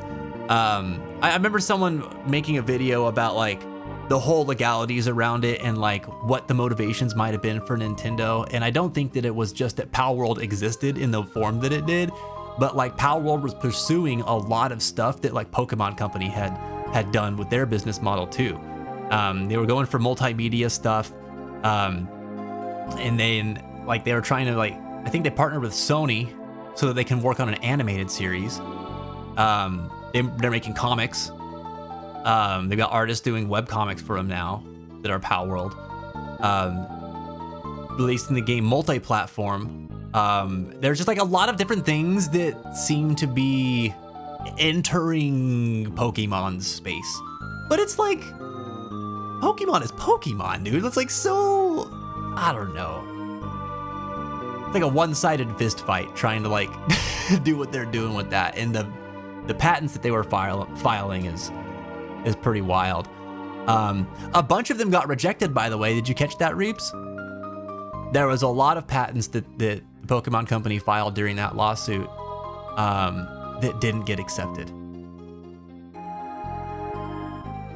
The Nemesis System, though, yeah, that was like such a boneheaded move for Warner Brothers. Like, why did they do that? And then they never made, they made one more game. And they never made another game that used the Nemesis System. It was terrible. Why would they do that? Why is there magic in you? Magic using humans are supposed to have died out long ago. Nah, fam. We're the magic using humans. All right, Melchior. So, oh, never mind.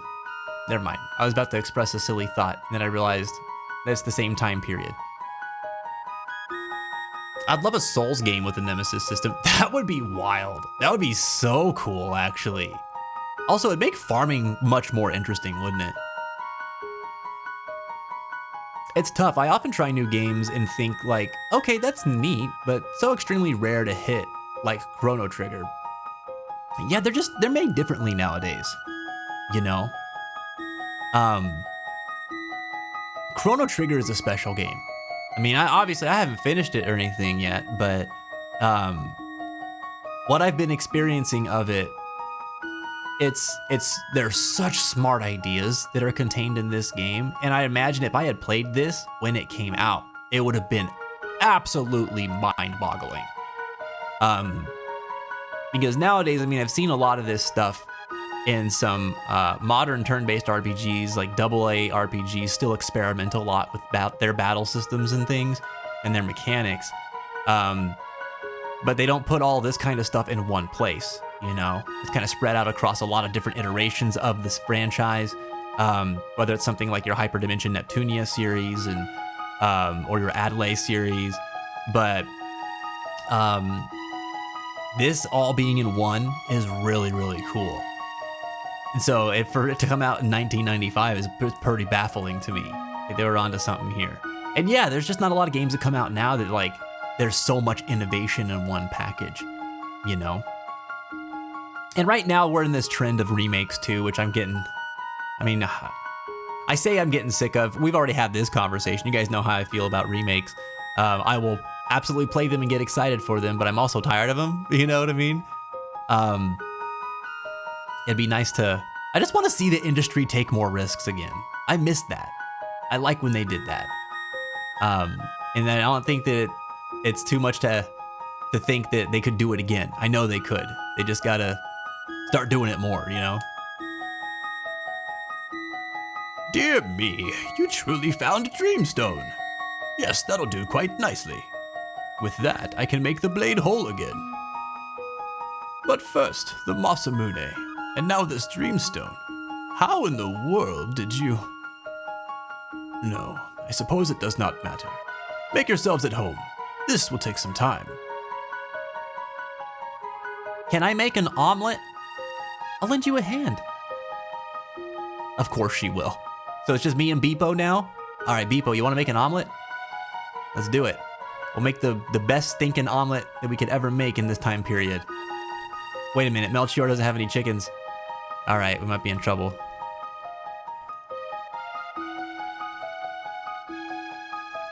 I'd be in heaven if they do a good JRPG again. Turn-based, good mechanics, nothing fancy, like, just this boss has a weakness and you can find it before you fight it and the fight is easier. Just not action combat. I hate it.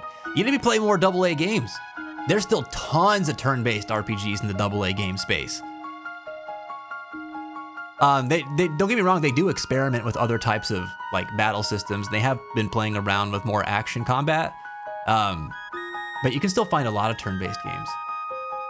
Just don't look in the AAA space. That's pretty rare if not just done completely.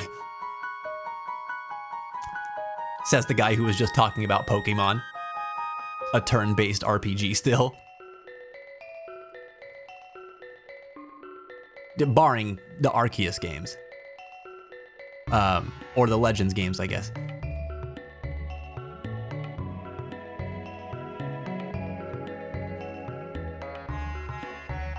Oh, they're talking. Of course, the Dreamstone must be refined if we are to repair the Masamune, but that is not all. The blade itself must be activated as well. You work on the Dreamstone. I will take care of the sword. Okay. Fear not, the great Legend knows her way around a workshop. Hell yeah. Oh, look at this. All right, see, look at this attention to detail. Like, this is fun. This is dynamic. They're doing stuff. It feels like they're doing stuff. To reawaken the sword, I must first breathe life back into its shattered remains. All right, it's done. Could you bring me the Dreamstone? I'm done here too. I love this music. All right, let's get started.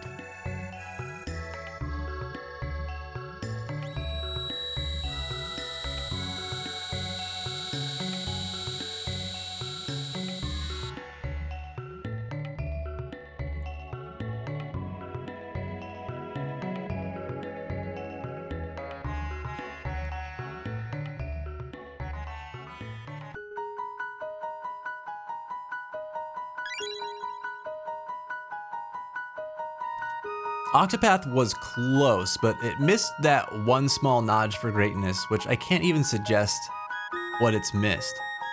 For me, it was the lack of a cohesive story. It was the gameplay mechanics were great, the battle system was awesome, the music was awesome, the art was awesome, the world was awesome, but like the storylines were too fragmented. And I get that that's part of what they were going for, but it would have made the game so much better if they converged them in a nice, satisfying way. You know? That was my main gripe with the game. Triangle strategy was pretty cool in that regard. I didn't play triangle strategy, so I don't know what that one's like. What about Sea of Stars? Very cool one. Not a AAA game. Indie game. But still great, man. I really want to pick up Sea of Stars. That game took a ton of stuff from this game. It took stuff from Chrono Trigger, from Grandia. Man, there was something else that I saw in there. What was it? There was something about the way that the field traversal worked that reminded me of another RPG. I can't think of it right now. But no, Sea of Stars is great. That's an awesome game. I mean, I'm basing my opinion on it just off of the demo, but dude, I don't even think I had a single gripe about that. I think the game that wowed me the most was the Pokemon War Game thingy where you fight over cities. I don't even know what that is.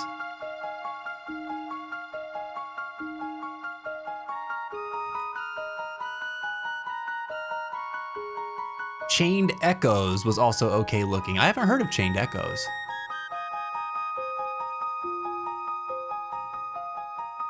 Pokemon Conquest. That was a neat spin-off. Sadly, I didn't get too much attention though. Yeah, I never even heard of that game. Well, it had to have been on Nintendo system. I was gonna ask what it was on, but that's a silly question. Which console was it on though? Oh, I'm sure you have played most major turn-based games, Mel. You know what one really impressed me?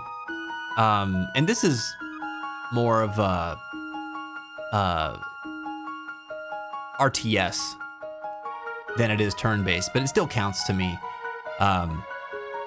But Unicorn Overlord really impressed me. That was a cool game, a nice twist on the style of game that like Fire Emblem established, and then reminded me of some things like on PS2 era strategy games. Very cool. I still need to finish that one up. It's a great game.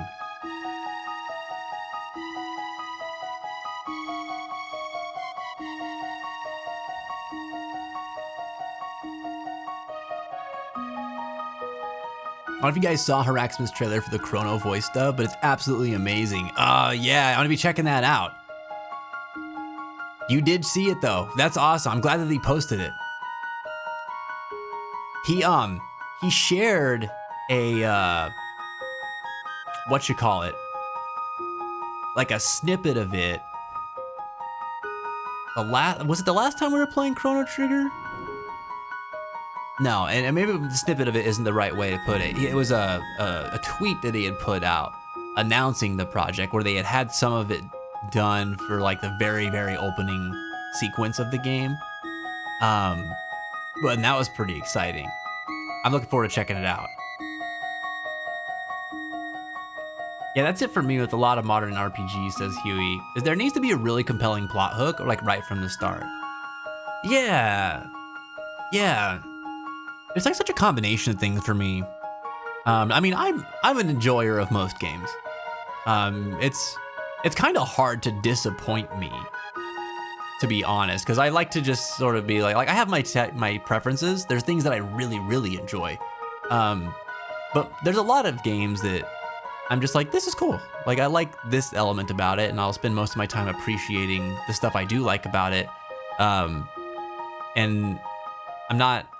the stuff I don't like about it doesn't usually get in the way of those things. With the exception of action games.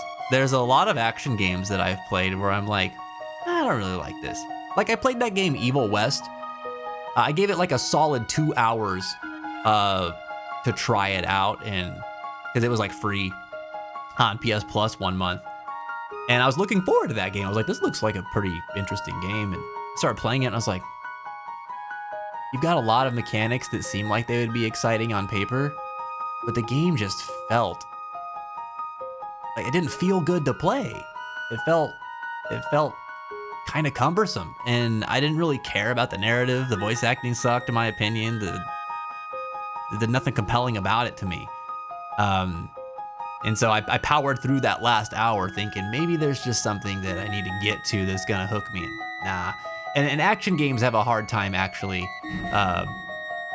being something that's going to absolutely grab my attention unless they're doing something cool or I'm already invested in the franchise. But otherwise, I'd say that most other games that I play, I mean, I don't really play many shooters. So I'm not really into that genre so much. Most strategy games I played have been pretty cool. Most RPGs I play, I really enjoy for one reason or another. Action RPGs I like a lot. Well, I should say action JRPGs I like a lot. Action RPGs, that's like, you know, your Diablos and your Paths of Exile and stuff like that. They're okay. I'm not the biggest fan of that genre, but I like them every once in a while, you know, and I usually get tired of them within like a couple weeks or something like that and move on. But I'd say that like a lot of things that I play, I can be compelled to play through them, you know. I think I am getting pickier as I get older though, because I used to play a lot more. Like I used to play sports games for God's sake, and I was like really into them. I'd be all about like min-maxing everything in PGA Tour, you know. And I don't even like golf. I don't know why I played those games. So just definitely a lot more picky now than I used to be. I wonder if I'll get even pickier as years go on. We'll have to see.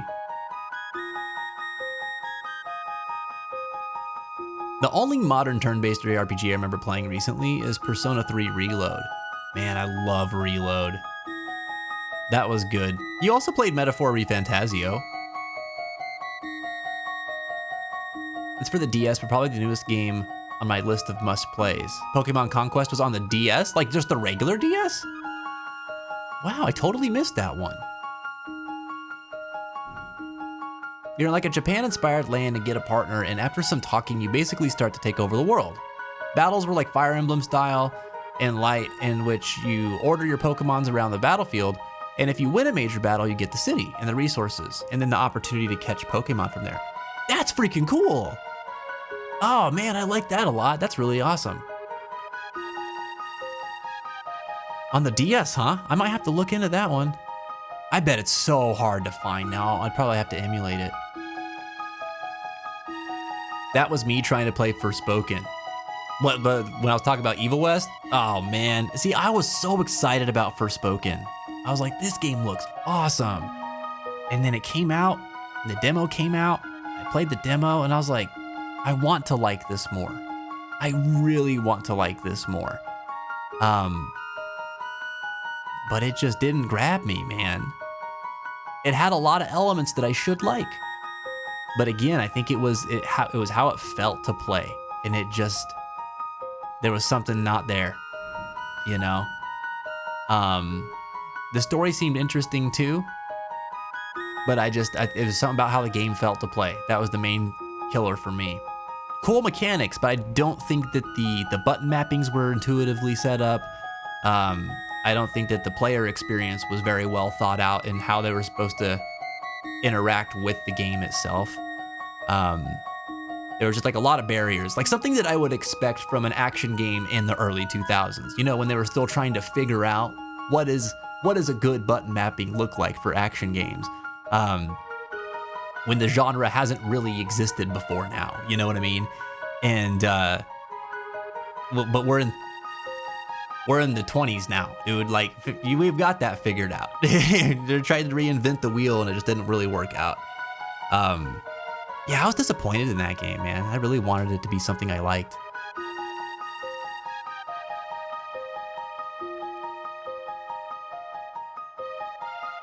Oh, it didn't get a Europe release either? Wow.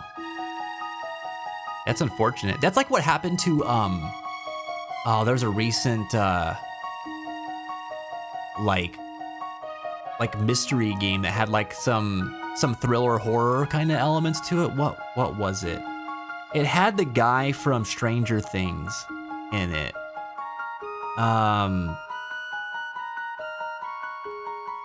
It had Hopper, was that his name? The character? Had that actor in it. The Something Dark. It was like a remake or a reboot or something like that of a game, an adventure game from a long time ago.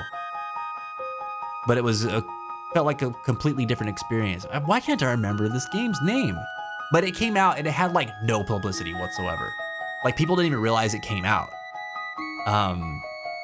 One of the YouTubers I follow, Thor High Heels, he covered it and really enjoyed the game. But I was like, oh man, I just forgot all about this game. I remember like a week before it came out, it got some promotion and then it just sort of fell off the map, like it didn't exist. The new Monster Hunter event quest is out now. Oh, hell yeah. There you go. Tempered frogs for armor spheres. Let's go. Let's go. Yeah, I barely just finished the bird wyvern one yesterday.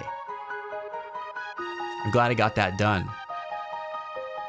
I'd play tonight if I didn't need to get rested up for tomorrow. I probably won't play any Monster Hunter tonight. Actually, what time is it? Oh my god.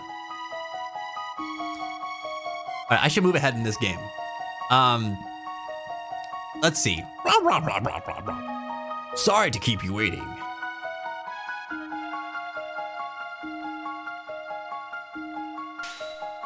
Whoa, there it is. Behold, the Masamune in all its glory. Wow, that's the same sword we gave you? If you were expecting lesser work, you shouldn't have come to me. Okay, my boy, let's take this Masamune to Chris. Hi, I'm Chris. You ever seen a frog kid? A sword can be used as a tool for ending lives, or as one for saving them. It all depends on who wields it. Be sure you wield yours for the proper reason. Would you like to buy something? I don't know why that question after this whole spiel is so funny. Here's some great ancient wisdom for you. Use it to live your life well. Would you like to buy something? All right, let's get out of here. Capitalism. Oh man. That frog is in 600 AD, right? We'll head back to the proper time period, and that's where we'll save, just in case I end up forgetting, because my memory be sucking. Hey, old man, you ever seen this? Hey! Ads in 10, thank you. What luster? Is that the Masamune? In the Middle Ages, there is one who is fated to slay Magus with that blade. Can none among you wield it? Chris can wield it. Thanks for the save reminder.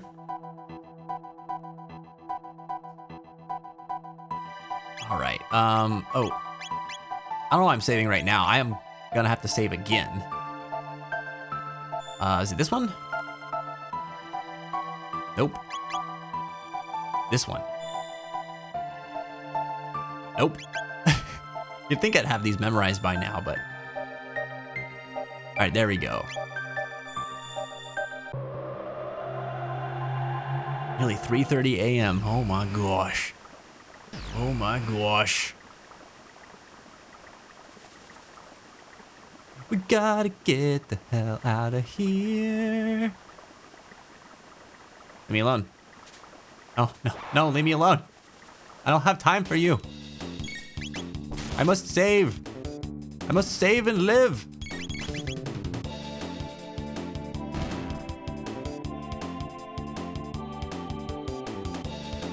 Oh, the mother games. Yeah, I have been wanting to play those for a while. I wanted to play them before Undertale came out. And I didn't have a way to play them, and I didn't used to have a PC that I could emulate anything on. And I didn't know anything about that. But then I built one for streaming, and at that point I had kind of forgotten all about the franchise. It was always Super Smash Brothers that reminded me it existed. But then, oh wait, he's down here. But then I stopped playing those games. And so I just like forgot. But then playing Undertale reminded me that they existed, and I was like, damn, like, I really want to play Earthbound and Mother. And I just never got around to it.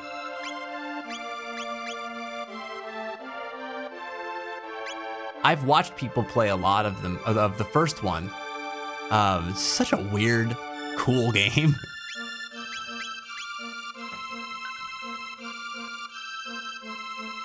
There is a possibility that you could watch me play it for the first time. Absolutely. Absolutely.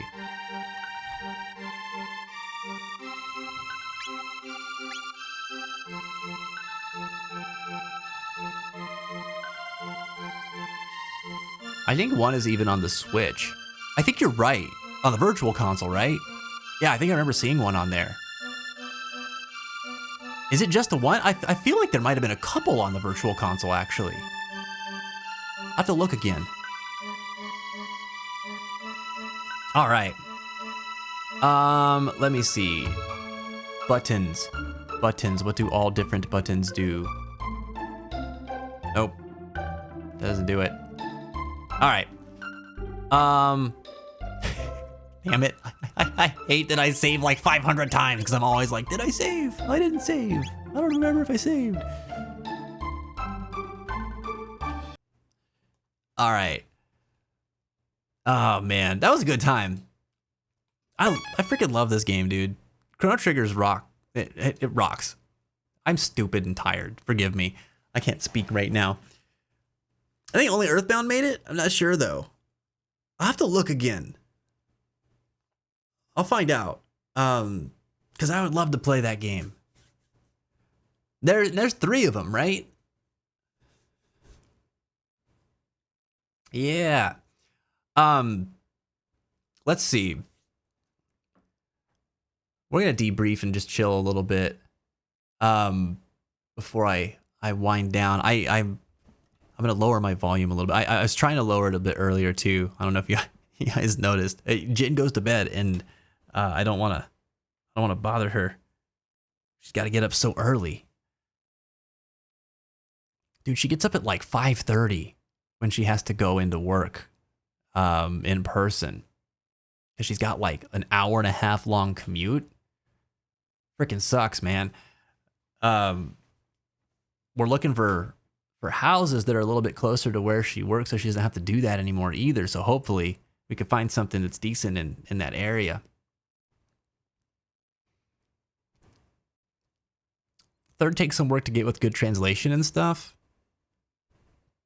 I'm sure I could find something.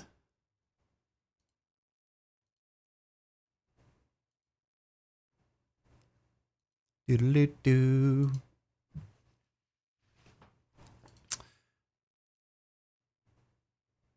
Okay. So, in case anybody has forgotten, which I'm sure that you haven't, but just in case, we're starting stream tomorrow at 10 a.m. Okay, so if you need a reminder of when that is in your time zone, jump into Discord, take a look at the bulletin board. It'll be on the stream schedule for this week. We're doing a 12-hour stream. It's going to be from 10 a.m. to 10 p.m. We'll be playing Chrono Trigger. We'll be hanging out and vibing throughout the day. We got a new question of the day. It's going to be wrapping up our health theme for the week. And we're celebrating reaching 100 subs, which is awesome. For the record, we are currently at 157 subs, which is outstanding, man. I don't think I've ever seen that number for that ticker. And I just want to say a huge thank you to all of y'all out there who have supported the channel, who believe in what I'm doing, who believe in what everybody does whenever they come here to support each other, to talk about life, to be able, like today, to hold some deeper, sometimes challenging discussion in a healthy way and learn from each other and grow closer together. I think it means a lot. I know I from the bottom of my heart, I appreciate it so much, so dang much.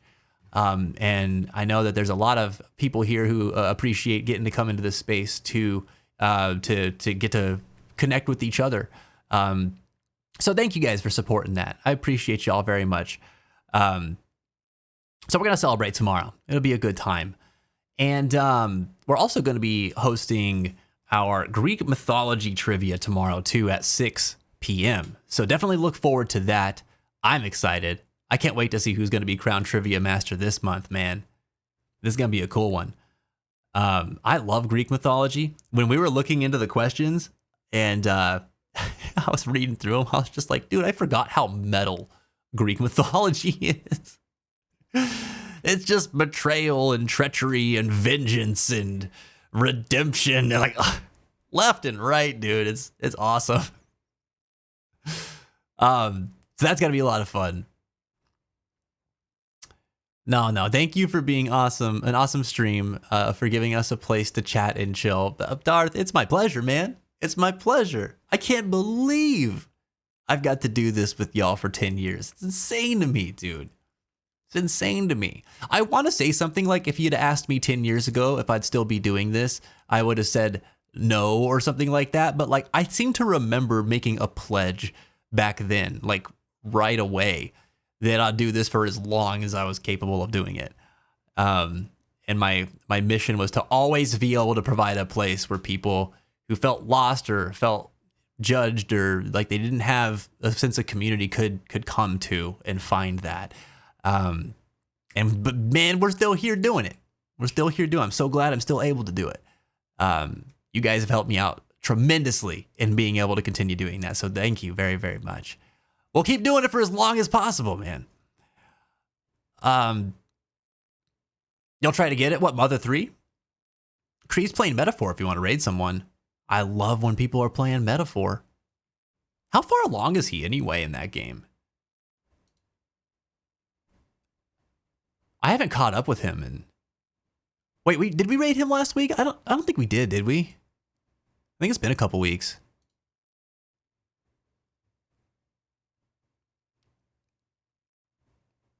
Ain't no way he's as far as I am. I'd be careful. I don't know if there's any spoilies. Let me see. He's been playing a lot of different games lately, so I think we're probably safe. Playlist is high energy, mostly rap. Yeah, I know. It's good though. I also have a treadmill, but it hurts. What is that? I can't. Backwards on a treadmill helps. Oh, he's in the Orbwise path. Oh, okay, I know where he's at. We're good. We're good.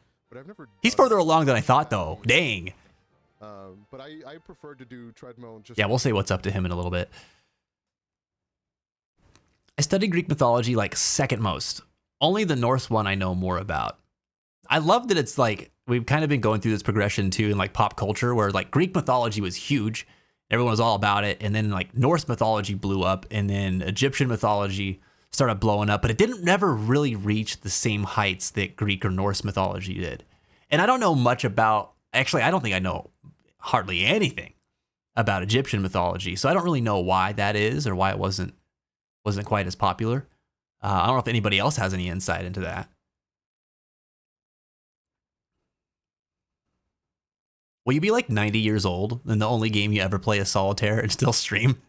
Listen, dude, if I'm a gamer up until I'm 90 years old, I will be the most epic old guy gamer ever.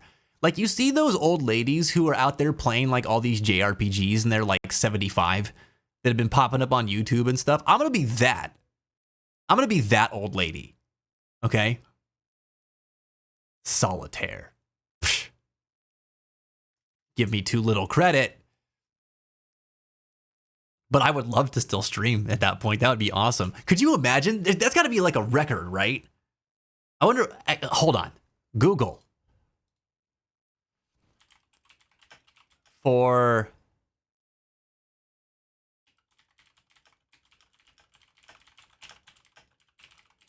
Who's the streamer who's been around the longest? No, I'm not talking about subathon. Although this is very interesting too. The record holder for the longest Twitch subathon is Emily CC, who's been live for an incredible 1,037 days. What the hell? That's crazy, dude. That's crazy. But that's not what I'm looking for. I guess this would be a hard thing to look up.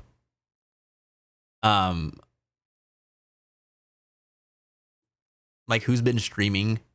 Who's the streamer that's been streaming for the longest? I don't know. Most people fall off of this hobby within like a year or two. And the people who get serious about it, you know, unless they blow up or something like that, they tend to fall off around 5-6 years. So, I mean, I feel privileged to have been involved in this space for a decade, man. Looking forward to the next decade. We'll see. It'd be so awesome to be an old guy still streaming, though. It'd be so fun, man. Cree's around level 37? Yeah. I just saw that. Don't you worry about that, hey. I'm gonna have to dip out here, at least in a sec. Gotta do dishes and head to bed. No worries, man. No worries. We're at the tail end anyway, Reeps.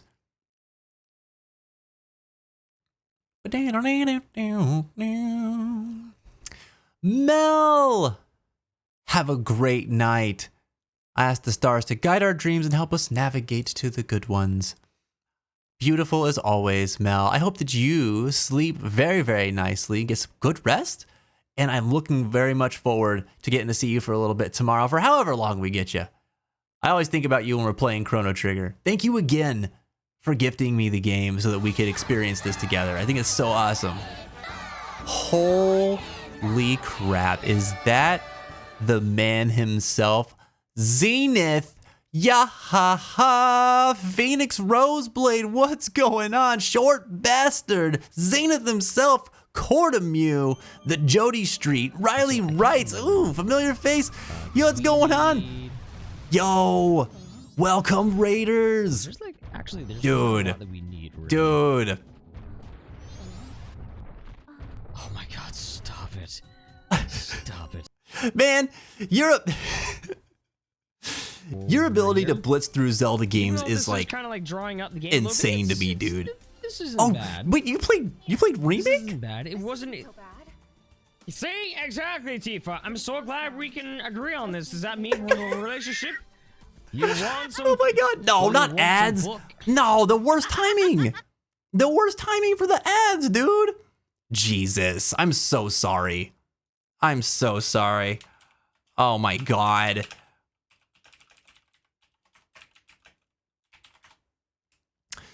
That's annoying. Well, I'll chill here for a minute before if people are gonna bounce, that's fine. Dude, Zen, I can't speak to him. I can't speak to him. You have to wait. I have to wait. God dang it. God dang it. The worst time for ads. The literal worst time for ads. I still had snoozes left too. Son of a. Oh, man. Well, we'll wait here a second.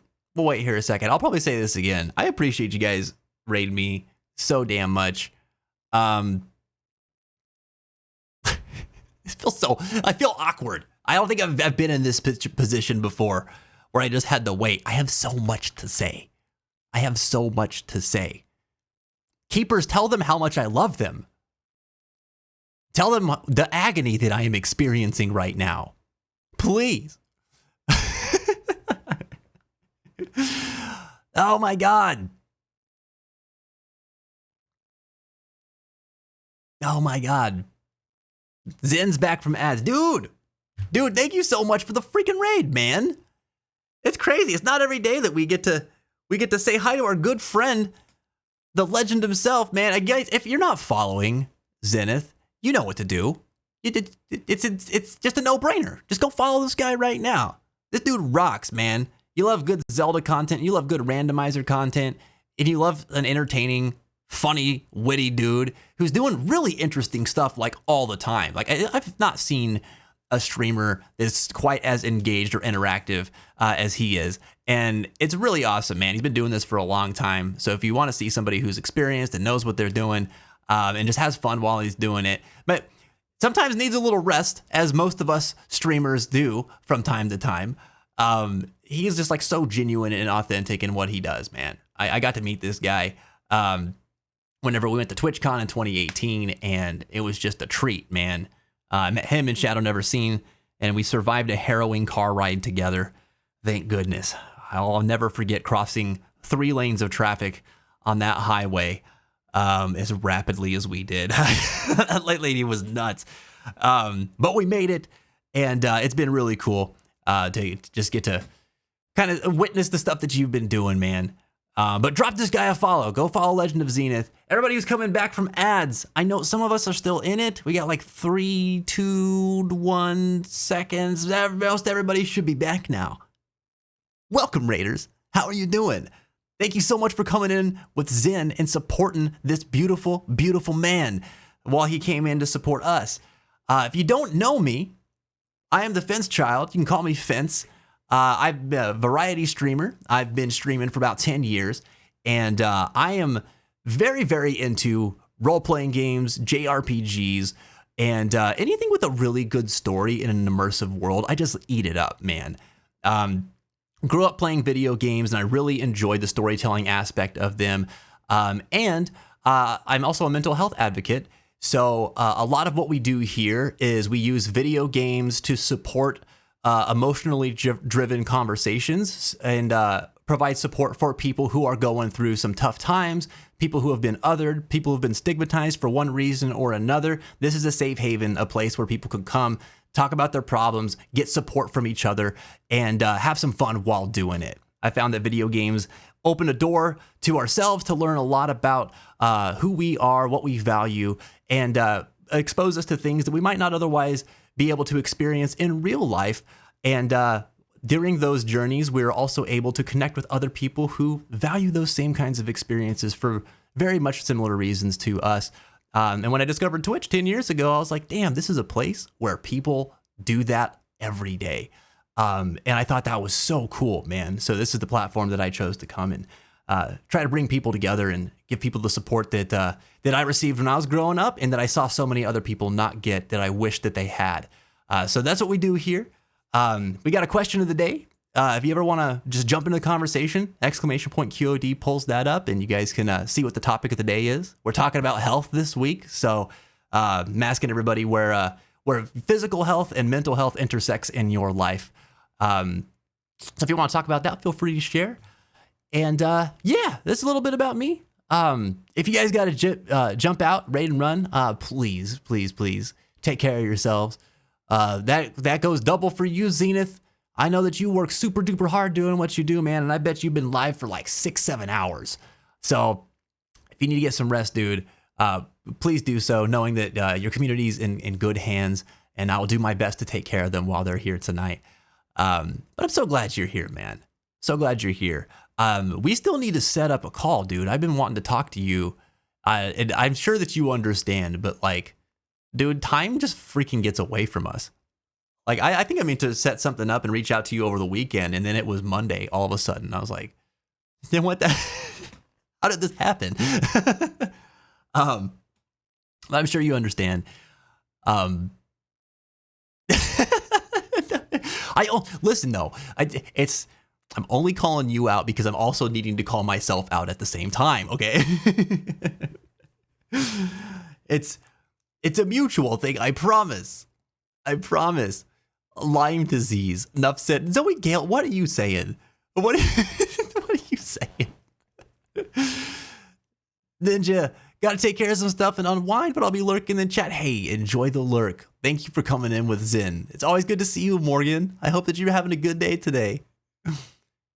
Oh, man. Dude, what were you guys playing today, by the way? I missed it. If if Frosty shouted it out.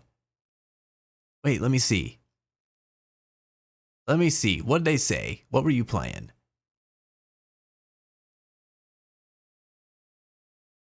Were you playing Stardew Valley today? I feel like that game has come up more than once in the last few weeks here. I was doing Iron Mario and it was pain. Oh no. Wait, okay. Tell me a little bit about Iron Mario. Here's what I thought first. It's a Mario 64 run where you have to play the game like 100% as Iron Mario. So it impedes your jumping ability and stuff like that. Is that it? Is that what it is? Also, is it randomized? Because that sounds brutal, dude.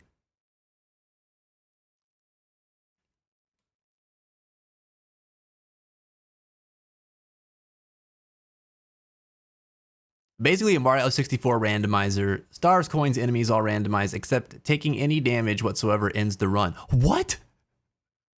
What? That's insane. Are you kidding me? So wait. So every time you take damage, you have to start over? Oh, Zen, I don't know how you do it, dude. Like, I have patience with games. Okay?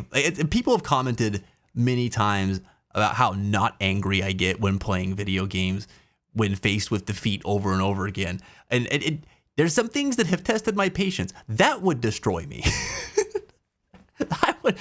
I would self-destruct.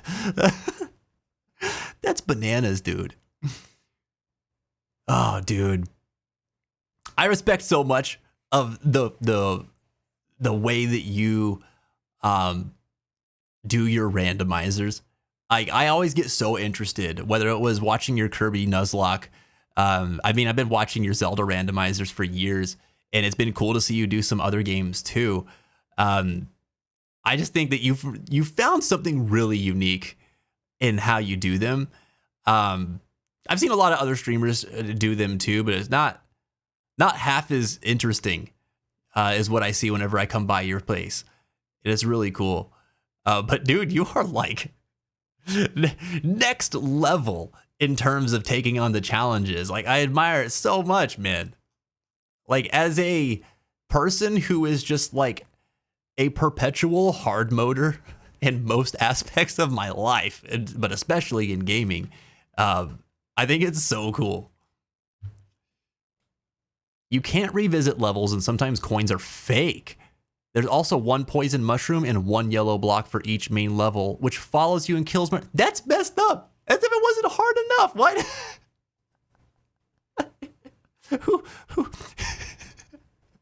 Whoever designed that hates gamers. Oh, God.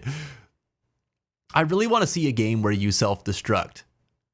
I'm trying to think of a game that we've played where I got the closest to self-destructing while we're streaming. I don't know. You guys might have a better memory than I would, chat. Like, what's a game that you saw me just get close to getting like really pissed off at? I've gotten frustrated, but I don't know what has really like brought me to just like a rage-induced point, you know? Oh, God. I found misery. Thank you. Well, it's not hard to see why, dude. Man. Zoe Gale said, because I've had chronic Lyme and now it's in remission, but I gotta live with its after effects like fibromyalgia and chronic pain and insomnia, etc., etc. So whenever I try to explain it, it just sounds like a rant. Zoe, can I say that I am very sorry for the like air of stink I might have put on my previous comment? I did not think that you were talking about something like this was something you dealt with. I thought it was the internet being the internet, so forgive me. Oh man, I'm so happy to hear that it's in remission. I'm sorry that you deal with that though. That's brutal. That's tough. Fibromyalgia though is no joke, man. I've known several people with that, and that is like that's a life-altering thing, man. Well, thank you for sharing that with us here and sort of letting us in to your experience a bit, Gail. What? Christian play Getting Over It or Jump King? Getting Over It sounds so familiar. What was that? I had one run where I spawned on a thwomp, I slid off it, landed on my belly, and then slid on top of me like 3 seconds in a row.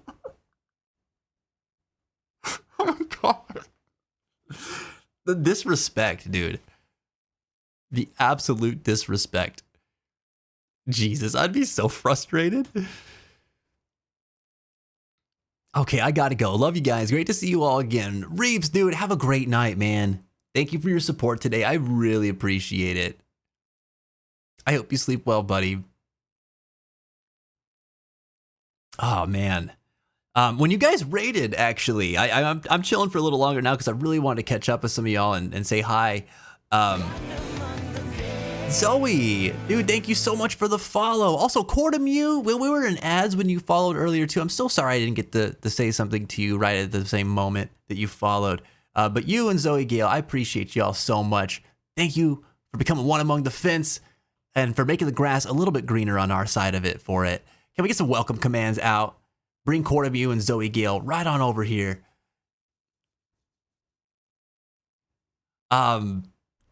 Yeah, man. We before you guys came in, we just got done playing Chrono Trigger, and I guess we've been live about almost 5.5 hours now.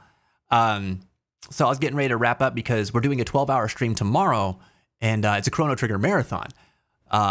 We're celebrating hitting 100 subs this month, which we did last week. People were kind of going wild and just like gifting and stuff like crazy, man. It was a lot of fun. I certainly did not expect it, but I wanted to mark the occasion with something cool. So we're doing a 12-hour stream tomorrow, Chrono Trigger, and then we're also doing trivia. So I don't know if anybody's a fan of Greek mythology, but we'll be doing that tomorrow at 6 p.m. So everybody's invited to that. You're welcome to participate. Doesn't matter if you've been here for a long time or if you're just coming in for the first time. You're more than welcome to join us. Of course, if Zen is streaming, you go support Zen. All right, that man deserves your undying attention. All right, but if you got time, I don't know what your schedule is this week. I missed the post, Zen. When are you streaming this week?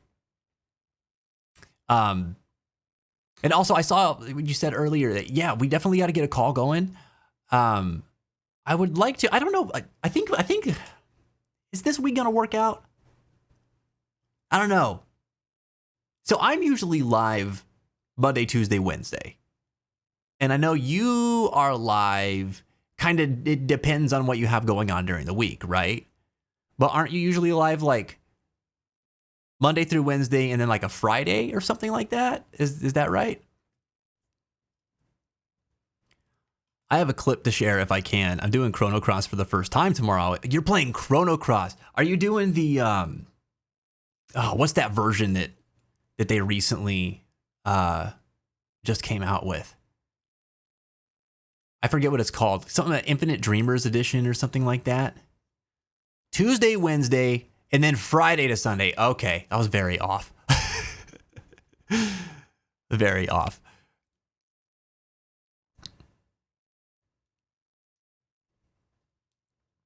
Yeah, are you saying you want to share the Chrono Cross clip?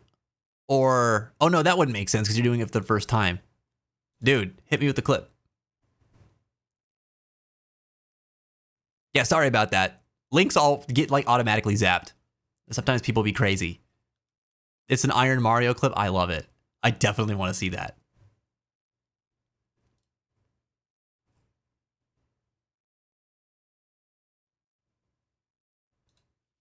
I bid you all good night and a mighty huzzah. I'll see you for the 12-hour stream, Fence Fam Party, dude. It's gonna be fun. If we get off to a rough start because I'm sleepy, that's a possibility. All right. I've been waking up late lately because we usually do so much in the evening time, and I'm a nocturnal kind of guy, so my bedtime's always looking around like 3 a.m. So 10 a.m. is gonna be a bit brutal. I'm gonna see if I can get up by 8 and and get things rolling so that we're ready to go. But there's a slight possibility I might just roll out of bed and onto my computer. Hopefully not. Hopefully not. Either way, we're gonna have a really good time tomorrow. Darth, have a great night, buddy.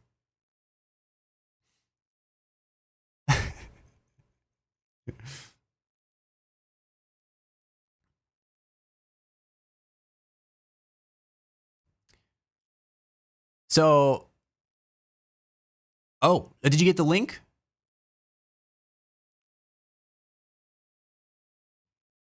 Cool. Thanks for helping him out with that, Ghosty. I appreciate you.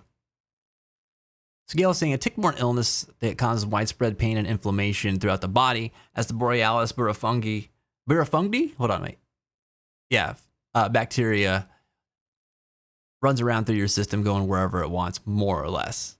There's probably a better explanation to it, but my brain quit working already for the day today. Gail, I can relate to that last part for sure. Thanks for helping us understand a little bit about what it is as well. I'm not super familiar with Lyme disease in particular. But man, I know it's pretty serious business. That's, oh God, dude. There's a couple of people here who deal with like chronic illness like that too, and it just causes like excessive amounts of pain throughout their day. So I mean, I feel for y'all. Is there anything that like, gosh, I don't even know. Like, I've known people that had, like I said, fibromyalgia, and I know there's like not a whole lot you can do to support. But like, is there what's like your number one thing that you wish people would understand about like living with such a condition like that? Is there anything that, you know, friends or family can do by way of support that makes it a little bit easier on you?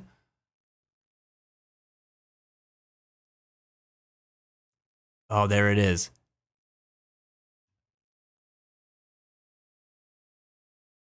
Hold on, I'm loading this clip.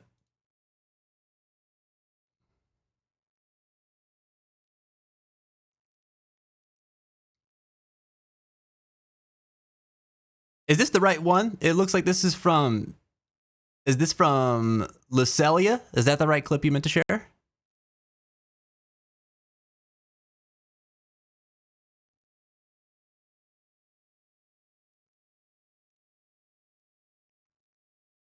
It's not me, but it's why Iron Mario is misery. Okay, I just wanted to make sure. Cool. The spoon theory. Oh, I'm very, very familiar with the spoon theory. I really like likening it to, you know, batteries because I'm a dork. But spoon theory has helped me a lot too. So I have bipolar disorder and ADHD. And so, you know, it can be very disruptive to my life, and it has cost me a lot, but is also, you know, I've learned to manage it over the years. But spoon theory has been a huge part of how I manage day to day. You know, knowing where to spend my energy, what, you know, I'm gonna have to limit myself on depending on like what my inventory of spoons is at the beginning of the day. It has really, really helped me. And so I can understand how that would be very, really beneficial for you too, dealing with that. I feel like it's like really good for anybody who deals with any chronic affliction of whatever type, you know, because there's only so much you can do about stuff like that sometimes. Okay, I got it here. Let's see. Let's check this out. Iron Mario. There. I think I'm just gonna go down here.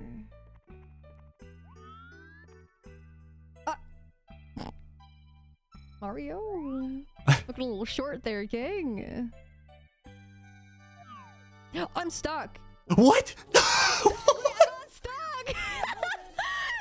No way. Wait, what? Why did that? That can happen. Oh no. Oh, I'd be so frustrated. Fucking way to die. Oh my God. Dumb ways to die. That's so stupid. I don't even understand why that dealt damage. Okay. Yeah, that is pain, dude. That is pain for sure. Jesus. Oh no. Their best run ever ended to a slight headache. I was set fire to my PC. I can hear it now, dude. I can just hear you just screaming into your microphone about it.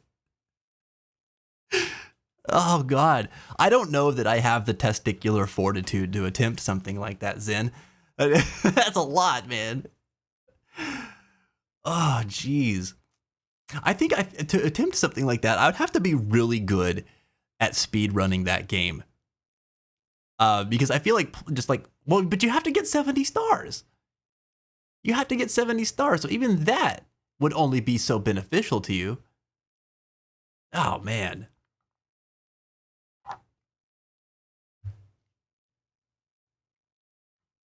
Actually, Zenith, that would be a great description of living with Lyme. Hey, man, it all comes back around, you know. Oh, Jesus. Chat, again, if you're not following Legend of Zenith, get your butts over to his channel, drop him a follow, click that heart button, man. He is well deserving of your time, of your attention. You will have a blast. Hero, you would have such a good time hanging out over there, man. I know it. He's an awesome dude. Built different. Built different. He could do things I could never, man. Oh, God. Yale says, we also have a very altered sense of pain, and so don't show or even necessarily know how much pain we are in until at some point we are just in too much of it, and our body will give up for that day or whatever. Damn, dude, that sounds like it'd be like really hard to gauge.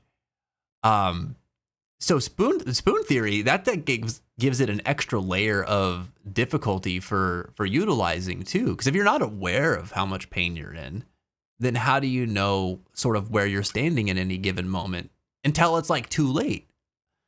You know, I understand it's not the same thing.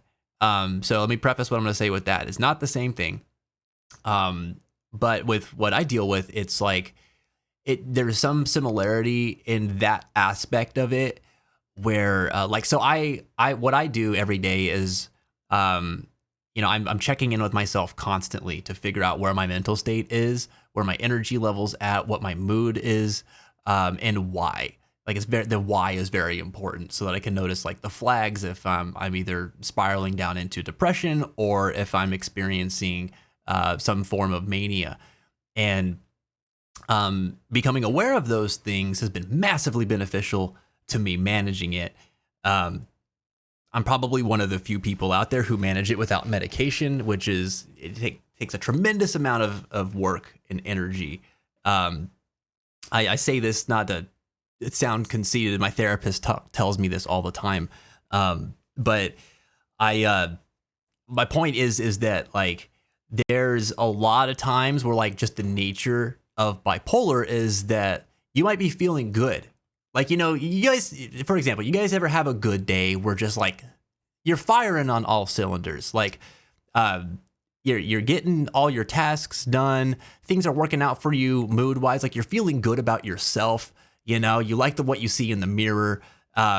You're like focused and getting in the zone on your tasks and the things that you're trying to accomplish. And you're generally just like feeling proud of what you're doing that day. That's a red flag for me. Like I can't just revel in that when that happens. I have to think about like why I feel that way. Because it might not just be because I'm having a good day. It might be because, you know, I'm triggered in some way and I'm like, oh, I have to manage this. Because if I am going into some sort of like manic spell, then I have to make sure that I can slow it down so that the depressive spiral that will inevitably follow after that is not as severe. And so a lot of times it can look like having to pump the brakes on things I'm really enjoying. But most of the time, that stuff has a risk of sneaking up on me. So like I might not realize that I'm in a state that I need to be managing until I'm already there if I miss some of the flags. And so that can be frustrating. Like I remember having like I was at work one time and I was doing remote therapy during the time because I had to like travel a lot for work. And during this session, I was talking to my therapist about like all the stuff that was going on, and I was feeling really good, and I was excited and animated, and telling her about like the stuff that I'd been accomplishing at my job, stuff we were doing with the stream, and things that were going right, like with my friends and all this. And she stopped me for a moment. She was like, "Hey," she's like, "I'm really glad that this stuff is working out for you today, and you're feeling so good today." She's like, "Do you think that maybe you're experiencing some mania?" And I stopped for a minute and thought about it, and I was just like, "Oh yeah, man." I was like, when I put all the pieces together, it didn't quite line up why I would be as enthused about the things that I was enthused about in that conversation. And I suddenly remembered how little sleep I had been getting over the last 3 or 4 days, and how quickly I was talking. Because so my speech will get rapid whenever I'm in those modes too. And I was just like, oh, damn it. And like, I got so deflated, dude. I was like so disappointed. And it was a frustrating feeling. It was really frustrating. For one, I was like, I can't just enjoy this. But for two, I was like, I already let it get further than I would normally be comfortable with. And so what's that going to make the next week look like for me? You know? So in that way, I can relate to that bit of what you're saying where it's like, oh man, if I didn't know how much pain I was in until it was like already unbearable, like suddenly I'm just like, oh, I can't do anything anymore today because like I'm just in so much pain and I didn't feel it ramping up like that. That would be so frustrating. And I can empathize with a similar type of frustration in that. We have musical spoons. I like the way you put that. I don't think I've ever heard that analogy before. That makes sense. Naito, gonna hop off and go doodle in bed and hang with Yui. Can't wait to chill tomorrow with stream. Heck yeah, Mimu. I'm excited about it. I hope you guys have a great night. Get some good rest, and we'll see you tomorrow. There's gonna be, well, I was gonna say there's gonna be lots more mommy action, but I have no idea when we're getting mommy back in the party. So we'll just have to wait and see. Either way, looking forward to hanging with you tomorrow too. Possibly invisible on occasion. Where's my spoon? Where'd it go? Yeah, it's gonna be a blast, man. I'm very excited about it. Zen said earlier, I gotta run to the washroom and get started with cooking dinner. I'll try to make it back soon. Zen, if I missed you, man, and I don't get to see you for the rest of the night, let it be known that I have put this into the ether. All right. I freaking love your face, and I appreciate getting to stay connected with you and be your friend over the years. I hope that we get to connect soon. Thank you so much for bringing your friends and your stream family over to the Fens today. It was just a delight, man. Just a delight. If I miss you before you come back, I hope that you have a great rest of your night. Get some good rest. You so deserve it. And looking forward to talk soon, buddy. Wait, what is... Oh, I thought you were adding something to the Ghost Generi, Ghosty.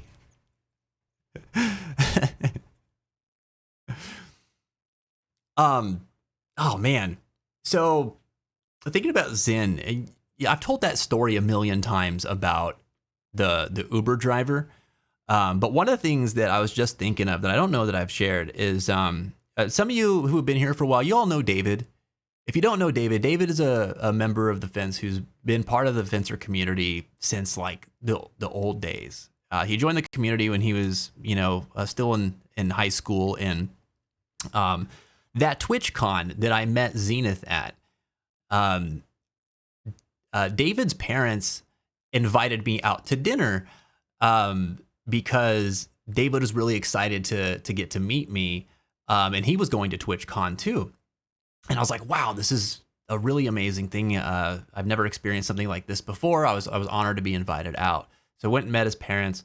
We had a nice meal, and I got to know a little bit more about David and where he came from, and it was cool to get to see like another side of this person who had been part of the community for a long time, and we had gotten to support and sort of be a part of his life for so long. And I was feeling excited because like it's not every day that I get a chance to meet someone's parents, or someone's family in general from the community.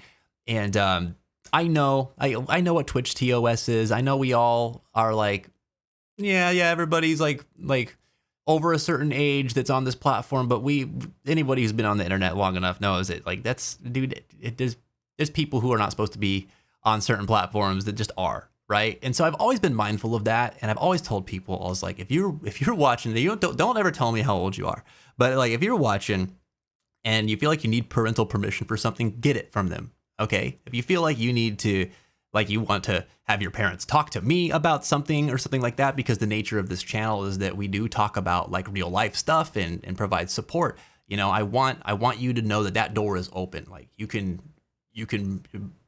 bring them to me. Like I'll talk with them. I'm more than happy to make that connection. So it was cool to get that bridge, right? Anyway, how this relates with Zen is that like I was getting to know this person on like a totally different level during this TwitchCon trip. And we were hanging out a lot during TwitchCon, going to see all the panels and exploring the showroom floor. And there was like a scavenger hunt, and we were doing the scavenger hunt together and stuff. And we met some other people that were part of the fencer community too, and that was really cool. But he was sort of tagging along with what we were doing that day, or one of the days. And on that day, we bumped into a bunch of other streamer friends, including, old school friend Joss452. We ran into the Hunter Wild, Zenith again, Shadow Never Seen again, and then a couple of others. And David is really excited, and we're meeting the new people, these people that he's seen on stream before. We've rated him before. Like he was like, oh my God, these are these streamers. Like this is the first time I'm actually getting to see you in person. This is awesome. He's super excited. And some people were like more conducive to it than others. And, some people were just like really, they were into what they were doing. Like it's kind of a different experience when you're at a creator convention as a creator. There's like a lot of things you're focused on. The fan interaction is a big part of it, and the community interaction is a big part of it, but there's like so many things you're trying to balance, right? And so I get it. There were some creators that were just like not really in the moment.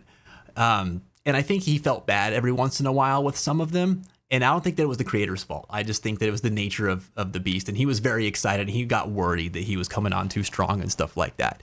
But he was around whenever we bumped into Zen. And Zen is always like got this affect of he just plays everything really cool and is just very casual. He is thinking about a lot, but he's also in the moment at the same time, which is a very cool skill to have. And it's a very challenging one to maintain, especially in a high energy atmosphere like that. And I just appreciated so much that he made, David feel seen, and it was just like cool to him during that experience. Even though our interaction was kind of fleeting, like he even took a moment to like make mention of the scavenger hunt, and we all kind of three checked in with each other on like where we were with it and gave each other some pointers on where certain pieces of that scavenger hunt were, and then we kind of split off and did our thing, But I thought that was really cool. It was really cool. And I especially appreciate it because there were some other creators that we were both really excited to bump into that we got kind of disappointed by once we ran into them. So it was nice, man. That experience was like so pleasant. Everything about that trip was really cool. Funny story about that trip too, completely unrelated from Zen. The place that I was staying, I got this Airbnb. I was supposed to get it a joint Airbnb with another creator, but it sort of fell through the cracks because there was lack of communication. And so I ended up getting one on my own, and it was this dude who was like I basically like was crashing on his couch and paying money for it. A very low amount of money for an Airbnb, mind you, but I was paying to crash on his couch. And the guy was staying there at the same time that I was there, but he was a weed dealer. And I remember getting there, and he's just like, you can use the PlayStation, use the TV, you've got full reign of the living room. If you need to use the shower, it's in there, whatever you want. I'm just going to stay in my room whenever I'm here. And most of the time that you're here, I'll be out of the house. So You know, here's the rules, here's the Wi-Fi password, you know, do your thing otherwise. And I was like, okay, cool. I remember getting back from TwitchCon the first night, and then homeboy rolls in, and he's just got this big jar of weed, and he's like, do you want to buy any? And I was like, no. I was like, dude, I am literally just sitting here. Like, I tried to play Fortnite for the first time that night, and that's when I decided, I was like, I don't really like Fortnite, but I was like, this is just a weird experience. And he was like doing his business in the kitchen the whole time that I was there, and I was like, what is going on? This is so weird, dude. Like, okay, even like if I try to put myself in his shoes, it's like if I was renting out a space in my home in the for an Airbnb, like it was already going to be weird for me to be there while the people are staying there, like in the same physical space. It's not like he had like a guest house or something like that. Like we were just inhabiting the same space, which is not something that I really wanted to do. But if I was running that Airbnb and then I had the audacity to conduct my side business right there in front of my guest, I was like, oh, dude, I could never. It was just such a surreal experience. I was like, oh my God. So I guess to tie it back into the experience with Zen, to wake up the next morning, order an Uber, jump into it, and then have the crazy driver experience that we had together was kind of like, oh, this is just par for the course on this trip. It's just going to be filled with really bizarre happenings.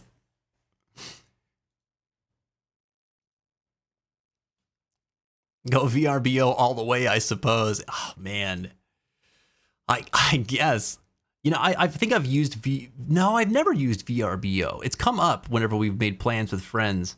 But I don't think that I have ever personally used VRBO.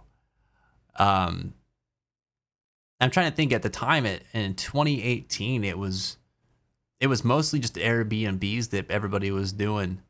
There was another one though. What was the other company that did stuff like that? Maybe it was VRBO. I should have made the other choice. Whatever it was, I should have made the other choice. Honestly, though, it was like a last minute situation. Like the other creators that I was supposed to be linking up with, because I couldn't get a hold of them. It was like 10 p.m.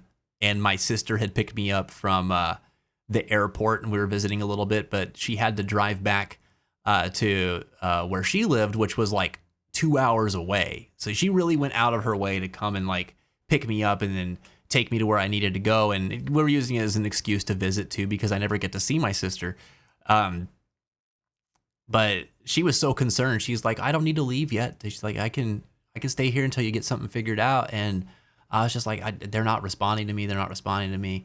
And it's getting so late. And I was like, this is not your problem. I was like, you've got such a long drive ahead of you. You're already not going to get home till like midnight. I was like, please, I'll get it figured out. There's some options for me to, you know, rent the space for the next couple of nights. I'll just take care of that and I'll be okay. And I really tried to just be like, it's okay. You can head back. And so it was like a last minute thing where I was like, I have to lock down a space to stay. So I didn't do a ton of research. It was kind of like a thing where I was like, I looked at it for 15, 20 minutes and I needed to make a decision, you know? And so I did that. And then, dude, it's like, I'm not going to say any names because I don't want to like throw anybody under the bus, but like the people that I was supposed to meet up with message me at like 11:30 and they're like, where are you? And I was like, bro, I went to the address for your Airbnb that we were all supposed to get together and nobody was there. And like, I didn't have keys. I didn't have anything for this. You guys didn't give me any details. I couldn't get a hold of you. No one was answering their phone. I was like, what do you expect? I was like, I already got another situation figured out. Maybe next year, you know? I was so frustrated at them.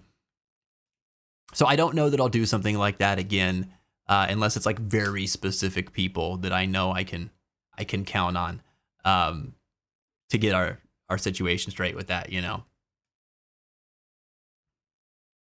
But anyway, it was fun. Overall, the trip was really fun. I'd really love to go again. I haven't been to TwitchCon since 2018. I do got to go read a bedtime story to my kiddo right now, but I'll be back in a little. Oh, Gail, that sounds awesome. That sounds awesome. Well, hey, listen, I might not be here when you come back, so I just want to say it was such a pleasure to meet you, and I really appreciate you connecting with us, sharing a little bit about your story, and like getting us up to speed on sort of what Lyme disease is, how you manage it a bit, and connecting with us that way too. I hope that it was okay for me to ask the questions that I did, and just know that you're always welcome back here anytime you want to come by. It was really nice getting to chat with you and know you a little bit. I hope that you and your kiddo have a beautiful night tonight. Keep your head up and your heart strong. And hey, listen, if you ever need anything, you just need to vent some stuff or whatever, all right, you're always welcome to come here and talk to us, all righty? I look forward to seeing you in Zen stream in the future.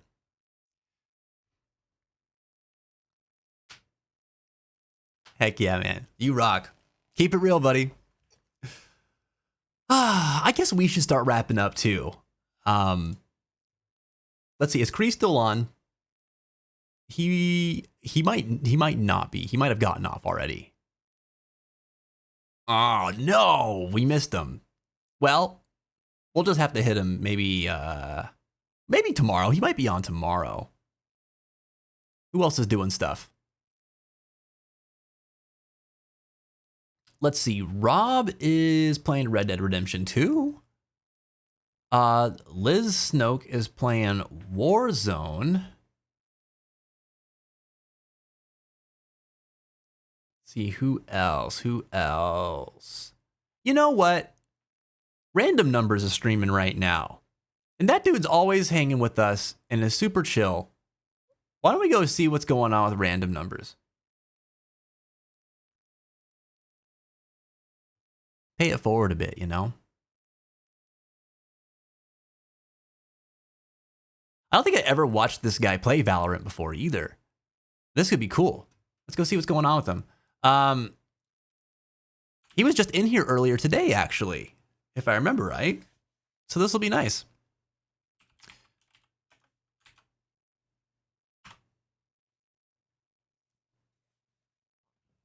I tried to play Valorant once. Really? Was it not your cup of tea? I have no idea how to aim in those games. Yeah, I haven't actually played Valorant, so I have no insight on that.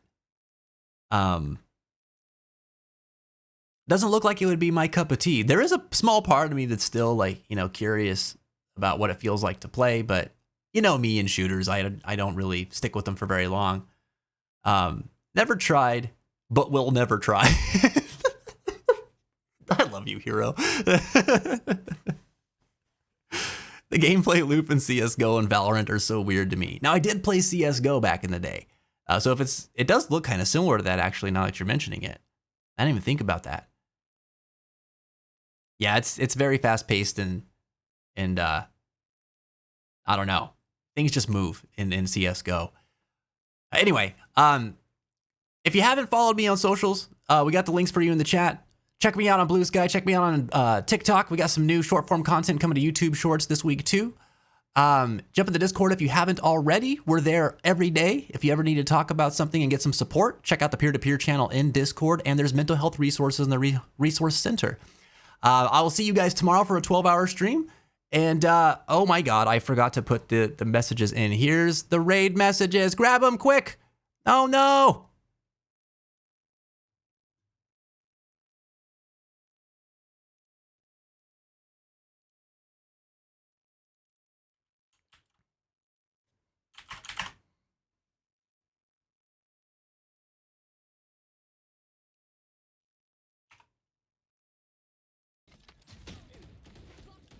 You were playing... You were playing Chrono Trigger, right? I messed that up so bad. I'm so sorry, you guys.